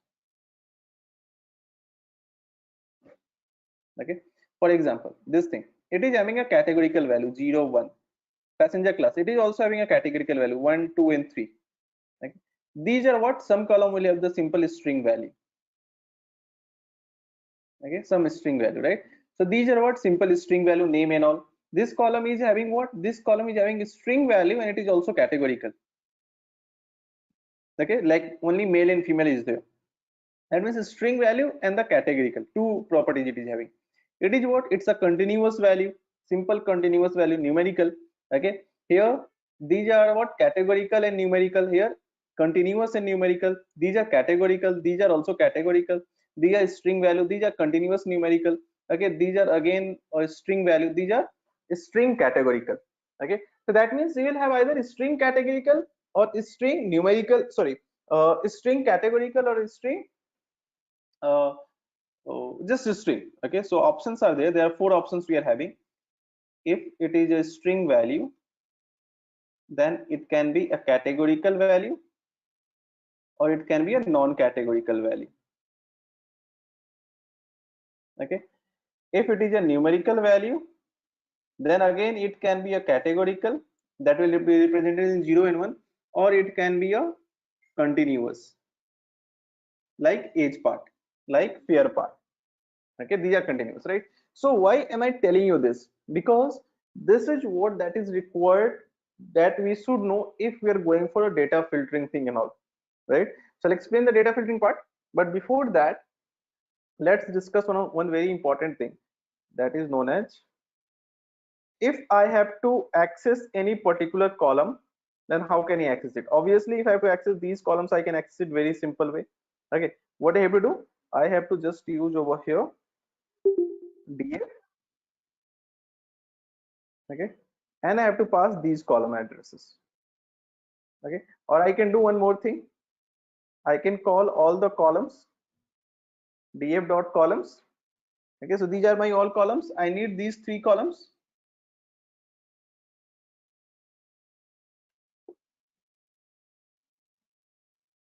So I got these 3 columns, all the 891 rows, and we're getting these 3 columns easily. Okay, what if I required only these 3 rows? Okay, what if I require only these 3 rows? Then what I can do, then I have to use a function that is known as loc function. Loc means what? Location. Okay, I have to use a function called location. Okay, how? Let's see. We can use what? Df dot loc. Okay, I need which row? I need row number 1, 2 and 3. So 1 colon 3, okay, comma, I need what? I need these 3 things, right? So I'll copy it,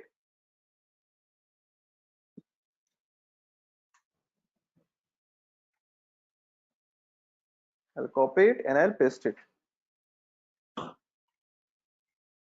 Okay, so from these 3 row, these 3 columns are extracted out, or we can also do it like this thing, like this way.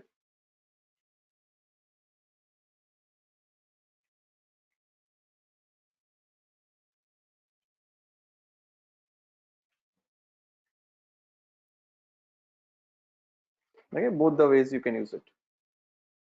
So whatever suits you, you can just use it, right? So just go through it and let me know if you're having any doubts. Okay, there are certain questions. Can you please explain categorical condition? Sure, I will explain, Pranali. Your voice is not audible. Am I not audible? It's audible. Okay, okay, fine. Okay, I'll explain LOC as well, and the confusion about continuous and categorical also will get cleared. Okay, don't worry. I'll explain that part again. Okay, so the very first thing, if any column, first of all, you need to know if there is any column and the column is having a information. Okay, so a column can have only 2 kinds of information, right? Just a minute. A column can have what? 2 kinds of information. Either a column will contain a numerical value, okay, or it can contain a string value. Okay, so if it is containing a numerical value, then it may have categorical value like 0, 1, 2 represented by 0, 1, 2, 3, 4. Okay, that means fixed number of categories like this. Survival, only 2 categories are possible, 0 or 1. In passenger class, only 3 categories are there, 1, 2 or 3. Okay, so that is categorical. Okay, or it can have continuous value, okay, like 2.5, 3.1, okay, 1.5, 6.2, okay, like this. Age, it is not fixed, a person can have any age, okay, 20 to 30 to 35, there is no limitation about it.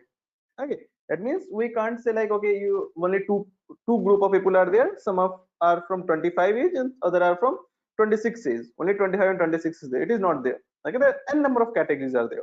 Okay, n number of possibilities are there in the age. So this kind of option is known as what? Continuous. This fair thing is also known as what? It is also continuous. Okay, it is continuous, not categorical, right? That means if there is a number, it can be either continuous or a categorical. If it is a string, then also it can be either non-categorical, like this. Name, it is non-categorical. Ticket number, non-categorical. We can't say that, okay, there are only 2 ticket number present. only 2 persons are there, like whatever the persons are there, those persons are having only 2 possible names. Okay, any name can be there, so it is non-categorical. But at the same time, it is what? Sex. That is your categorical. Okay, embarked. That is your categorical, right? So a column can have either a categorical or a non-categorical value. Okay, either the value is in the form of string or it is in the form of numbers. Any data frame, any data frame. Am I clear? Everyone, please let me know. Is it clear? Yes, sir. Okay. I guess there is no doubt. Pranali asked. Pranali, is it clear? I'll come to that D type. Don't worry. I'll come to that. Okay. Next, you asked me about LOC. Okay. LOC means location. Okay. LOC means what? Location. Location means what? It's like if you are having any value. Okay. If there is a data frame given, and in this data, from this data frame, you have to find out, or you have to extract some number of information, just like the slicing. Okay, just like you just similar to the slicing that you use. Okay, you have to filter out these many informations from here. Okay, so for filtering out these many informations, or you can say you have to filter out these many information from here. So what do you have to do? You have to use loc df dot loc. You need location 1 2 3 4. Here it is a location, not index. So 1 colon 4. Okay, and here survived to sex, right? That means you have to use it like this one. Let me show you.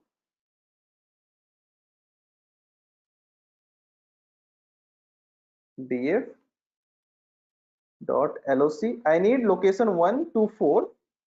Okay, and I need value from survived to the sex column. Okay, it is how it works. Okay, if I want a specific rows or column, then what we can do, we can use it like this, loc, and I can pass a, suppose I need a 2 comma 6 comma 8. Okay, I need these many rows. Okay, and I need some number of columns, so I need this survived. Okay, and I need name, and I need sex, and I need age.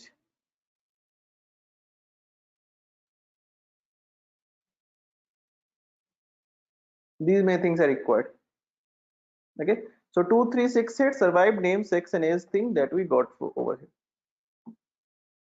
Okay, it is how loc work. That means in the loc you can use the colon if you want a value in continuous form, 1 2 3 4 survived, passenger, class, name, and sex. If you want a value like some column from the first survived, after survived you are skipping, after survived you are picking up what? Name. You are not taking passenger, class. So from survived you just make a jump to name, from a name you are taking a jump to age, then sex and age. So you are taking, you are passing those value in a list, those column name in a list, a specific column that you want and a specific rows that you want. Okay, so loc will be used for what? For, you can say, kind of a slicing, okay, in the data frame. Am I clear with this loc part?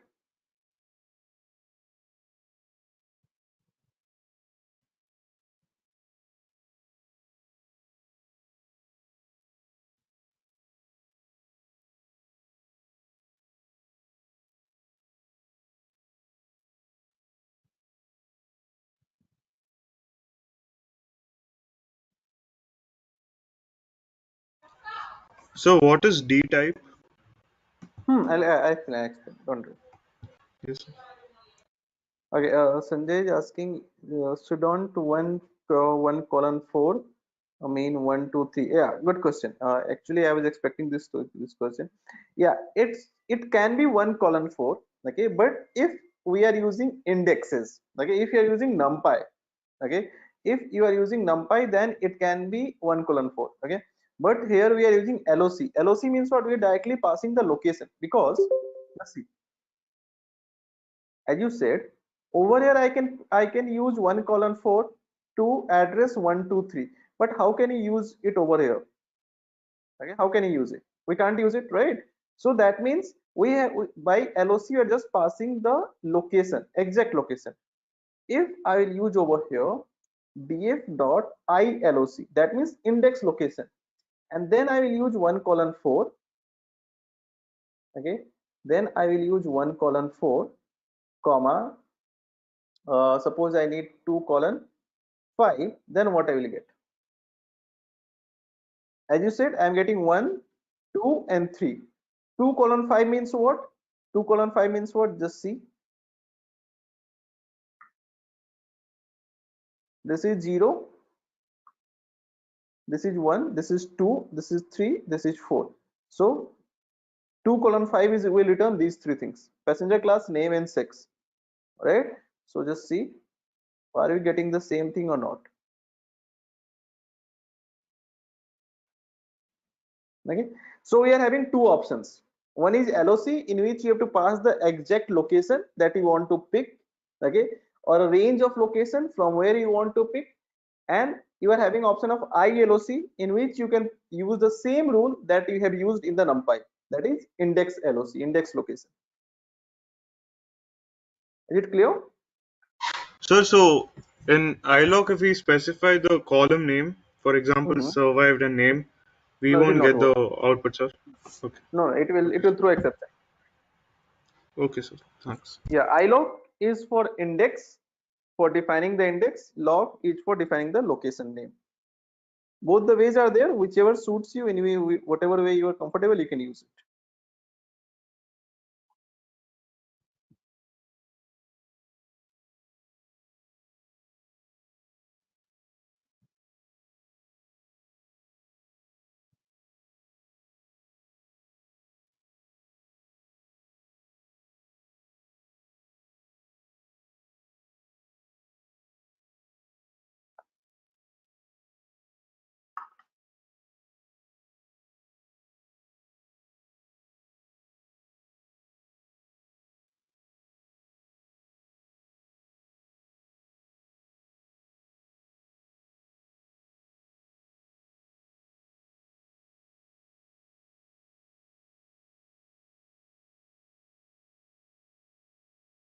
So, shall we continue?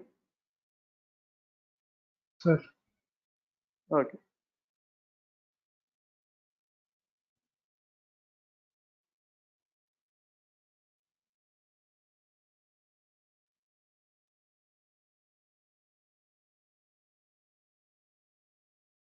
Just give me 1 minute.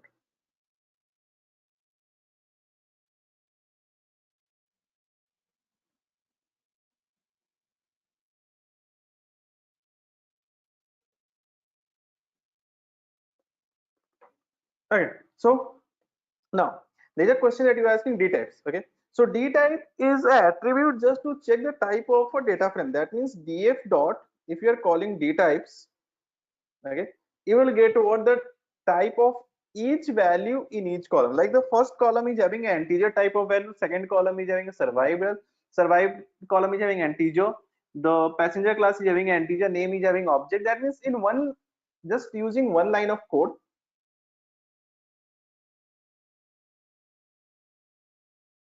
okay, by using just one line of code, you can get the type of each column entity. Okay, this is called D type. Am I clear? So what is object, sir? Object is just string values are represented as an object. Like name is having what? A string value, it's an object represented by object. Sex, male, female, it's an object. Okay. So, That means and at the last, why does, yes, sir, sorry.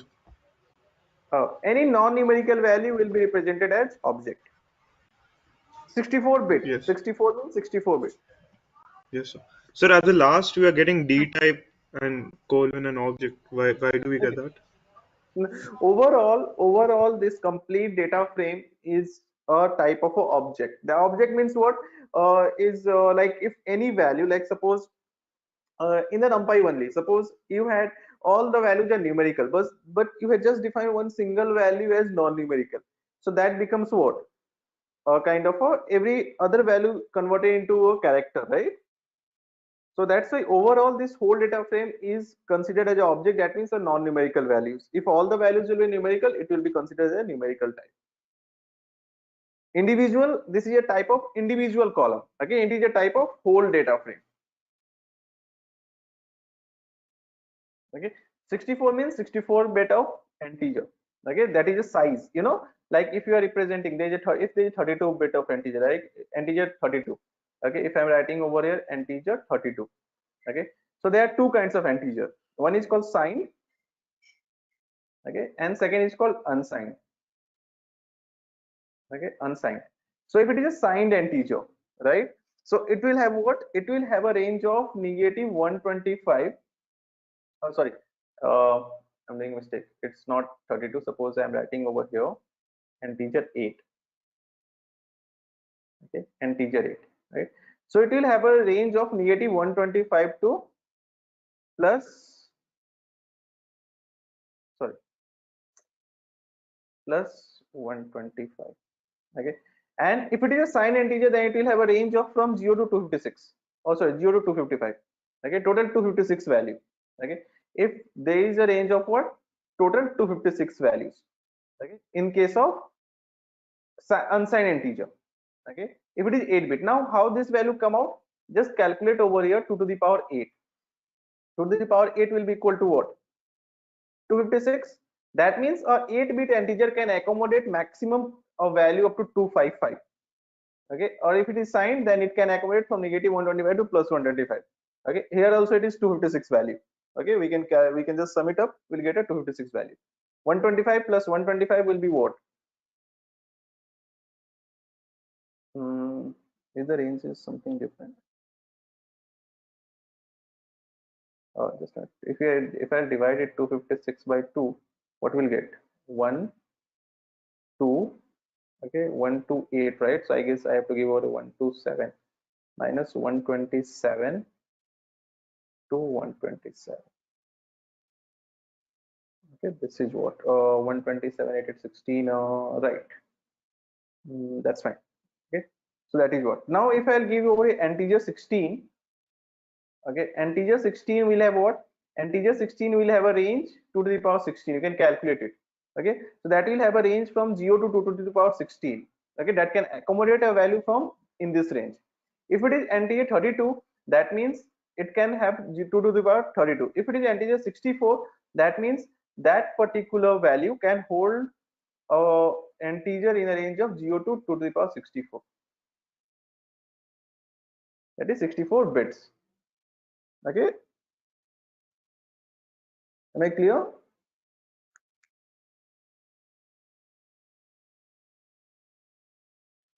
If you want to check a single row data type, that also you can check, like df.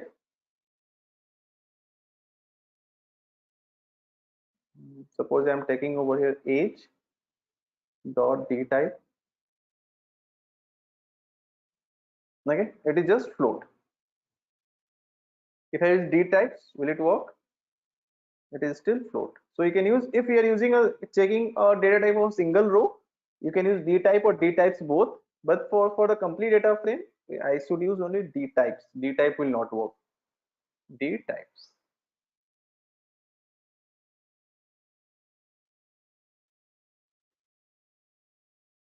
Clear?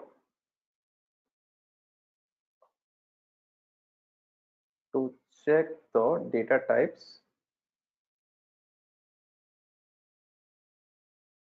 in the columns of the data. Next,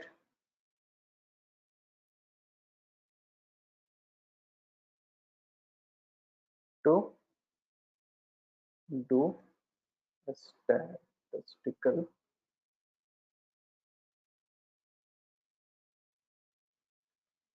analysis of numerical columns. Okay, so if I have to do a statistical analysis of numerical column, just use df.describe. Okay, so in one line of code, the complete statistical reading will come out only for numerical column. Like passenger ID, total passenger is 891, the average value is 446. Okay, the standard deviation is 257, minimum is 1. Okay, 25% of total summation summed value is 223, 50% of total summed value is 446, that's why mean is also 446. Okay, 75% of total summed value is 68, maximum passenger ID is 90, something like this. Survival, passenger class, age. In the age you are having just 714 values. That means there are certain values which are missing. There are certain cases, there are certain things which are missing in the age. Okay, in the age we are having certain values that are missing. Okay, so that's why we can treat that thing, we can make it better by by analyzing the statistical data. I'll tell you how to treat the missing value, I'll tell you. Okay, as of now just consider there are certain values which are missing in the age column. Okay, total average age is 29, standard deviation is 14, minimum age 0.4. Okay, 25% of total age, some 20, 50%, 75%, maximum age of a person is 80. Okay, so in this way the statistical reading we are getting over here. So what we can say that there is a age column in which some values are missing. If it is missing, how can we find out if there is any value missing in some other column? It may possible some other column is also having certain value missing. So what we can do, we can use df dot is null dot sum. Okay, so we are having, it will read you what. Okay, let me use is null. Is null will do what? Is null will read all the, that means where the values are missing and where it is not missing. Okay, if it is missing, if a value is missing in a particular block, we are getting a true over there. True is representing that value is missing over here. False is representing that value is not missing. Okay, false represents 0. 2 represents 1 1 1 1 1 1. 2 represents 1, false represents 0. Okay, so we can do what? We can just use dot sum so that all the ones can get added up. Okay, and we will get the complete figure over here. The figure is saying what? Passengers ID is having no null value. No null value means what? Nothing is missing. Okay, survival is having no null value, but age is having 177 value missing. That's why total count is 740. Okay, sibling and spouse, no null value missing. Cabin, in the cabin section we are having 687 null values. In the embarked section we are having 2 null values. Okay, so it is a way of finding out the null values. Next we will see how we can treat that null values. Okay, so just go up to this point and let me know if you're having any doubts.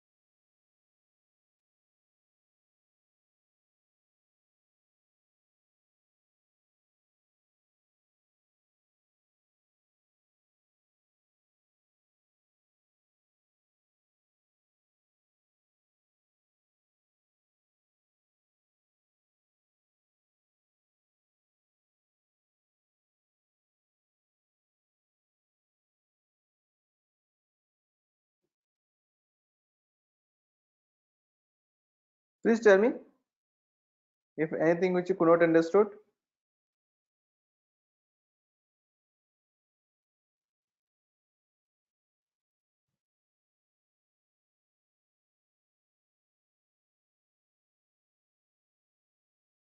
No, sir.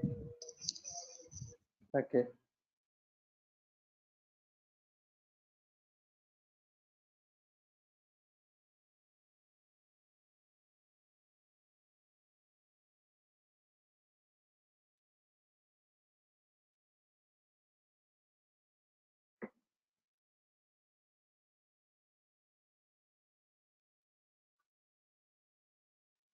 okay, so let's see how we can treat this null value. First of all, try to understand what a null value is. Like suppose someone is creating a data frame. Okay, is collecting some data. Okay, and he collected some data and putting the data in a data frame like this. Okay, so while putting the data frame, what he did, he missed some blocks to fill. Okay, like suppose he is filling up these points, all the points are filled up.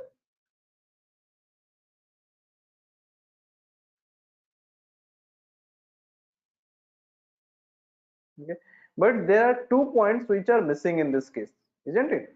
That means here there is nothing present here, so these are called missing value. That means all the void space in a data frame is known as missing value. So what we can do to treat these missing values?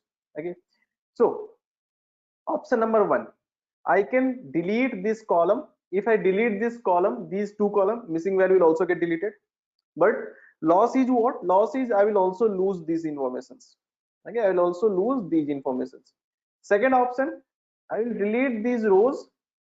If I delete these 2 rows, missing value will be removed. Loss, again I may lose these informations.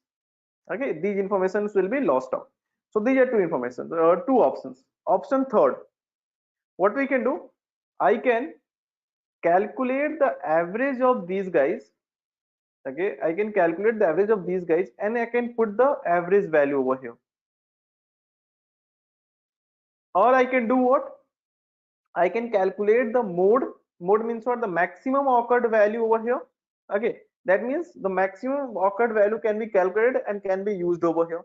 That means a mean or a mode can be used at these void points. Okay, a mean or a mode can be used at these void points. Is it clear? That means there are 3 things: either remove the rows containing missing values, remove the columns containing missing values, or fill these things with the statistically calculated value. Am I clear? But sir, in this example, you have only 2 voids. If suppose we have more than 1000 of voids, so if we remove or if we feed it, so it will not affect it or no? Yeah, good question. Okay, so it depends upon the total number of data value. Like suppose here we are having a total number of data value 891. So from 891 we are having 3 conditions. Condition 1, over here age. So out of 891, around 177 values are missing. So almost you can guess almost 20%. Okay, almost 20% of the values are missing. Okay, so what we can do in this case? Case 2, out of 891, 687 values are missing. So almost 90%. Here it is almost 90%. And here a very small portion, 2. Okay, so what we can do? So it totally depends upon the number of data that you are having, and out of total number of data, what is the percentage that is missing. Okay, like if it is missing in a kind of a very less number, suppose it is missing just 2 things are missing. Okay, it happens for like out of 891, only for 2 incident values are missing in case of embark. That means if you will remove the rows, okay, the number of samples will be left out with 889. Right, initially you are having 891 samples. If you remove these 2 rows, still you are having 889 samples. So you are not losing too much data. Okay, you are not losing too much data, and health of your data will not be affected too much. So we can afford it. Okay, we can afford it, right? Losing two sample is fine. Case 2, in the Kevin section, we are having 90% information missing in Kevin. So whatever the statistical calculation you do, it will always fail. Okay, because a major portion is missing. So in this case, what we can do, we can delete that complete column. Okay, we can delete that complete column because that column is not having the good sort of information. In that column, a huge number of information is missing. So deleting that column will be the best option that we can have. Okay, second option. So first But option, sir, please. By the address of missing voids, we cannot remove it. I'll tell you the process. I'll tell you, don't worry. The process I will tell you. I'm just telling you that what 3 things we can do. Here we are having just 2 values missing, so we can remove those 2 rows. We will not lose any huge amount of information. Here a huge amount of missing values are there, so we can remove that complete column because that column is a faulty column. It's having so many faults, it's having so many things which are not present, so that column is not so much informative, so you can remove it. Third case, we are having, well, around 20% value missing. Okay, so it is neither too less nor too big. Okay, it is something in between. It's some kind of a mediocre case, or you can say intermediate case. So here we can decide what to do with this value. We will not delete anything, we'll calculate statistically, we will calculate a number. Okay, and that number we can fill at all the void points. Okay, let's see. Okay, so if you have to find out where are the values missing, okay, that is what you are asking. You want to know where it is missing. So let's see, let's take the df age.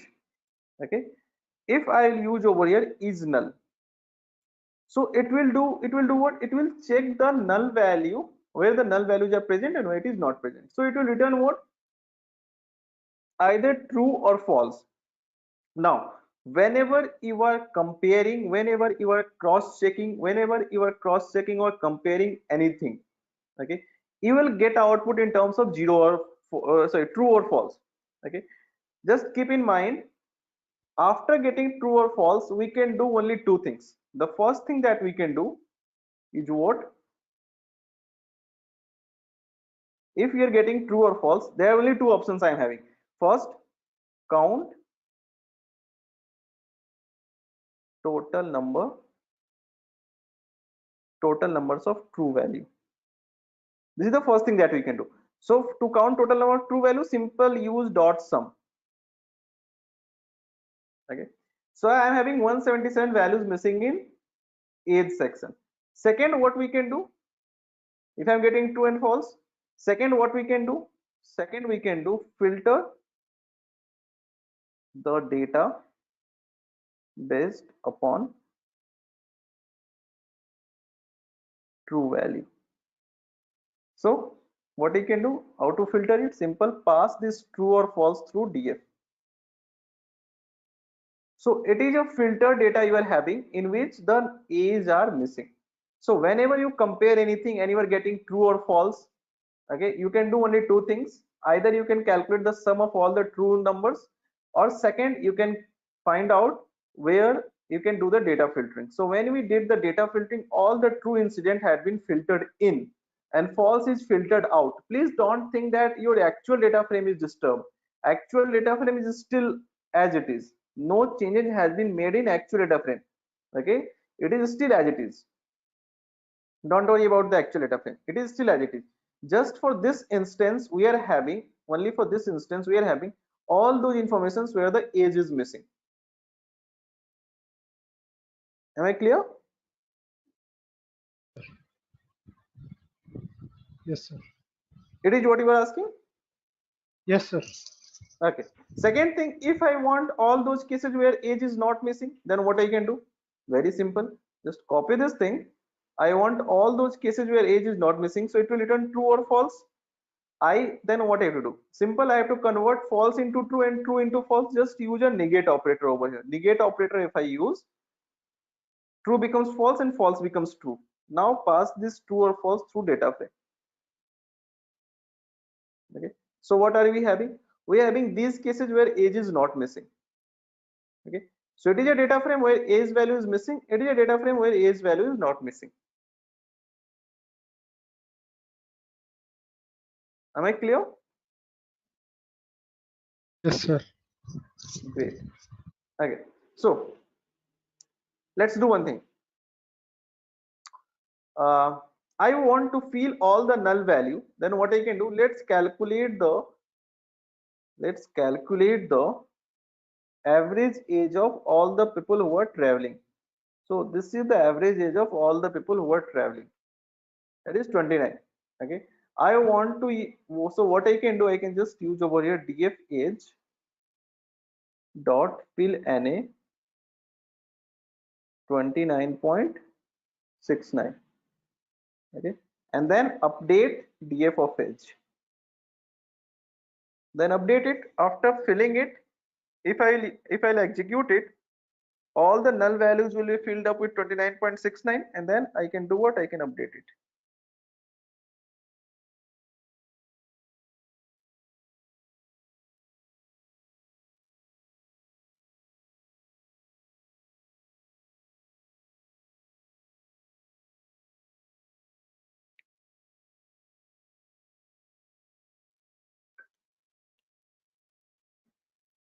Okay, and now if you check if there is null value existing, you'll see there is no null value existing in, at least in the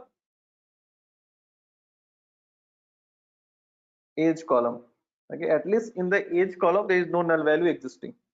Okay, so dot fill na is a function, dot fill na is a function to fill the null or void points.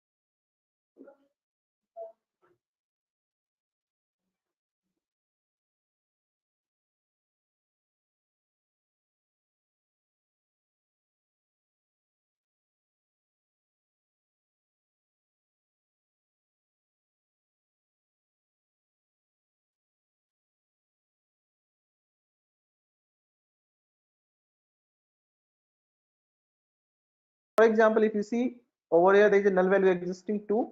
Now if I use drop na, df dot drop na, drop na you want to apply for what? A row or a column? If you are applying for the column, all those column will be removed. That means this complete embarked column will be removed. Okay, if you are applying drop na for the column, this complete embarked column will be removed because there are two values which are null in this, which are void. Okay, or you can do what? You can apply the axis is equal to rows. So in that case, only the rows will be removed. Okay, where the two values are null, right? So apply it, okay, and then update it.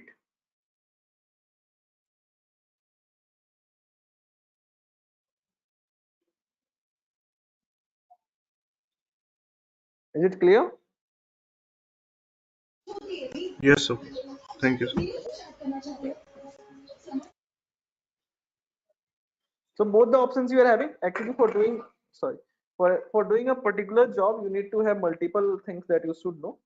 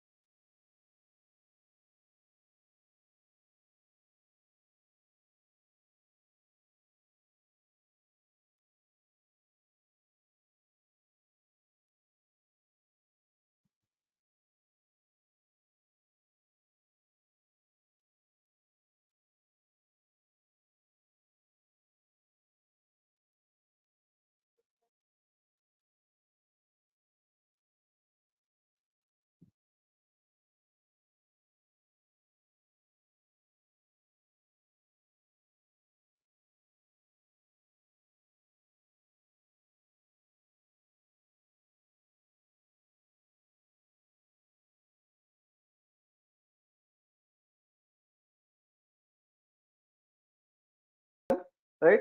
Just compare it this thing with 1. Okay, so you will get what? True or false. And already I told you, whenever you compare certain thing and you are getting true or false, you can do two things. Either you can calculate total number of trues, okay, or you can do the data filtering. So that means if I will pass this true or false through the data, I'll get what? I'll get all those passengers who actually survived, right? So these are the passengers who actually survived.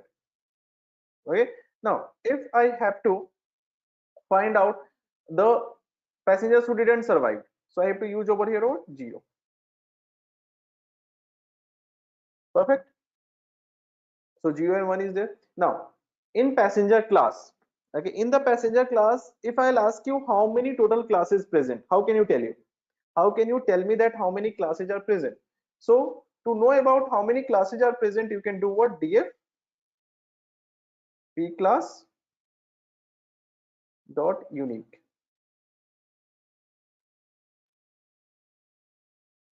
Unique values in a data column.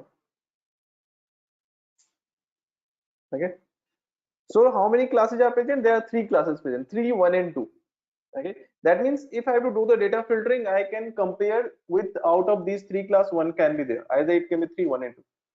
Okay, and if I have to know the number of incident in each class, okay, number of passenger in each class. Okay, so I can do what? Df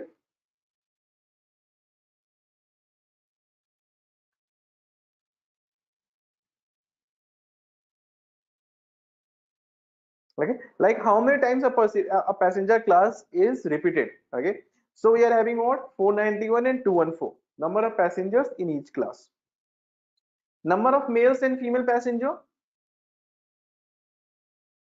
df sex dot value counts.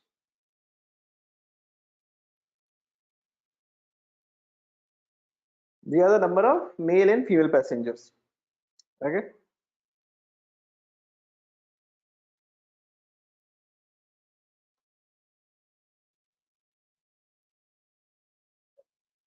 how many can anyone let me know, like in the embarked section, how many different possibilities are there? How do we come to know like how many different S is representing Southampton? Okay, here C may be representing Christchurch. Okay, just like that, how many different cities are there? How many different cities initials are there? Okay, in the embarked column, how many different possibilities are there?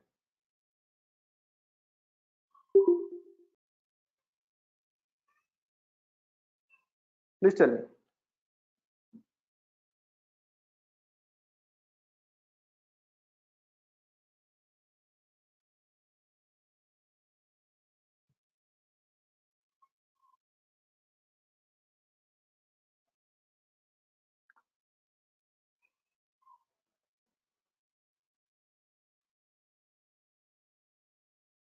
Simple, right? You have to just use over here embarked, sorry, df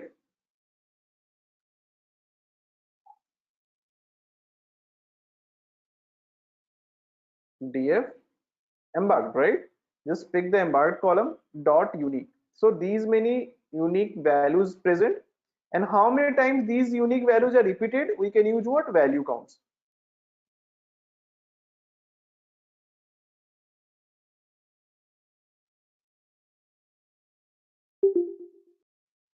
Better? I hope I'm clear. Any doubts? Anyone, any doubts? Please let me know. Quickly, please let me know.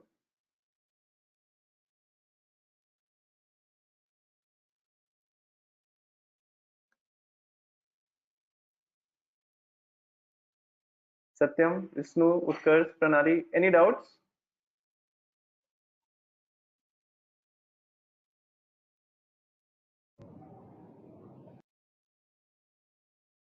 Perfect. Okay. Anyone, please tell me. I hope everything is clear for everyone. Before winding up, a very small If sir, function I'll tell you. Yeah, please. Very small function I'll tell you, because using that function I'll give you a assignment if as well. sir, if sir, we want to know about how many age of the person is in passenger like 26. So Okay, how how many many person are age of, passengers are having the age 26, right? yes. Okay, fine. So you can use what? Simple df. Okay, age. Okay, double equals 26. Compare this. Okay, you'll get true or false. Filter it. So these are the passengers having the age 26. Okay, how many passengers are there? You can count it, or you can do this thing also.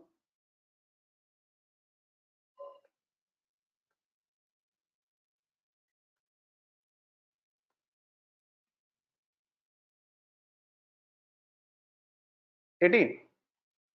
Got it? Yes, sir. Okay, thank you. Okay, that's good. Now there is a small function that I'll tell you, and it is one of the very interesting function actually, group by. Okay, what group by do? Through group by you can group the entity, group the uh, complete data frame based upon certain criteria. Okay, like I want to group my data frame on the basis of what? On the basis of the gender of a person. Okay, so df dot group by, so it grouped. So now after it is grouped, what I want to know? I want to know the average age of male and the average age of female. Better. So I can do what? I can pick age dot me. So it is what? It's the average age of male and female I will get. Again, let me repeat. Suppose I want to do what? I want to count average age of passengers traveling in each class. So what I have to do? First of all, I have to group the passengers. I have to group the passengers on the basis of what? Class, right? And then I want the average age. So age dot me. Better. So average age of passengers in each class. Okay. Suppose I want the average fare that each class passenger paid. Okay. Average fare. So df dot group by each class passenger. So group on the basis of what? Class fare.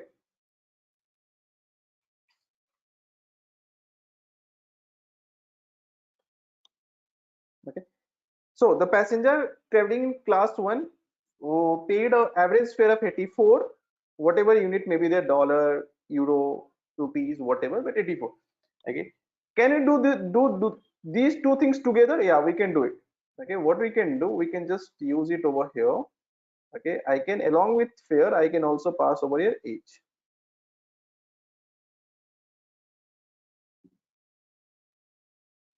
So average age, average fare, representing the passenger class 1. The passengers traveling in passenger class 1 are of little higher age as compared to passengers traveling in passenger class 2 and passenger class 3. Okay, so what the assignment? Yeah, please. If we want to more subcategorize by the male and female in P class, then Male and female by what? just suppose if in class 1 we want to check average age of male and female, both So you can do partially. that. You're right. So in that case, you can do the data filtering and can do it. So You no, can like separate. he's asking, like, can we use two group by statements? I mean, like group by P class and age. Can we use like Okay, that? you are saying like group by, and here I can pass the sex column. Okay, this is what you are saying. Yes, sir. Yes, sir. Okay, so what's the assignment actually you are having? The assignment is very simple. We filled up null value in age column by 29.69. Okay, but average age of passengers from class 1 is having use difference from 2 and 3. Okay, so what you have to do, fill the null value of age. Okay, null value of age based upon the class of passenger in which he or she is traveling. This is a small thing that you have to do. Okay, you have to fill the null value of age based upon the class of passenger in which he is traveling. That means if the value of age is missing, okay, and the passenger is traveling in passenger class 1, again I'm repeating, if the value of age is missing and passenger is traveling in passenger class 1, then value should not be replaced with 29. Value should be replaced with what? 36. Okay, and if the age is missing, okay, and passenger is traveling in passenger class 2, then value should be replaced with 29. Okay, and if the age is missing and passenger is traveling in passenger class 3, then age should be replaced with what? 26. That means we are replacing the null value but based upon certain given conditions. Why I am using passenger class only? Why I am not using other criteria? Because other criteria is not that much influencing. Okay, if I will consider the gender column, so in the gender column the average age of male and female are very close to each other. Okay, so if you are using 29 or you are using 28 or you are using 30, not a very huge difference. So gender is not creating a very huge difference as compared to passenger class. You got the thing? You got the question? What you have to do? Any doubts in the question? Please let me know. I'll explain it again. Again, please explain. Shall I explain again? Yes, sir.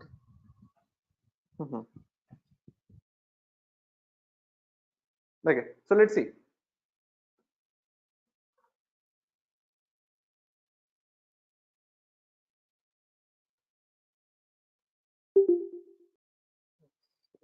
Okay, so let's see. Suppose I am having a data frame, right?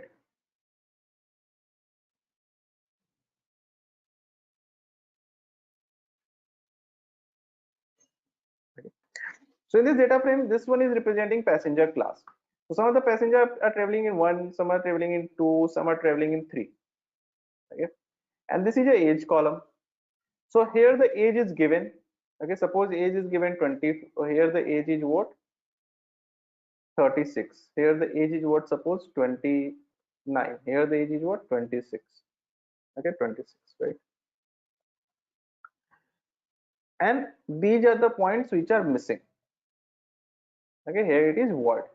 Okay, now if I have to replace these 3 null points, what I am doing? I am using a single value called 29. Okay, but statistically, what we should do? If it is missing for passenger class 1, here we should use what? Here we should use 36, because most of the passenger who are traveling in passenger class 1 are of higher age and their average age is what? 36. So if a value is missing for passenger class 1, it should be replaced with what? 36. If a value is missing for passenger class 2, it should be replaced with what? 29. If the value is missing for passenger class 3, it should be replaced with what? 26.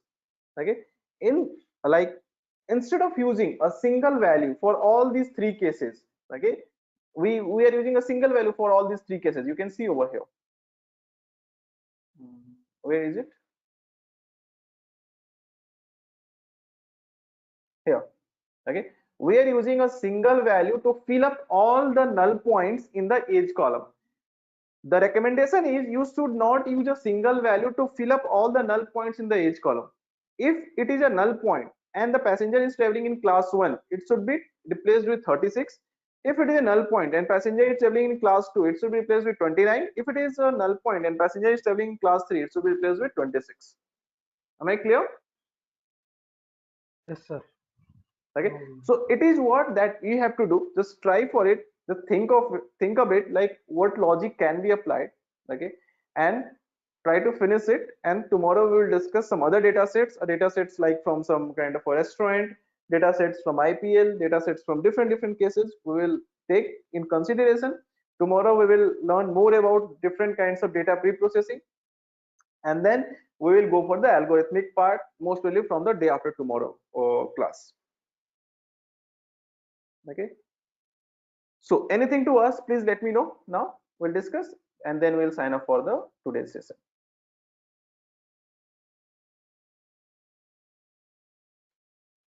Sir, I have a question apart from the thing you taught today. Please. I have made some projects on this data science or machine learning thing. So can I show them and you can rate them? You can suggest any improvements or something. Yeah, definitely. Please, you can mail it, right? Okay, so can I get your email ID or Yeah. I can just GitHub link? You can share the GitHub link as well. Okay, or you can mail me. Okay, if mail me over this mail ID.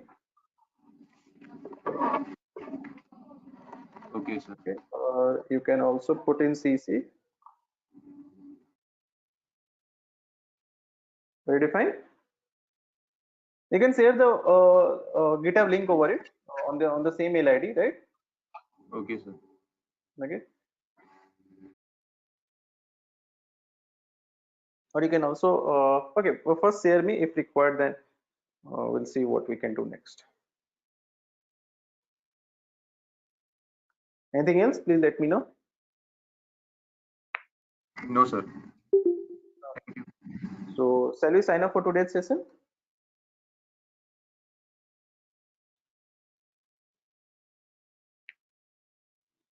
Yes, sir. Thank you, everyone. Take care. Good night. We'll meet again tomorrow. Thank you. Good night, everyone.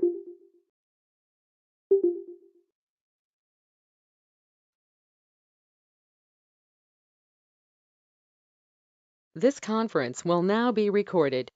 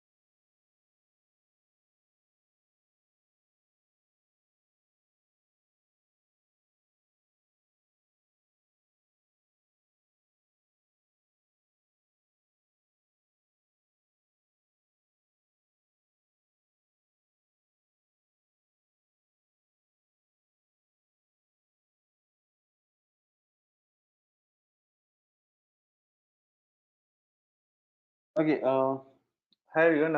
Very good evening to all of you. I hope I am audible to you, right?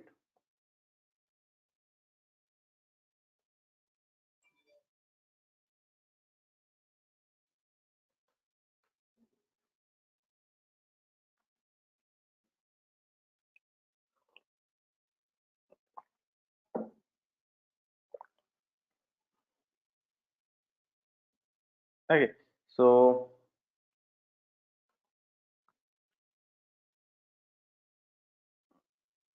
uh, okay, so last class we did what we had studied a little bit about the data filtering as well as some of the functions. Okay, let me give a quick revision out of that. Okay, as everyone is joining, so we can till the time everyone joined, we can have a quick revision, right? So first we understood like how data frames are used. Mostly it is used for kind of a well structured data, right? So how to access the data? There are the ways of accessing the data. We can use a function read CSV, okay, read Excel or whatever the format of data we are having. Okay, so read CSV and the address of the data. Okay, so that address can be there from your system or can be there from the, if you're using an offline tool, then it can be address of your system, any drive address, or it can be some web address. Okay, or we can also upload the data in this space and can access from there. Okay, that also I'll let you know. So we have accessed the data. Thereafter, for accessing the column names, okay, these are the column names. For accessing a particular number of columns, okay, how LOC works. Two things we had seen, LOC and ILOC. I hope you had gone through it. Okay, so LOC represents location, ILOC represents index locations. Okay, that also we had seen. Describe function for a statistical analysis. Sum function, okay, that will sum all the value but in a particular column. Okay, here using is null dot sum is doing what? It will just sum up all the situations in each column where null values are existing. So we are having null values.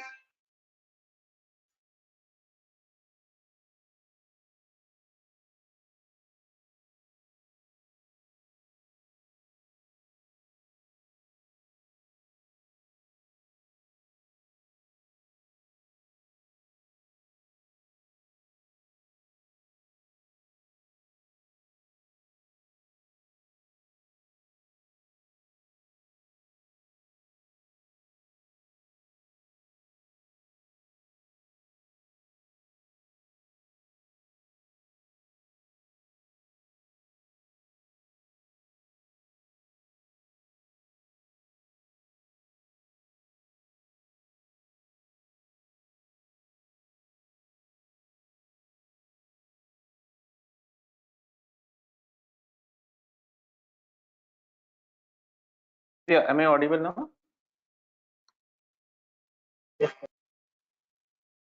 Okay.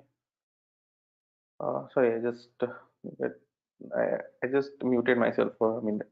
Okay, so is null dot sum is doing what? It is checking for null value in each column and giving you a kind of picture in which column how many null values exist.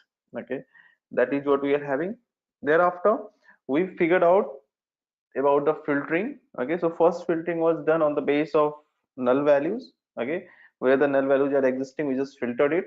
Okay, then where the null value is not existing, that also we can filter it. We can filter. Okay, and then we are calculating some kind of a mean value. Okay, we had seen how we can calculate the mean value in a particular column.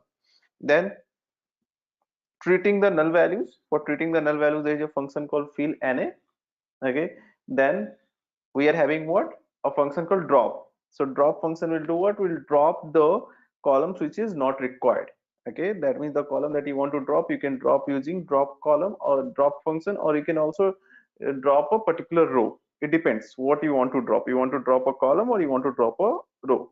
Okay, whatever you want to drop, you can drop using the drop function. Okay, then we are having a drop na function that will just drop those rows or those columns where null values are present. The function is what? Drop na. It will drop all those rows, all those row columns where the null values are present. Okay, so that is drop anything. Data filtering, it will filter the data based upon certain condition. We are just making a filtration of the data. Okay, unique function will represent all unique values in a particular column. Value count, the number of repetition of a unique value, and then it is about the okay, this is filtering and then summing up the number of true conditions. Okay, so now it is done. Okay, at the end, what I told you, I just told you about a function called group by. With the group by function, we figured out that for different the the passengers who are traveling in different class are having a huge age differences. Okay, if the passengers are from different class, like from passenger who are traveling in class 1 are having more age as compared to a passenger who are traveling in class 2, right? Okay, so let's see what we can do for that. Okay, so I hope, is there anyone who did it? Vishnu is giving a solution. Okay, Vishnu, you're correct. Means first you applied the data filtering and then you did it, right, Vishnu? But sir, I got some error in this code. Okay, we'll see, I have just put it on Google Classroom of my college. Okay, we'll see.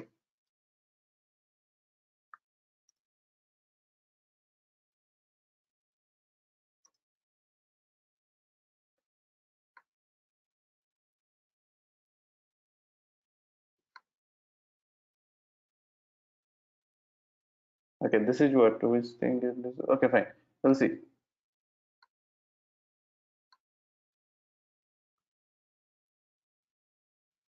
Just compare once. Df dot head. Okay, Sanjay is giving a solution here. I guess Sanjay is doing it right over here.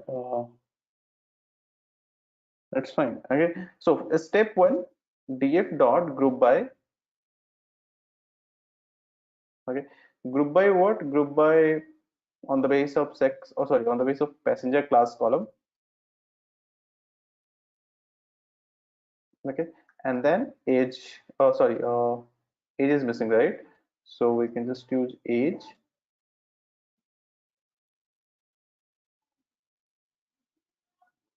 dot me. So we got it. Okay, so having these values we can access one by one, like 0 or 0 is not giving me any value. I guess 0 is not there, so I can give 1. So 1 is giving me the first value, then 2, then 3. Okay, so fine, and then df passenger class, okay, double equals 1. Okay, it will return all the true value where for the passengers who are traveling in class 1, right? So I can use over here df. Okay, so these are the guys who are in passenger class 1. Okay, and for these guys we can take the age column and then use fill na. Okay, fill na, what fill na, this thing 38.23, right?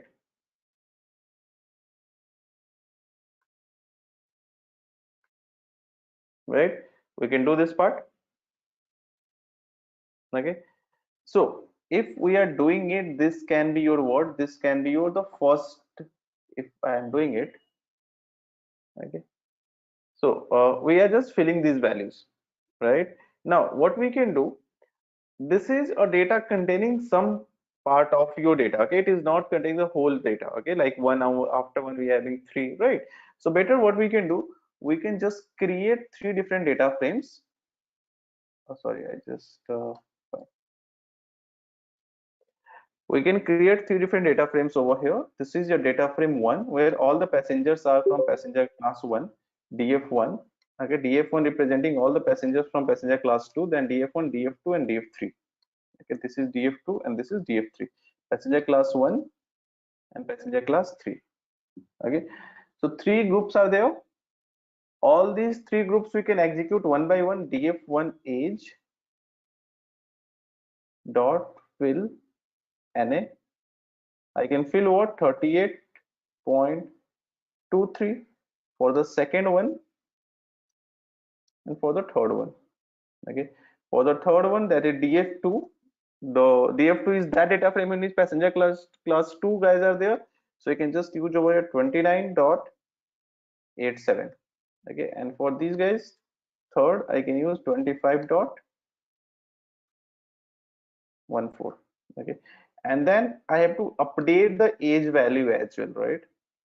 So just update the age value for each of them. df1, df2. Okay, so these guys updated their age values. Okay, so we are having three different data frames. Okay, df1, df2, df3. Okay, and those age values are also get updated. Okay, so next what we can do, we can join them back. So for joining them, the function we use is concat. Okay, pd.concat for joining different data frames. Concat is a function. Concat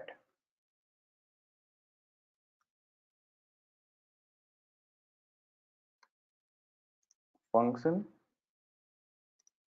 to join more than one data frame together. Okay, concat what I have to concat? I have to concat df1, df2, and df3.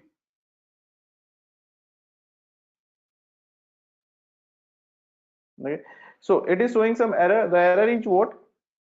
First argument must be iterable, so that means I have to put it in this. These things will be the one argument. Okay, so now what we are having, we have just added all the values. We are having now 891 rows, right? And this is one parameter. Okay, so now these are again appended up, but after 1 3 is showing. Why? Because df1 is having 1, then 3, then 6, like that. I want to reset the index. So what we can do, I can just use over here ignore index. Ignore index equal to true. So it will ignore the index to give you the complete information. So now it is perfect 0 1 2 3 5 6 7 8, right? And now it is your df.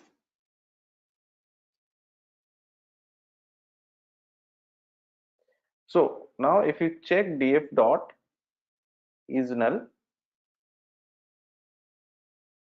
dot sum, you'll get no null value. At least in the age column we are having no null value, right? That means what we did, the process is very simple. I had given this thing as an assignment. First, pick the data. Second, find out the age based upon the class.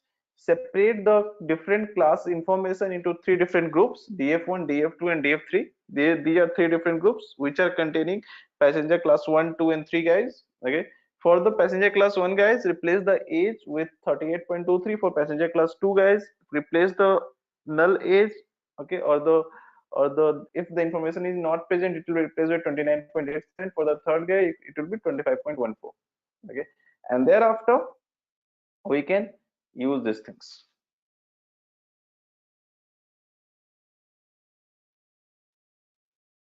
Better?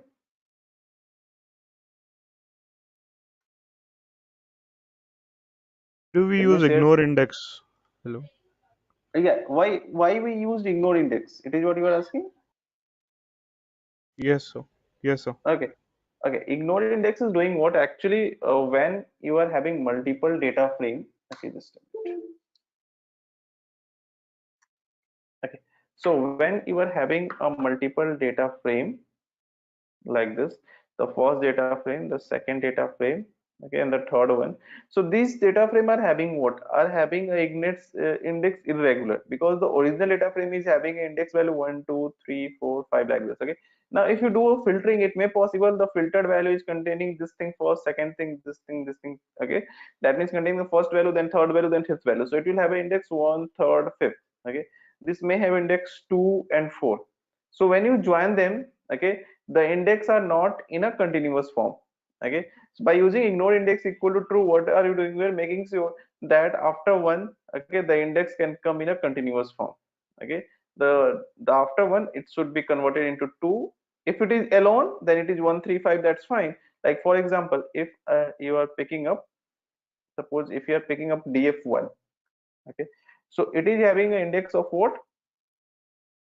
1, 3, 6, 11, 23, like that. Okay, if df2 is having an index of what,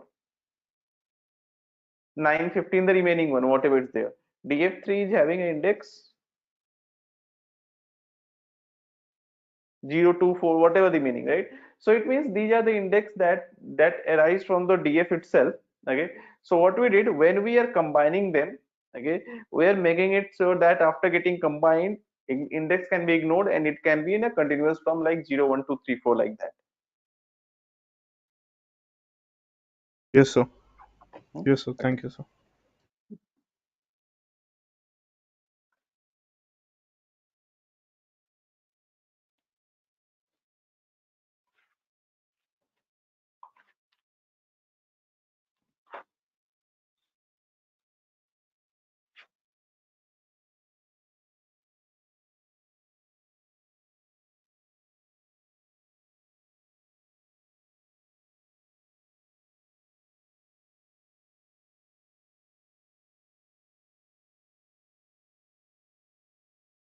Clear for everyone?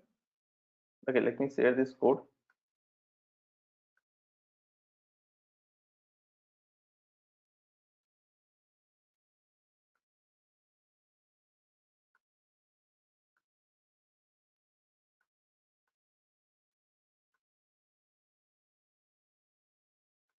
Krishna, you got it?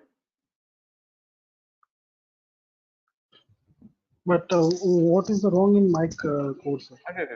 Tell me. We'll see.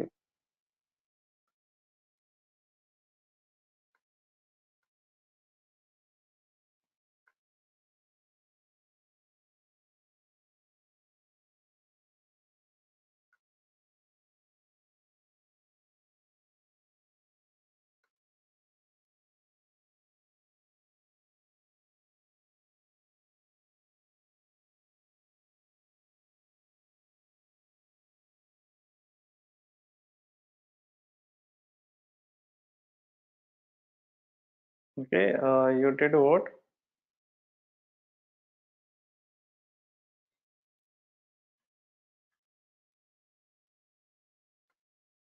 Or df age passenger class.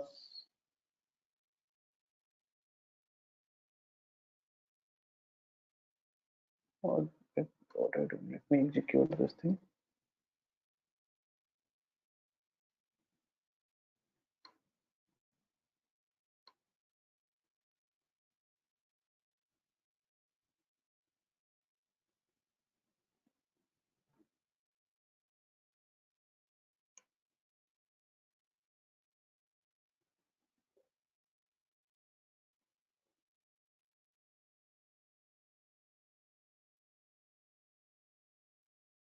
You are putting two different values together, right?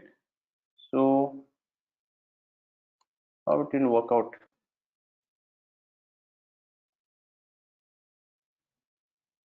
That means if you are filtering on the basis of passenger class, so you have to filter like this. Okay, and it is df passenger class. Okay, and this double equals to 1. Okay, that means you are comparing passenger class thing with 1, right? You have to compare the passenger class thing with 1. Okay, to separate all those guys who are in passenger class 1. These are the guys who are passenger class 1. Now you can take the age from here. Okay, now you can take the age from here. Okay, these are the age of what, passenger class 1. Okay, and now you can take the mean from here. Okay, but you are putting age at this before passenger class. Getting my point?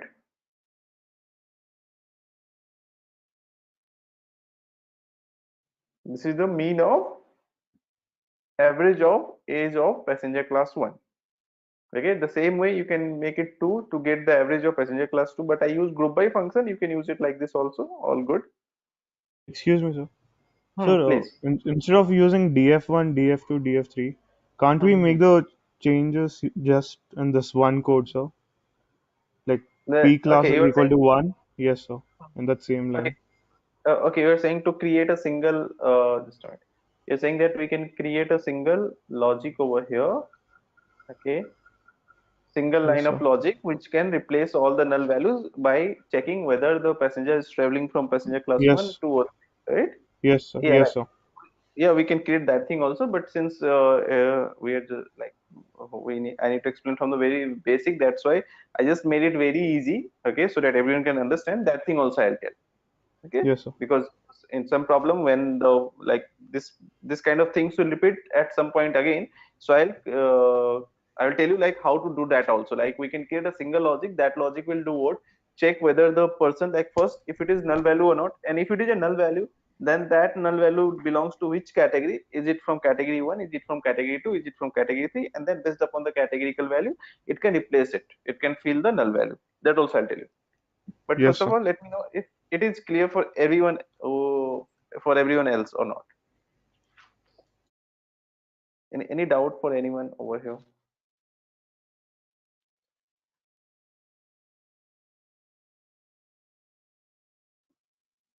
Sanjay is showing your code is not running. Which code you are? Which code is not running? The code that you had given over here. This one. Why is this showing 0, sir? In DF age play class 1. Yes, What? in this line. This one. Okay. This is comparing age and passenger class. Both is equal to 1 or not. So obviously both is like there is no age which is 1. Passenger class may be 1, but age is not 1, right? If we want to separate it from age P for pre-class, then how we separate? Double bracket. Yeah, double bracket. Like what exactly you want to do? You want to find out the null values in case of passenger class 1. This is what you want to find out? Yes. Okay, so you can do it like this. Simple. First of all, take only the passenger class. DF passenger. Just take only passenger class, right? Okay. Now in the passenger class 1 I have to consider. So just compare it equal to 1. That's it. Make it simple. Okay. And now over here I want to filter the data. Then just pass this true or false through the data frame. Go step by step. Okay, so these are the guys from passenger class 1. All of them are from passenger class 1. Then you want to what? Then you want to check the null value in case of age. So you can take the age over here. Okay, and can take the null values by using dot is null. Again getting true false, then dot sum. So it is showing that how many null values are there in passenger class 1. Total 30 null values are there. Sir, after is null, can we put dot fill NA and then put the average or mean? No. After is null we can't do. Before without using each null you can do it. So we can give df and then dfp class equal to 1 age dot fill Mhm. NA. We can do that. Right. Let's see. Dot fill NA. This is what you are telling, right? Yes, sir. Okay. So let's see over here first.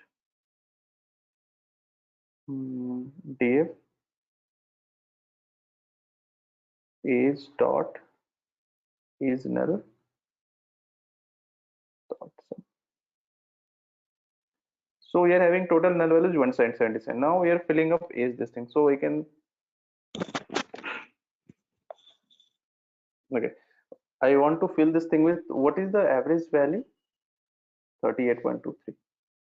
38.23. Okay, I filled it. Okay, so it is showing this thing. Okay, now whether it will be affected in the original value or not, it will not be affected until unless we have to reassign it, right? For reassigning I have to use what? I have to use this thing. Okay, here we can use something for the reassigning. I told you for the reassignment. Okay, what I did, I first filled it, okay, and then reassigned it to the age column. Okay, I filled it and reassigned to the age column for df2 df3, right? But here I can't do. Here I can't do. I can't reassign it. How can I reassign? Because if I reassign, it will be. It is not the complete data. Okay, it is not the complete data of the age. It is the data of only those guys who are in passenger class 1. After 1 we are having 3, then 6, then 11, then 23, right? So it is a data of only those guys who are in passenger class 1. not the whole data, right?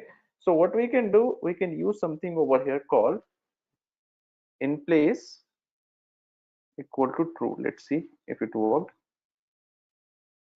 So it means now if I will check the null value,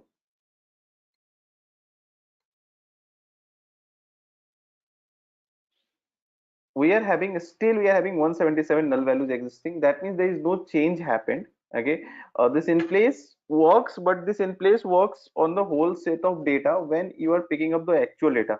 Here if you're trying to do it, it is not affecting the whole data. Okay, so that means if you are using it, it can replace, but it can replace what? It can replace the filter data. Okay, it can only replace the filter data, not the whole set of data. Yes, sir. So, but then how to replace it with the whole set of data then, sir? Yeah, that's what I'm saying. Like, just a minute.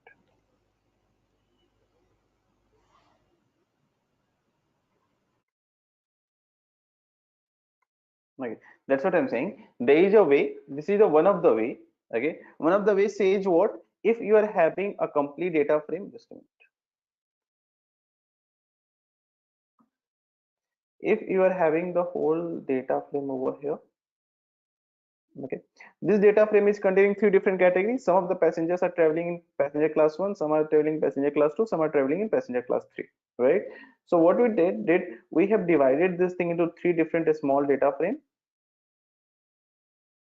Okay, three different small data frame by using data filtering. Okay, and thereafter these three small data frames we are having, and we just replace the null values in case of data frame 1, 2 and 3 by the average age of passenger class 1. Average age of passenger class 1 was 28.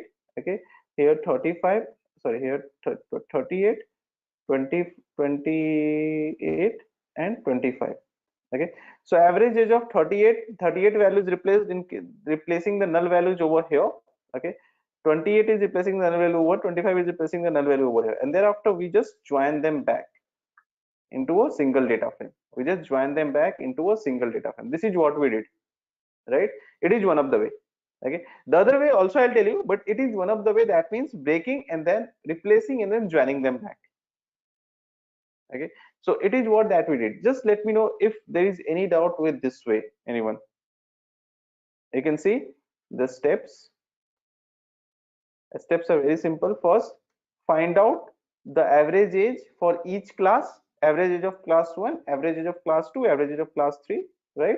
Then filter, separate average of, this is df1 containing only those passengers who are traveling in passenger class 1.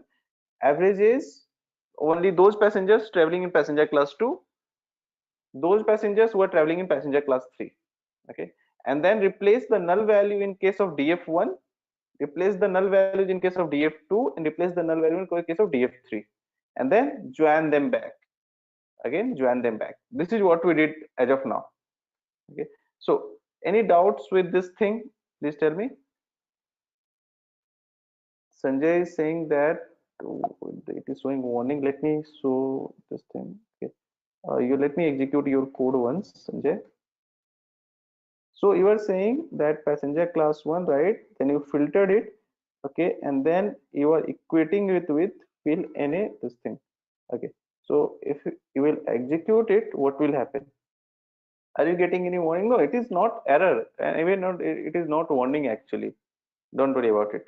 It is not error, it is not a warning also. It is what are you doing exactly? I'll show you. Suppose I'm taking a data, original data. Okay, what are you doing? Here you did the data filtering.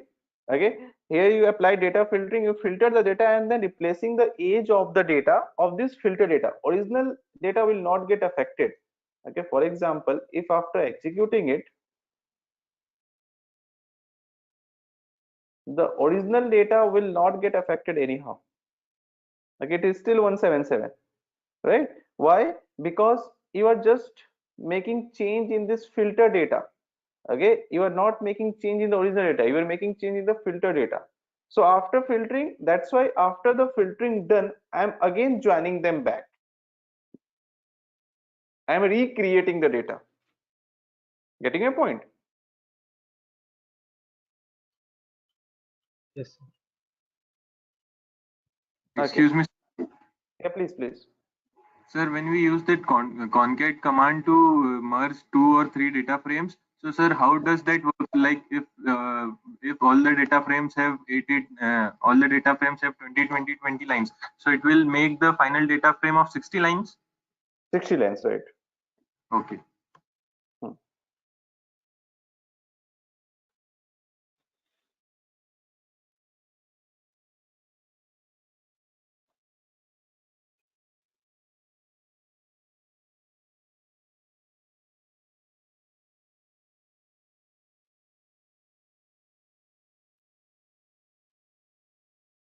Clear? Okay, it's fine. Okay, so I hope it worked for everyone, right?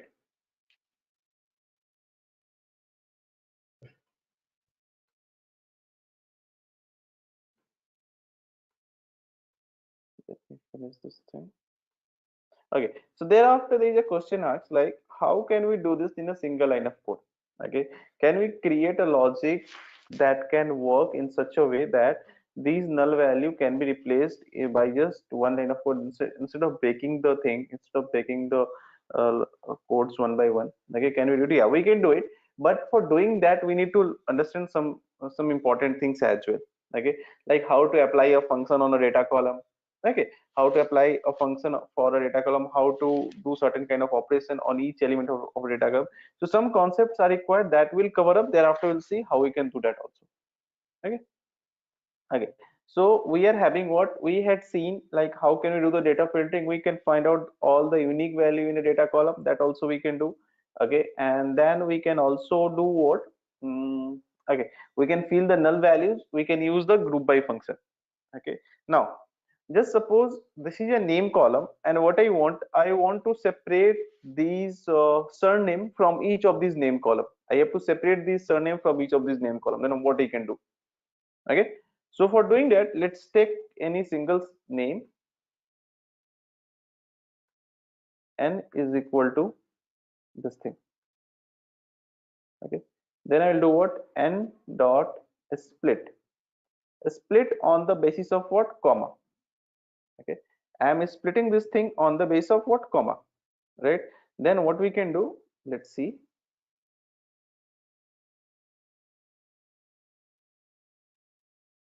We are getting two values separated from each other. Okay, first one and the second one. Okay, why? Because on the basis of comma, and it is what? It's a list. Okay, and from the list you can take the value using better. If you are using any index, you can access any value from a list, but this is done for what? This is done for a single value. I have to do it over the whole data frame, over the whole data column. So for doing it over the whole data column, we will do what? We'll create a function def surname. Okay, surname x. Okay, x dot split comma. So this function will do what? Whatever the x value will be given, it will split and will pick the value from the 0 coordinate. Okay, and then return this value. It means what? I will call it surname and will pass this value with it.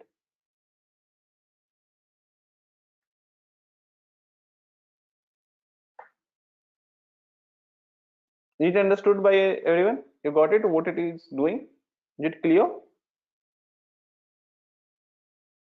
Anyone having any doubts about it?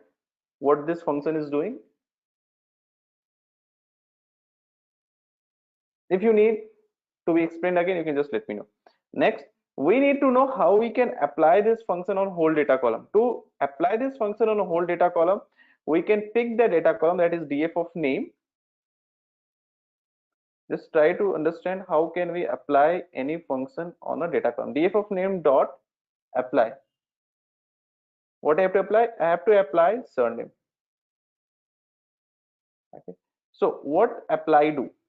Apply is a function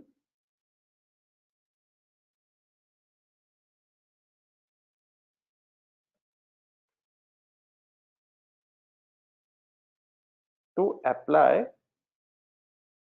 any function over a data column, right? So if I execute it, what will happen?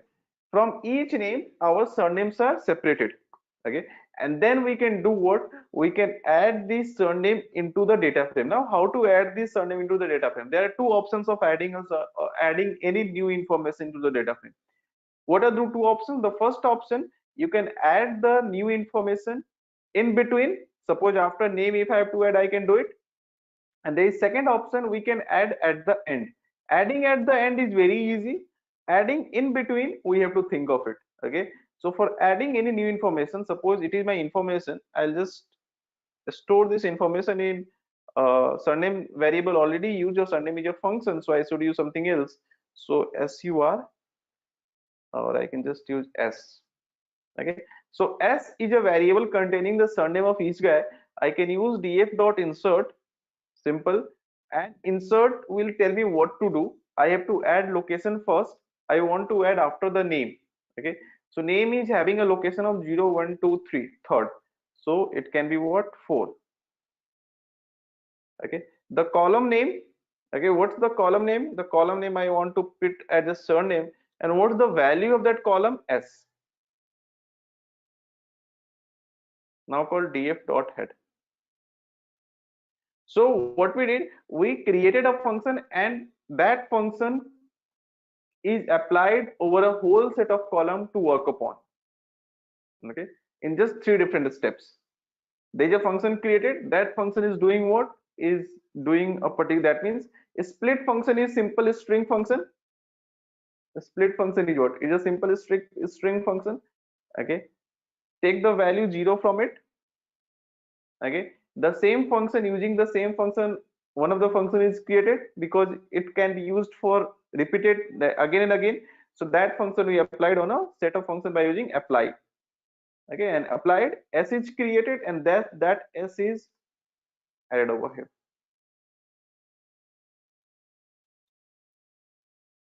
Clear? So, but what if we want to add it from the second row? Second row means Like we want to skip the first row and start adding it from the second row. Like we don't want to add it for the 0th row. We want to add it from, yes. it is added. I'm not getting, like, you want to add from here, the value you want to add from here, right? Yes, sir. Okay, but why, like, then these points will have what? These points will have in that case null value, right?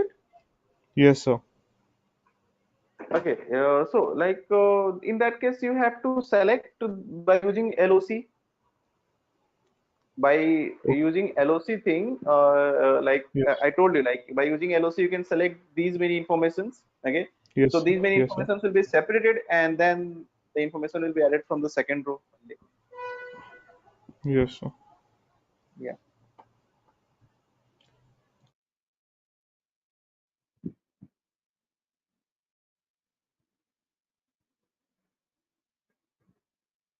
Give me a minute.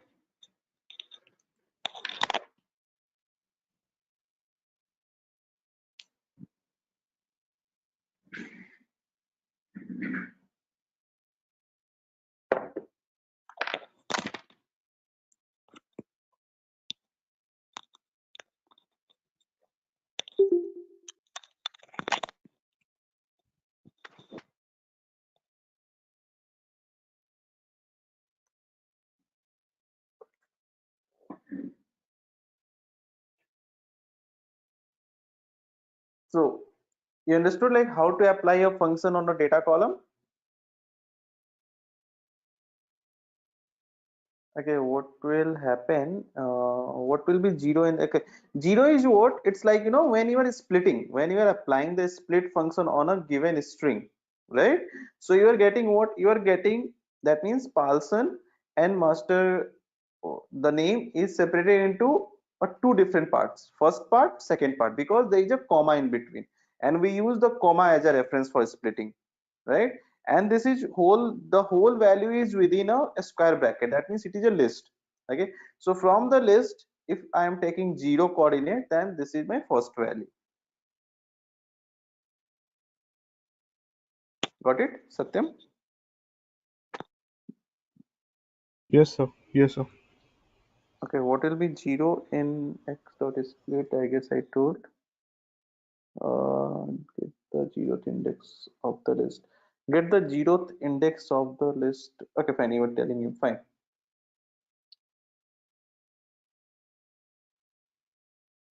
Abhi, is it clear?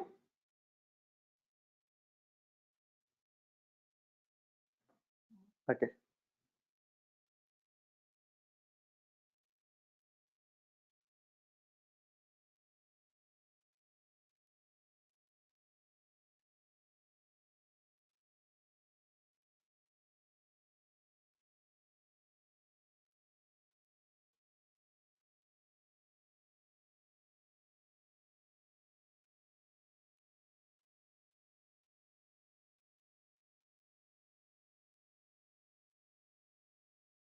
Okay, so let's proceed now. So now next what we'll do, we'll try to understand the mapping. Mapping means what? If there is a column and that column is having some categorical value, like this column is having some categorical value, but these categorical value are in what? Are in form of numeric.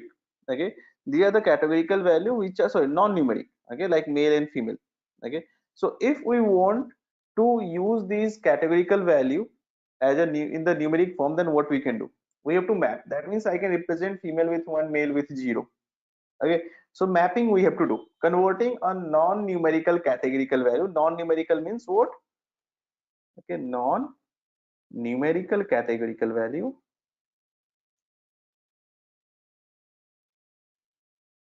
into numerical categorical, because when we are going to use some algorithm, okay, algorithm can only consider the numerical value, the non-numerical value will not be considered.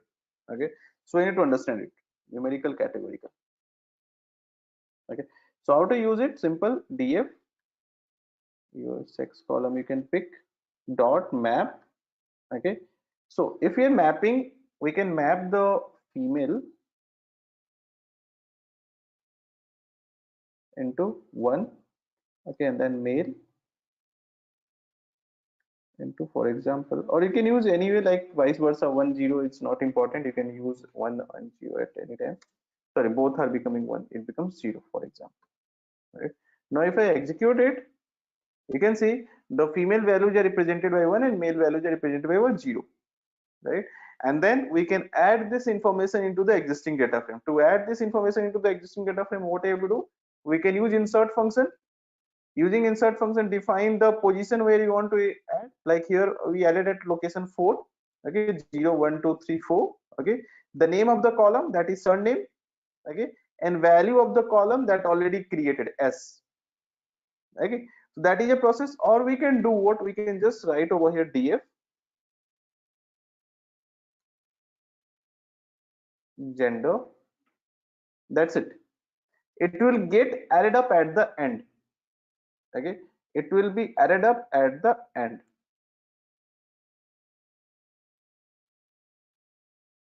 You can see the end column, the last column is a gender column representing female with 1, male with 0. This is called mapping.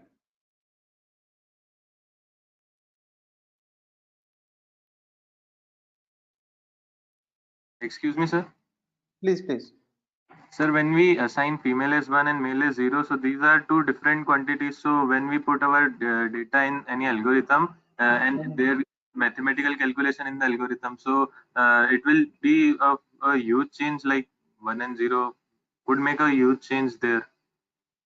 No, like what kind of change? Like we're talking like like if there is any categorical value, that should be represented in some numeric form. There are two ways of representing the numeric form. The first way says that if suppose you are having a categorical A, B, C, okay, so you can represent this thing at 0 1 2, okay, or 1 2 3, like this. Okay, anyway, whatever the form I want to represent, it depends upon my choice, I can represent. The second way, if we don't want that this 3 should create a higher influence as compared to 1, or this 2 should create a higher influence as compared to 0, Okay, so what we can do, there is a second way of representation that is known as one hot encoding. That means in that case what we can do, we can represent using the binary encoding. Okay, A100, B010, C001. This is the second way of encoding. Okay, so this way of encoding we'll see later on. Okay, this is the initial encoding. Since we are having just two category, if we are having just two category, then representing into 0 and 1 format will not be any kind, will not show any kind of bigger uh, that means will not show any kind of adverse effect. Okay, yeah, if we are having a huge number of category, then using this kind of encoding may not be suggested. Okay, if you are having a large number of categories, suppose 10 categories are there, and with the 10 category, if you are using this kind of encoding, okay, which will take you from 0 to 10, okay, may not be good, because in that case the value which is 10, the category which is represented by 10 will be highly will become more more influensive as compared to a category represented by 0. Okay, the category represented by 10 will influence the algorithm more to be biased towards it. Okay, to be biased towards it, right? That means algorithm will give the more weightage to the category represented by 0, so represented by 10. Okay, so in case where you are having a large number of category, we can use this kind of encoding. In case we are having just two category, we can use 0 and 1, simple. Okay, sir. Right. Mhm.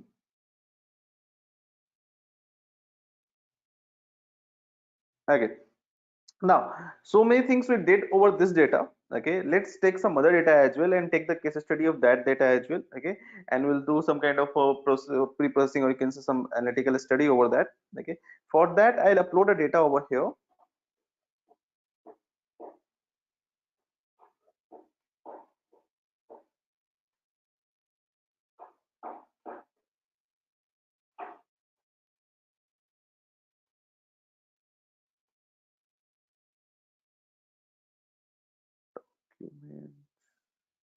Just a minute.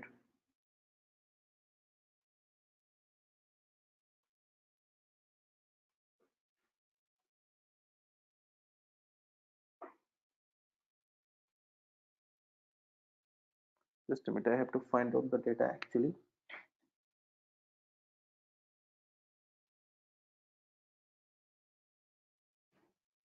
Okay, I got it.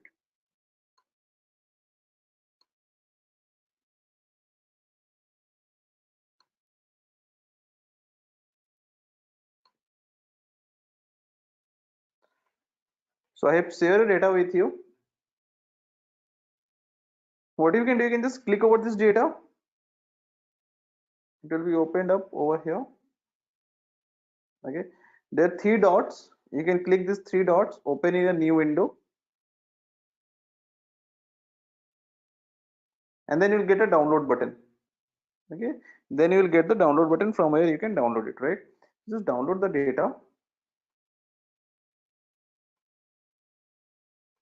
and then upload the data in this place. If you're using offline, you can directly give, it is not required to be uploaded, you can give the location of your data frame.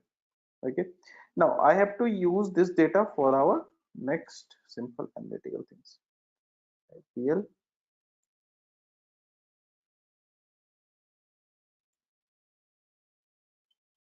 Okay. So df is equal to pd dot read underscore csv. Copy the location of this data, paste it over here, and then df dot head. And thereafter I'll just give you a very small assignment to do with it. Okay,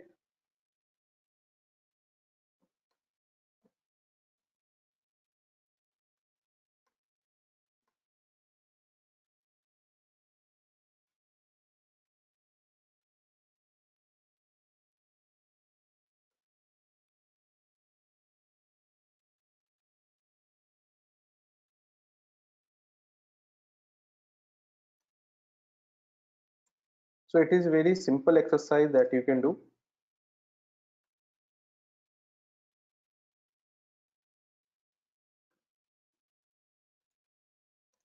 Till the time I'm writing it, you can access the data, right?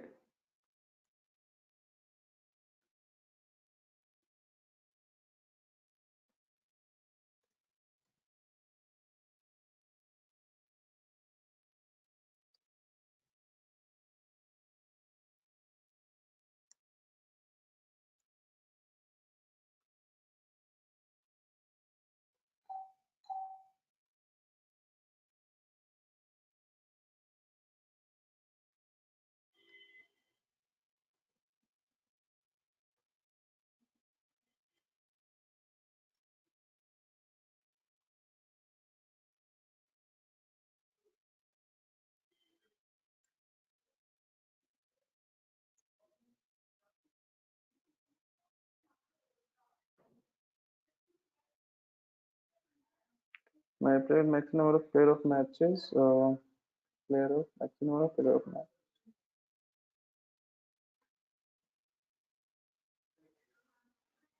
Percentage of winning in case on the toss.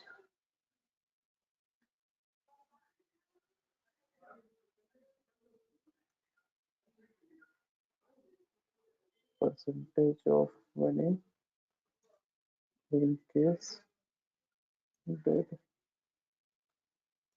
batting first versus percentage of winning in case did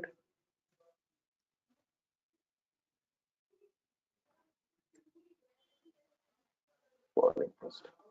Uh-oh.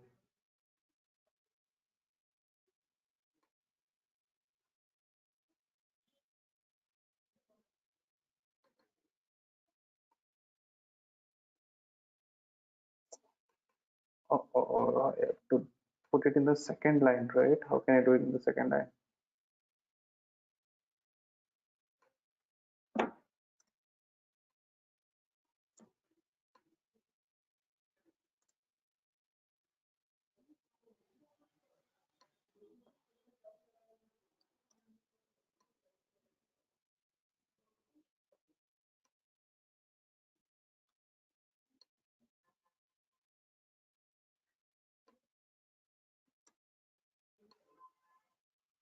Sir, I think \n should work. Hmm? Backslash n to put it on a different line.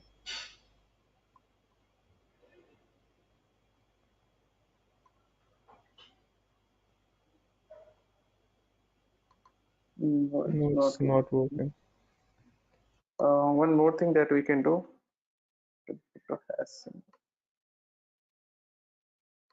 But it will become too big. Anyway, I'll just do it over here.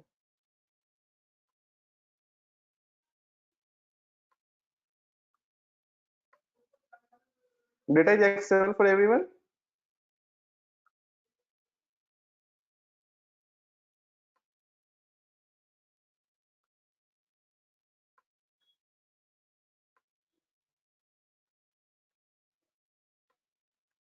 So you can use Alt and create multiple cursors. Like if you press Alt and click, it'll create multiple cursors. Okay, fine. It's okay. Fine. Yes. Okay. Okay. So these are the things that we have to do. Okay. I hope data is accessible for everyone, right? Okay. So for the very first thing, total number of matches, what we can do? For total number of matches, we can do two things. Okay. First, I can just use it over here as length of df. Okay. Total number of matches. Okay. So whenever you have to calculate the total number of information that is present in data, we can just use length of df. Okay, 756. That's fine. Then team won by maximum runs. How can we find out the team who is winning by maximum run? What we can do for that?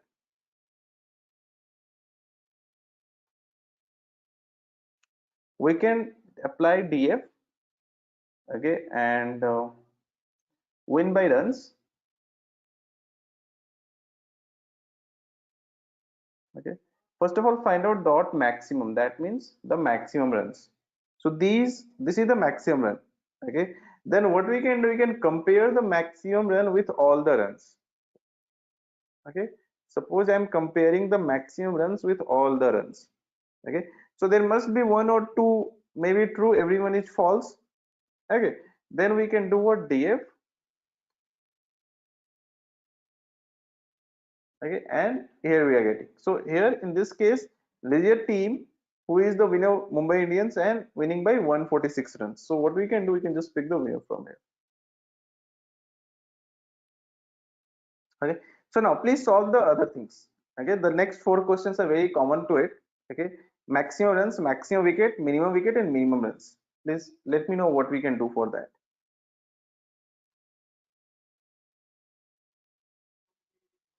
please.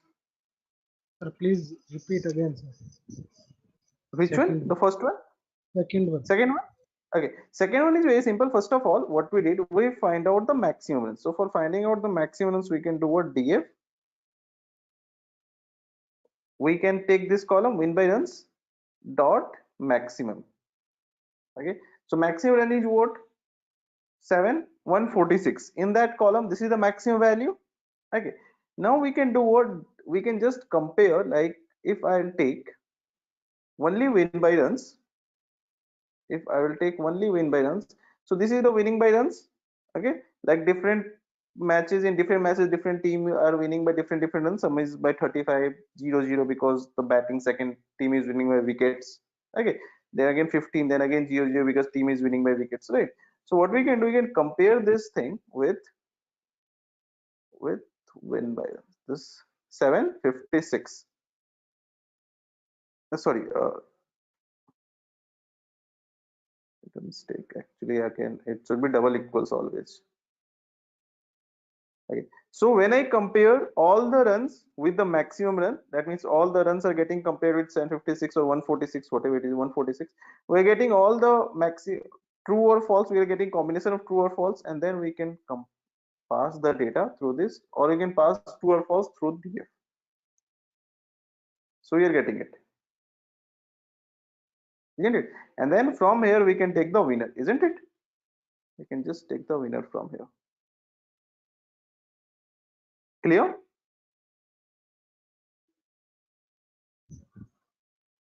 Understood? Sir. Okay. So now just try to solve the second case or other cases.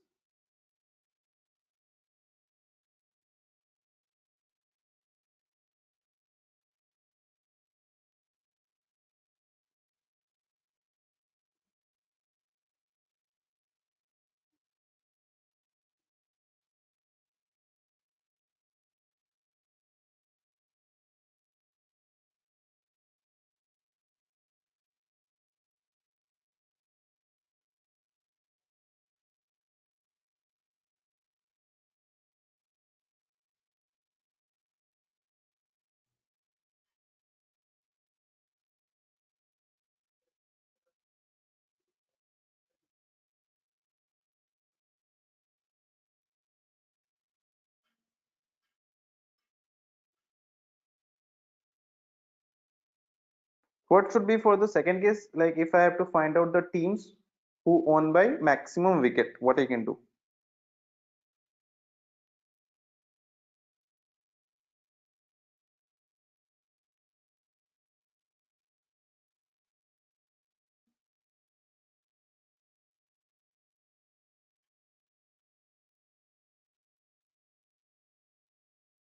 So we can just replace win by runs by win by wickets in this. Right.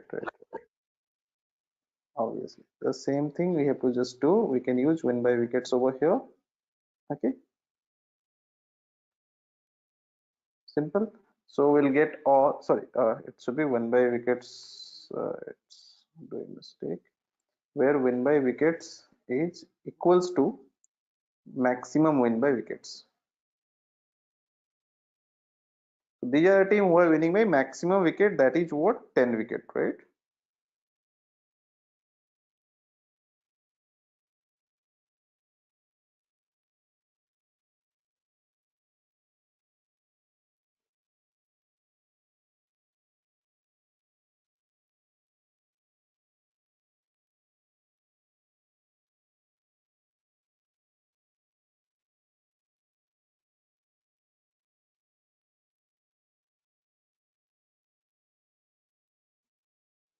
Any doubts? Anyone? Please tell me.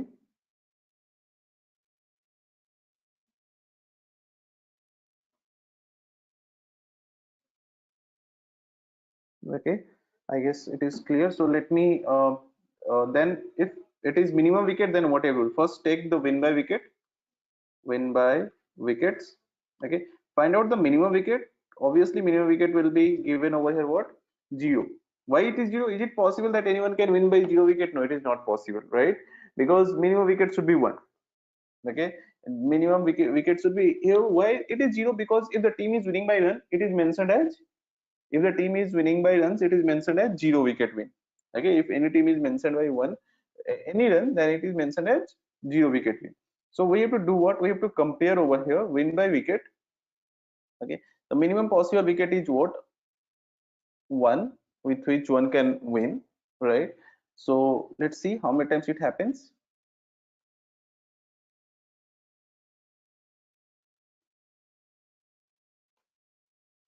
Okay, it happens for how many times? We can just do the data filtering, right? So once we do the data filtering, we are getting these many incidents where team is winning by at least 1 run, sorry, 1 wicket. Okay, these are the teams who is winning by 1 wicket, and we can take the team over here. Okay, same way, the minimum run win, we can do what? We can just use over here win by runs. Any doubts? Please tell me.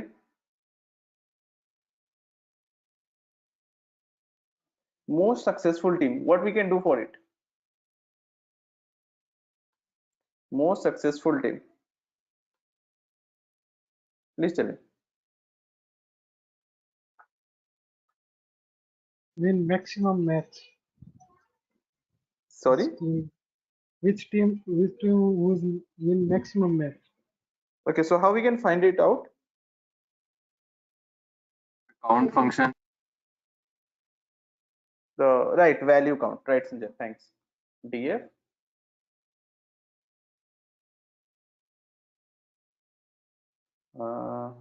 we can use over here winner.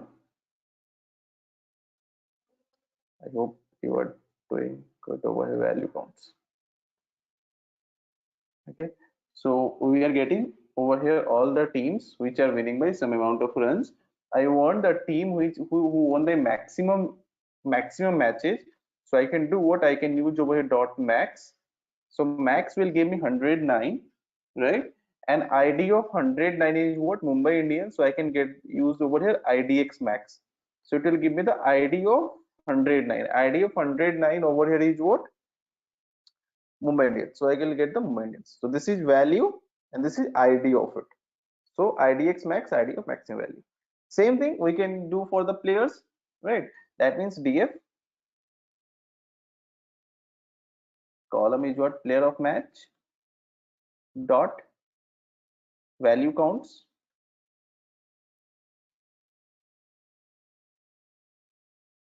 dot IDX max.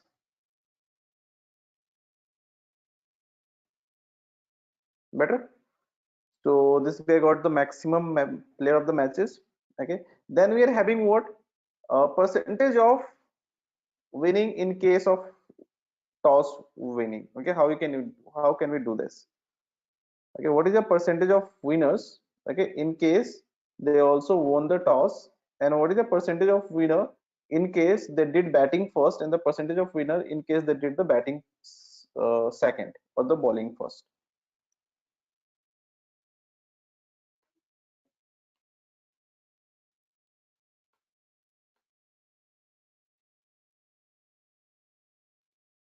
Tell me. Everyone, like only 2-3 people are actually responding, so I want that everyone should solve it and let me know.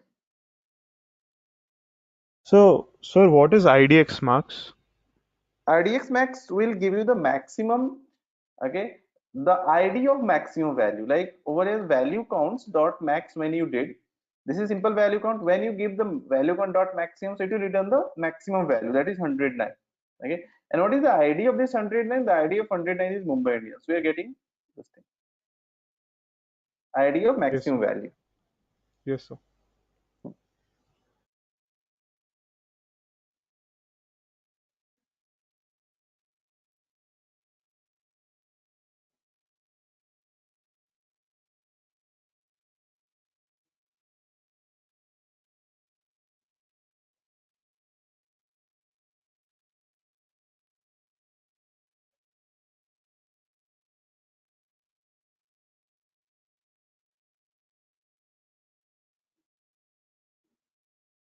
Sir, if we want to check percentage win when the team has won the toss, we can do if wait, sir.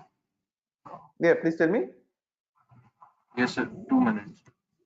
Sir, we can do if the toss winner is equals to the winner, and then count the number of matches and divided by total matches and count the percentage. Right, Ruchi, right, Ruchi.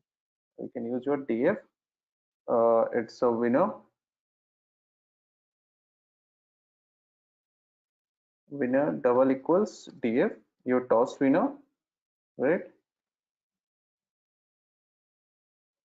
Okay. When we compare it, we'll get true or false, and then we can just use over here. We can count the number of true value.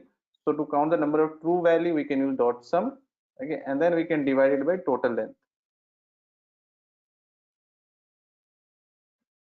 Okay, so it is what we can do. And in case if you have to find out the, we can say the what is the second case? The second case was if we have to find out the winning in case of batting or bowling did first, what we can do?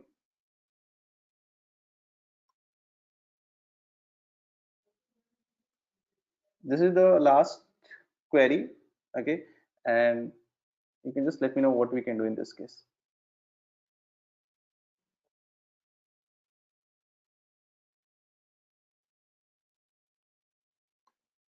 You can do it by the column toss decision equals to betting, and then compare it by with the winning team. You can do it in a very simple way. Actually, whenever there's a team winning by run, okay, then that means that team must did the batting first. Here it's mentioned 35. Okay, that means the winner, whosoever is the winner, they did the batting first. Okay, and if there is a winning by any wicket, okay, that means they did the uh, they they won the match by doing bowling first, right? No, sorry, batting second. Okay, these are the guys who are winning by batting second, that means bowling first. Okay, these are the guys who are winning by batting first, that means bowling second, right? That means if the winning difference is more than zero, okay, DF, if win by runs, okay, win by runs is what is more than what is more than zero. If it is more than zero, that means team won the match and they also did the batting first. Okay, we can count the true value by using dot sum. Okay, and can this is the total number of conditions and can divide by total value length of DF. Okay, the same way, all that means 44% times the batting first team won and then win by wickets.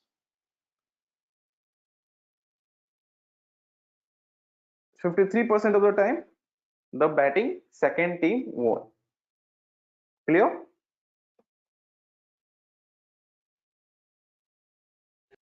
Sir, in the previous one, Mm-hmm. what does the dot sum calculate, sir? Okay, dot sum calculates over here whenever you compare two different entity. So you will get what? You will get true or false, right? So true Yes. represents one, false represents zero. Okay, so it is a binary true or false. That means one and zero. So I have to count how many trues are there. That means how many times the winner and toss winner both are same. So I can use dot sum. In that case, all the ones will get added up. That means all the true things will get added up. Since it is a binary value, it will get added up and will give you the total number of true situations. That is 393 out of total conditions. Out of total conditions, 393. What is total condition? Total condition is length of DF. Yes. Yes, sir. Okay. You can also do the data filtering, then calculate the length, and then you can use it. Okay. Sanjay had given a solution. Yeah, right. Like Sanjay had given that solution. You can use that thing also. That is also one of the way. Okay, fine. So thereafter, let's take some more data sets. Data of supermarket. If you are having some data sets, then also you can recommend me. DF is equal to pd dot read underscore csv. Ruchi or someone in last class said he's sharing some project. Okay, I hope. Yes, Have sir. you I shared? said I got busy in my exam, so I Okay, fine. couldn't. I will do it today, sir. No, no, you know, berry.wo, it's like cheap orders.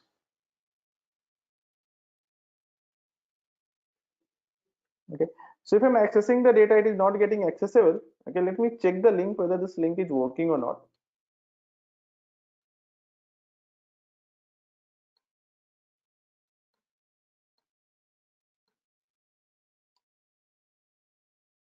It's working, but data is not separated by comma. It is separated by what? A space. It is almost equal to one tab space. Okay, that means data is not comma separated value, it's a tab separated values, right? So in that case, what we can do, in these cases where data is not separated by commas, we can use the separation equals the entity which is separating it. So here the tab is separating it, so I will use it. Separation equal to tab. Okay, I have to give it, I guess. Yeah, so separation is equal to tab. When I used, okay, data got read up. So we are having the information over here like this. Okay, it is representing some data information like the quantity that about a product which is being sold, how many quantity is being sold, what is the item price of that particular quantity and all. Okay, so we have to do some analysis over here. Filter out Excuse all. me, sir. Yeah, So can you share the data set, sir? it is over the cloud. You can use this link. Okay, sir. Yes, Hmm. sir. Sir, could you send the link, sir? I'm putting it in chat. Actually, chat option is not quite good of this go to meeting, I guess.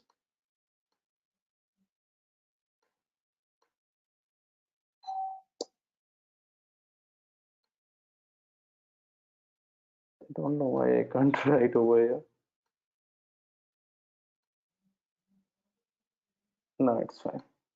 Okay, I pasted. Okay, so find all samples with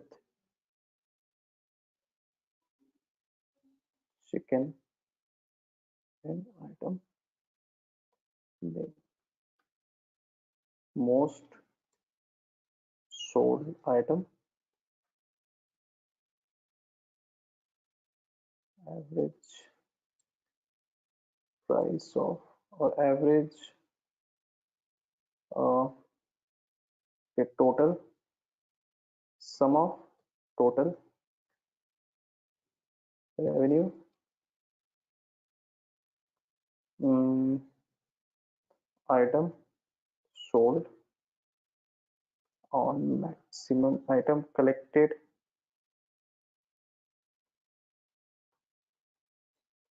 maximum revenue. Okay, item collected, maximum revenue, and maximum sold item. What that we have to do. So you can access it, think of it, what we can do for it. Okay, and in the meantime, we can also have our break so that we can get refreshed. Okay, so I guess one or two data on which we'll work upon before we'll start with the algorithmic part, with the machine learning part, right? These are some small things that we do. Okay, and thereafter we'll start with the machine learning part that will be done very soon. So just finish it and let me know if you are having any problem while doing it. Okay, and we can have a 10 minutes of break as well. Shall we? Yes, sir. Sir, I have sent to you the mail. Okay, fine. I'll check it. Okay, so we can just have a 10 minutes of break and we'll join back in 10 minutes and we'll continue.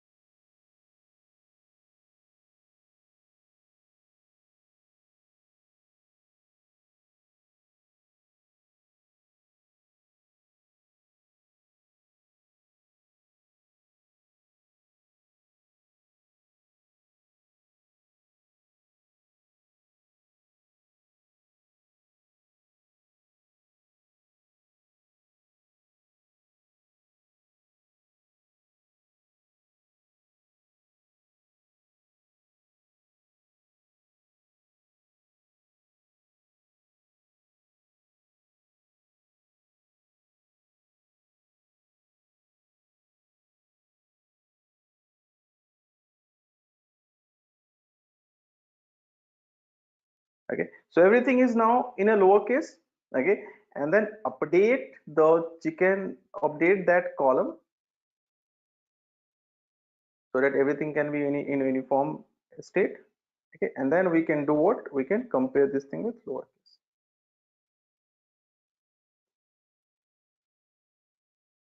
Is it fine? If sir, we can split this word into like a chicken and we compare it and sum up all. That also we can do. Like for example, if suppose we think like there can be a lowercase and uppercase. So this is one way. This is one of the most simplest way. Convert everything into lowercase and use it. Other way that you can do is what? This is for comparing a small cases. Okay, apply. This is for comparing capital cases. Okay, and then we can do what? We can just use over here or symbol. It means out of these true, if any one is true, okay, it will return the true. This is called or. Okay, and then can pass it. So why do we use dot str? Why can't we just use dot contains? Actually, it is a function that is of a string function. Okay, it is applied on a string value of a complete column. That's why we are using str. So if it's integer, we can use int.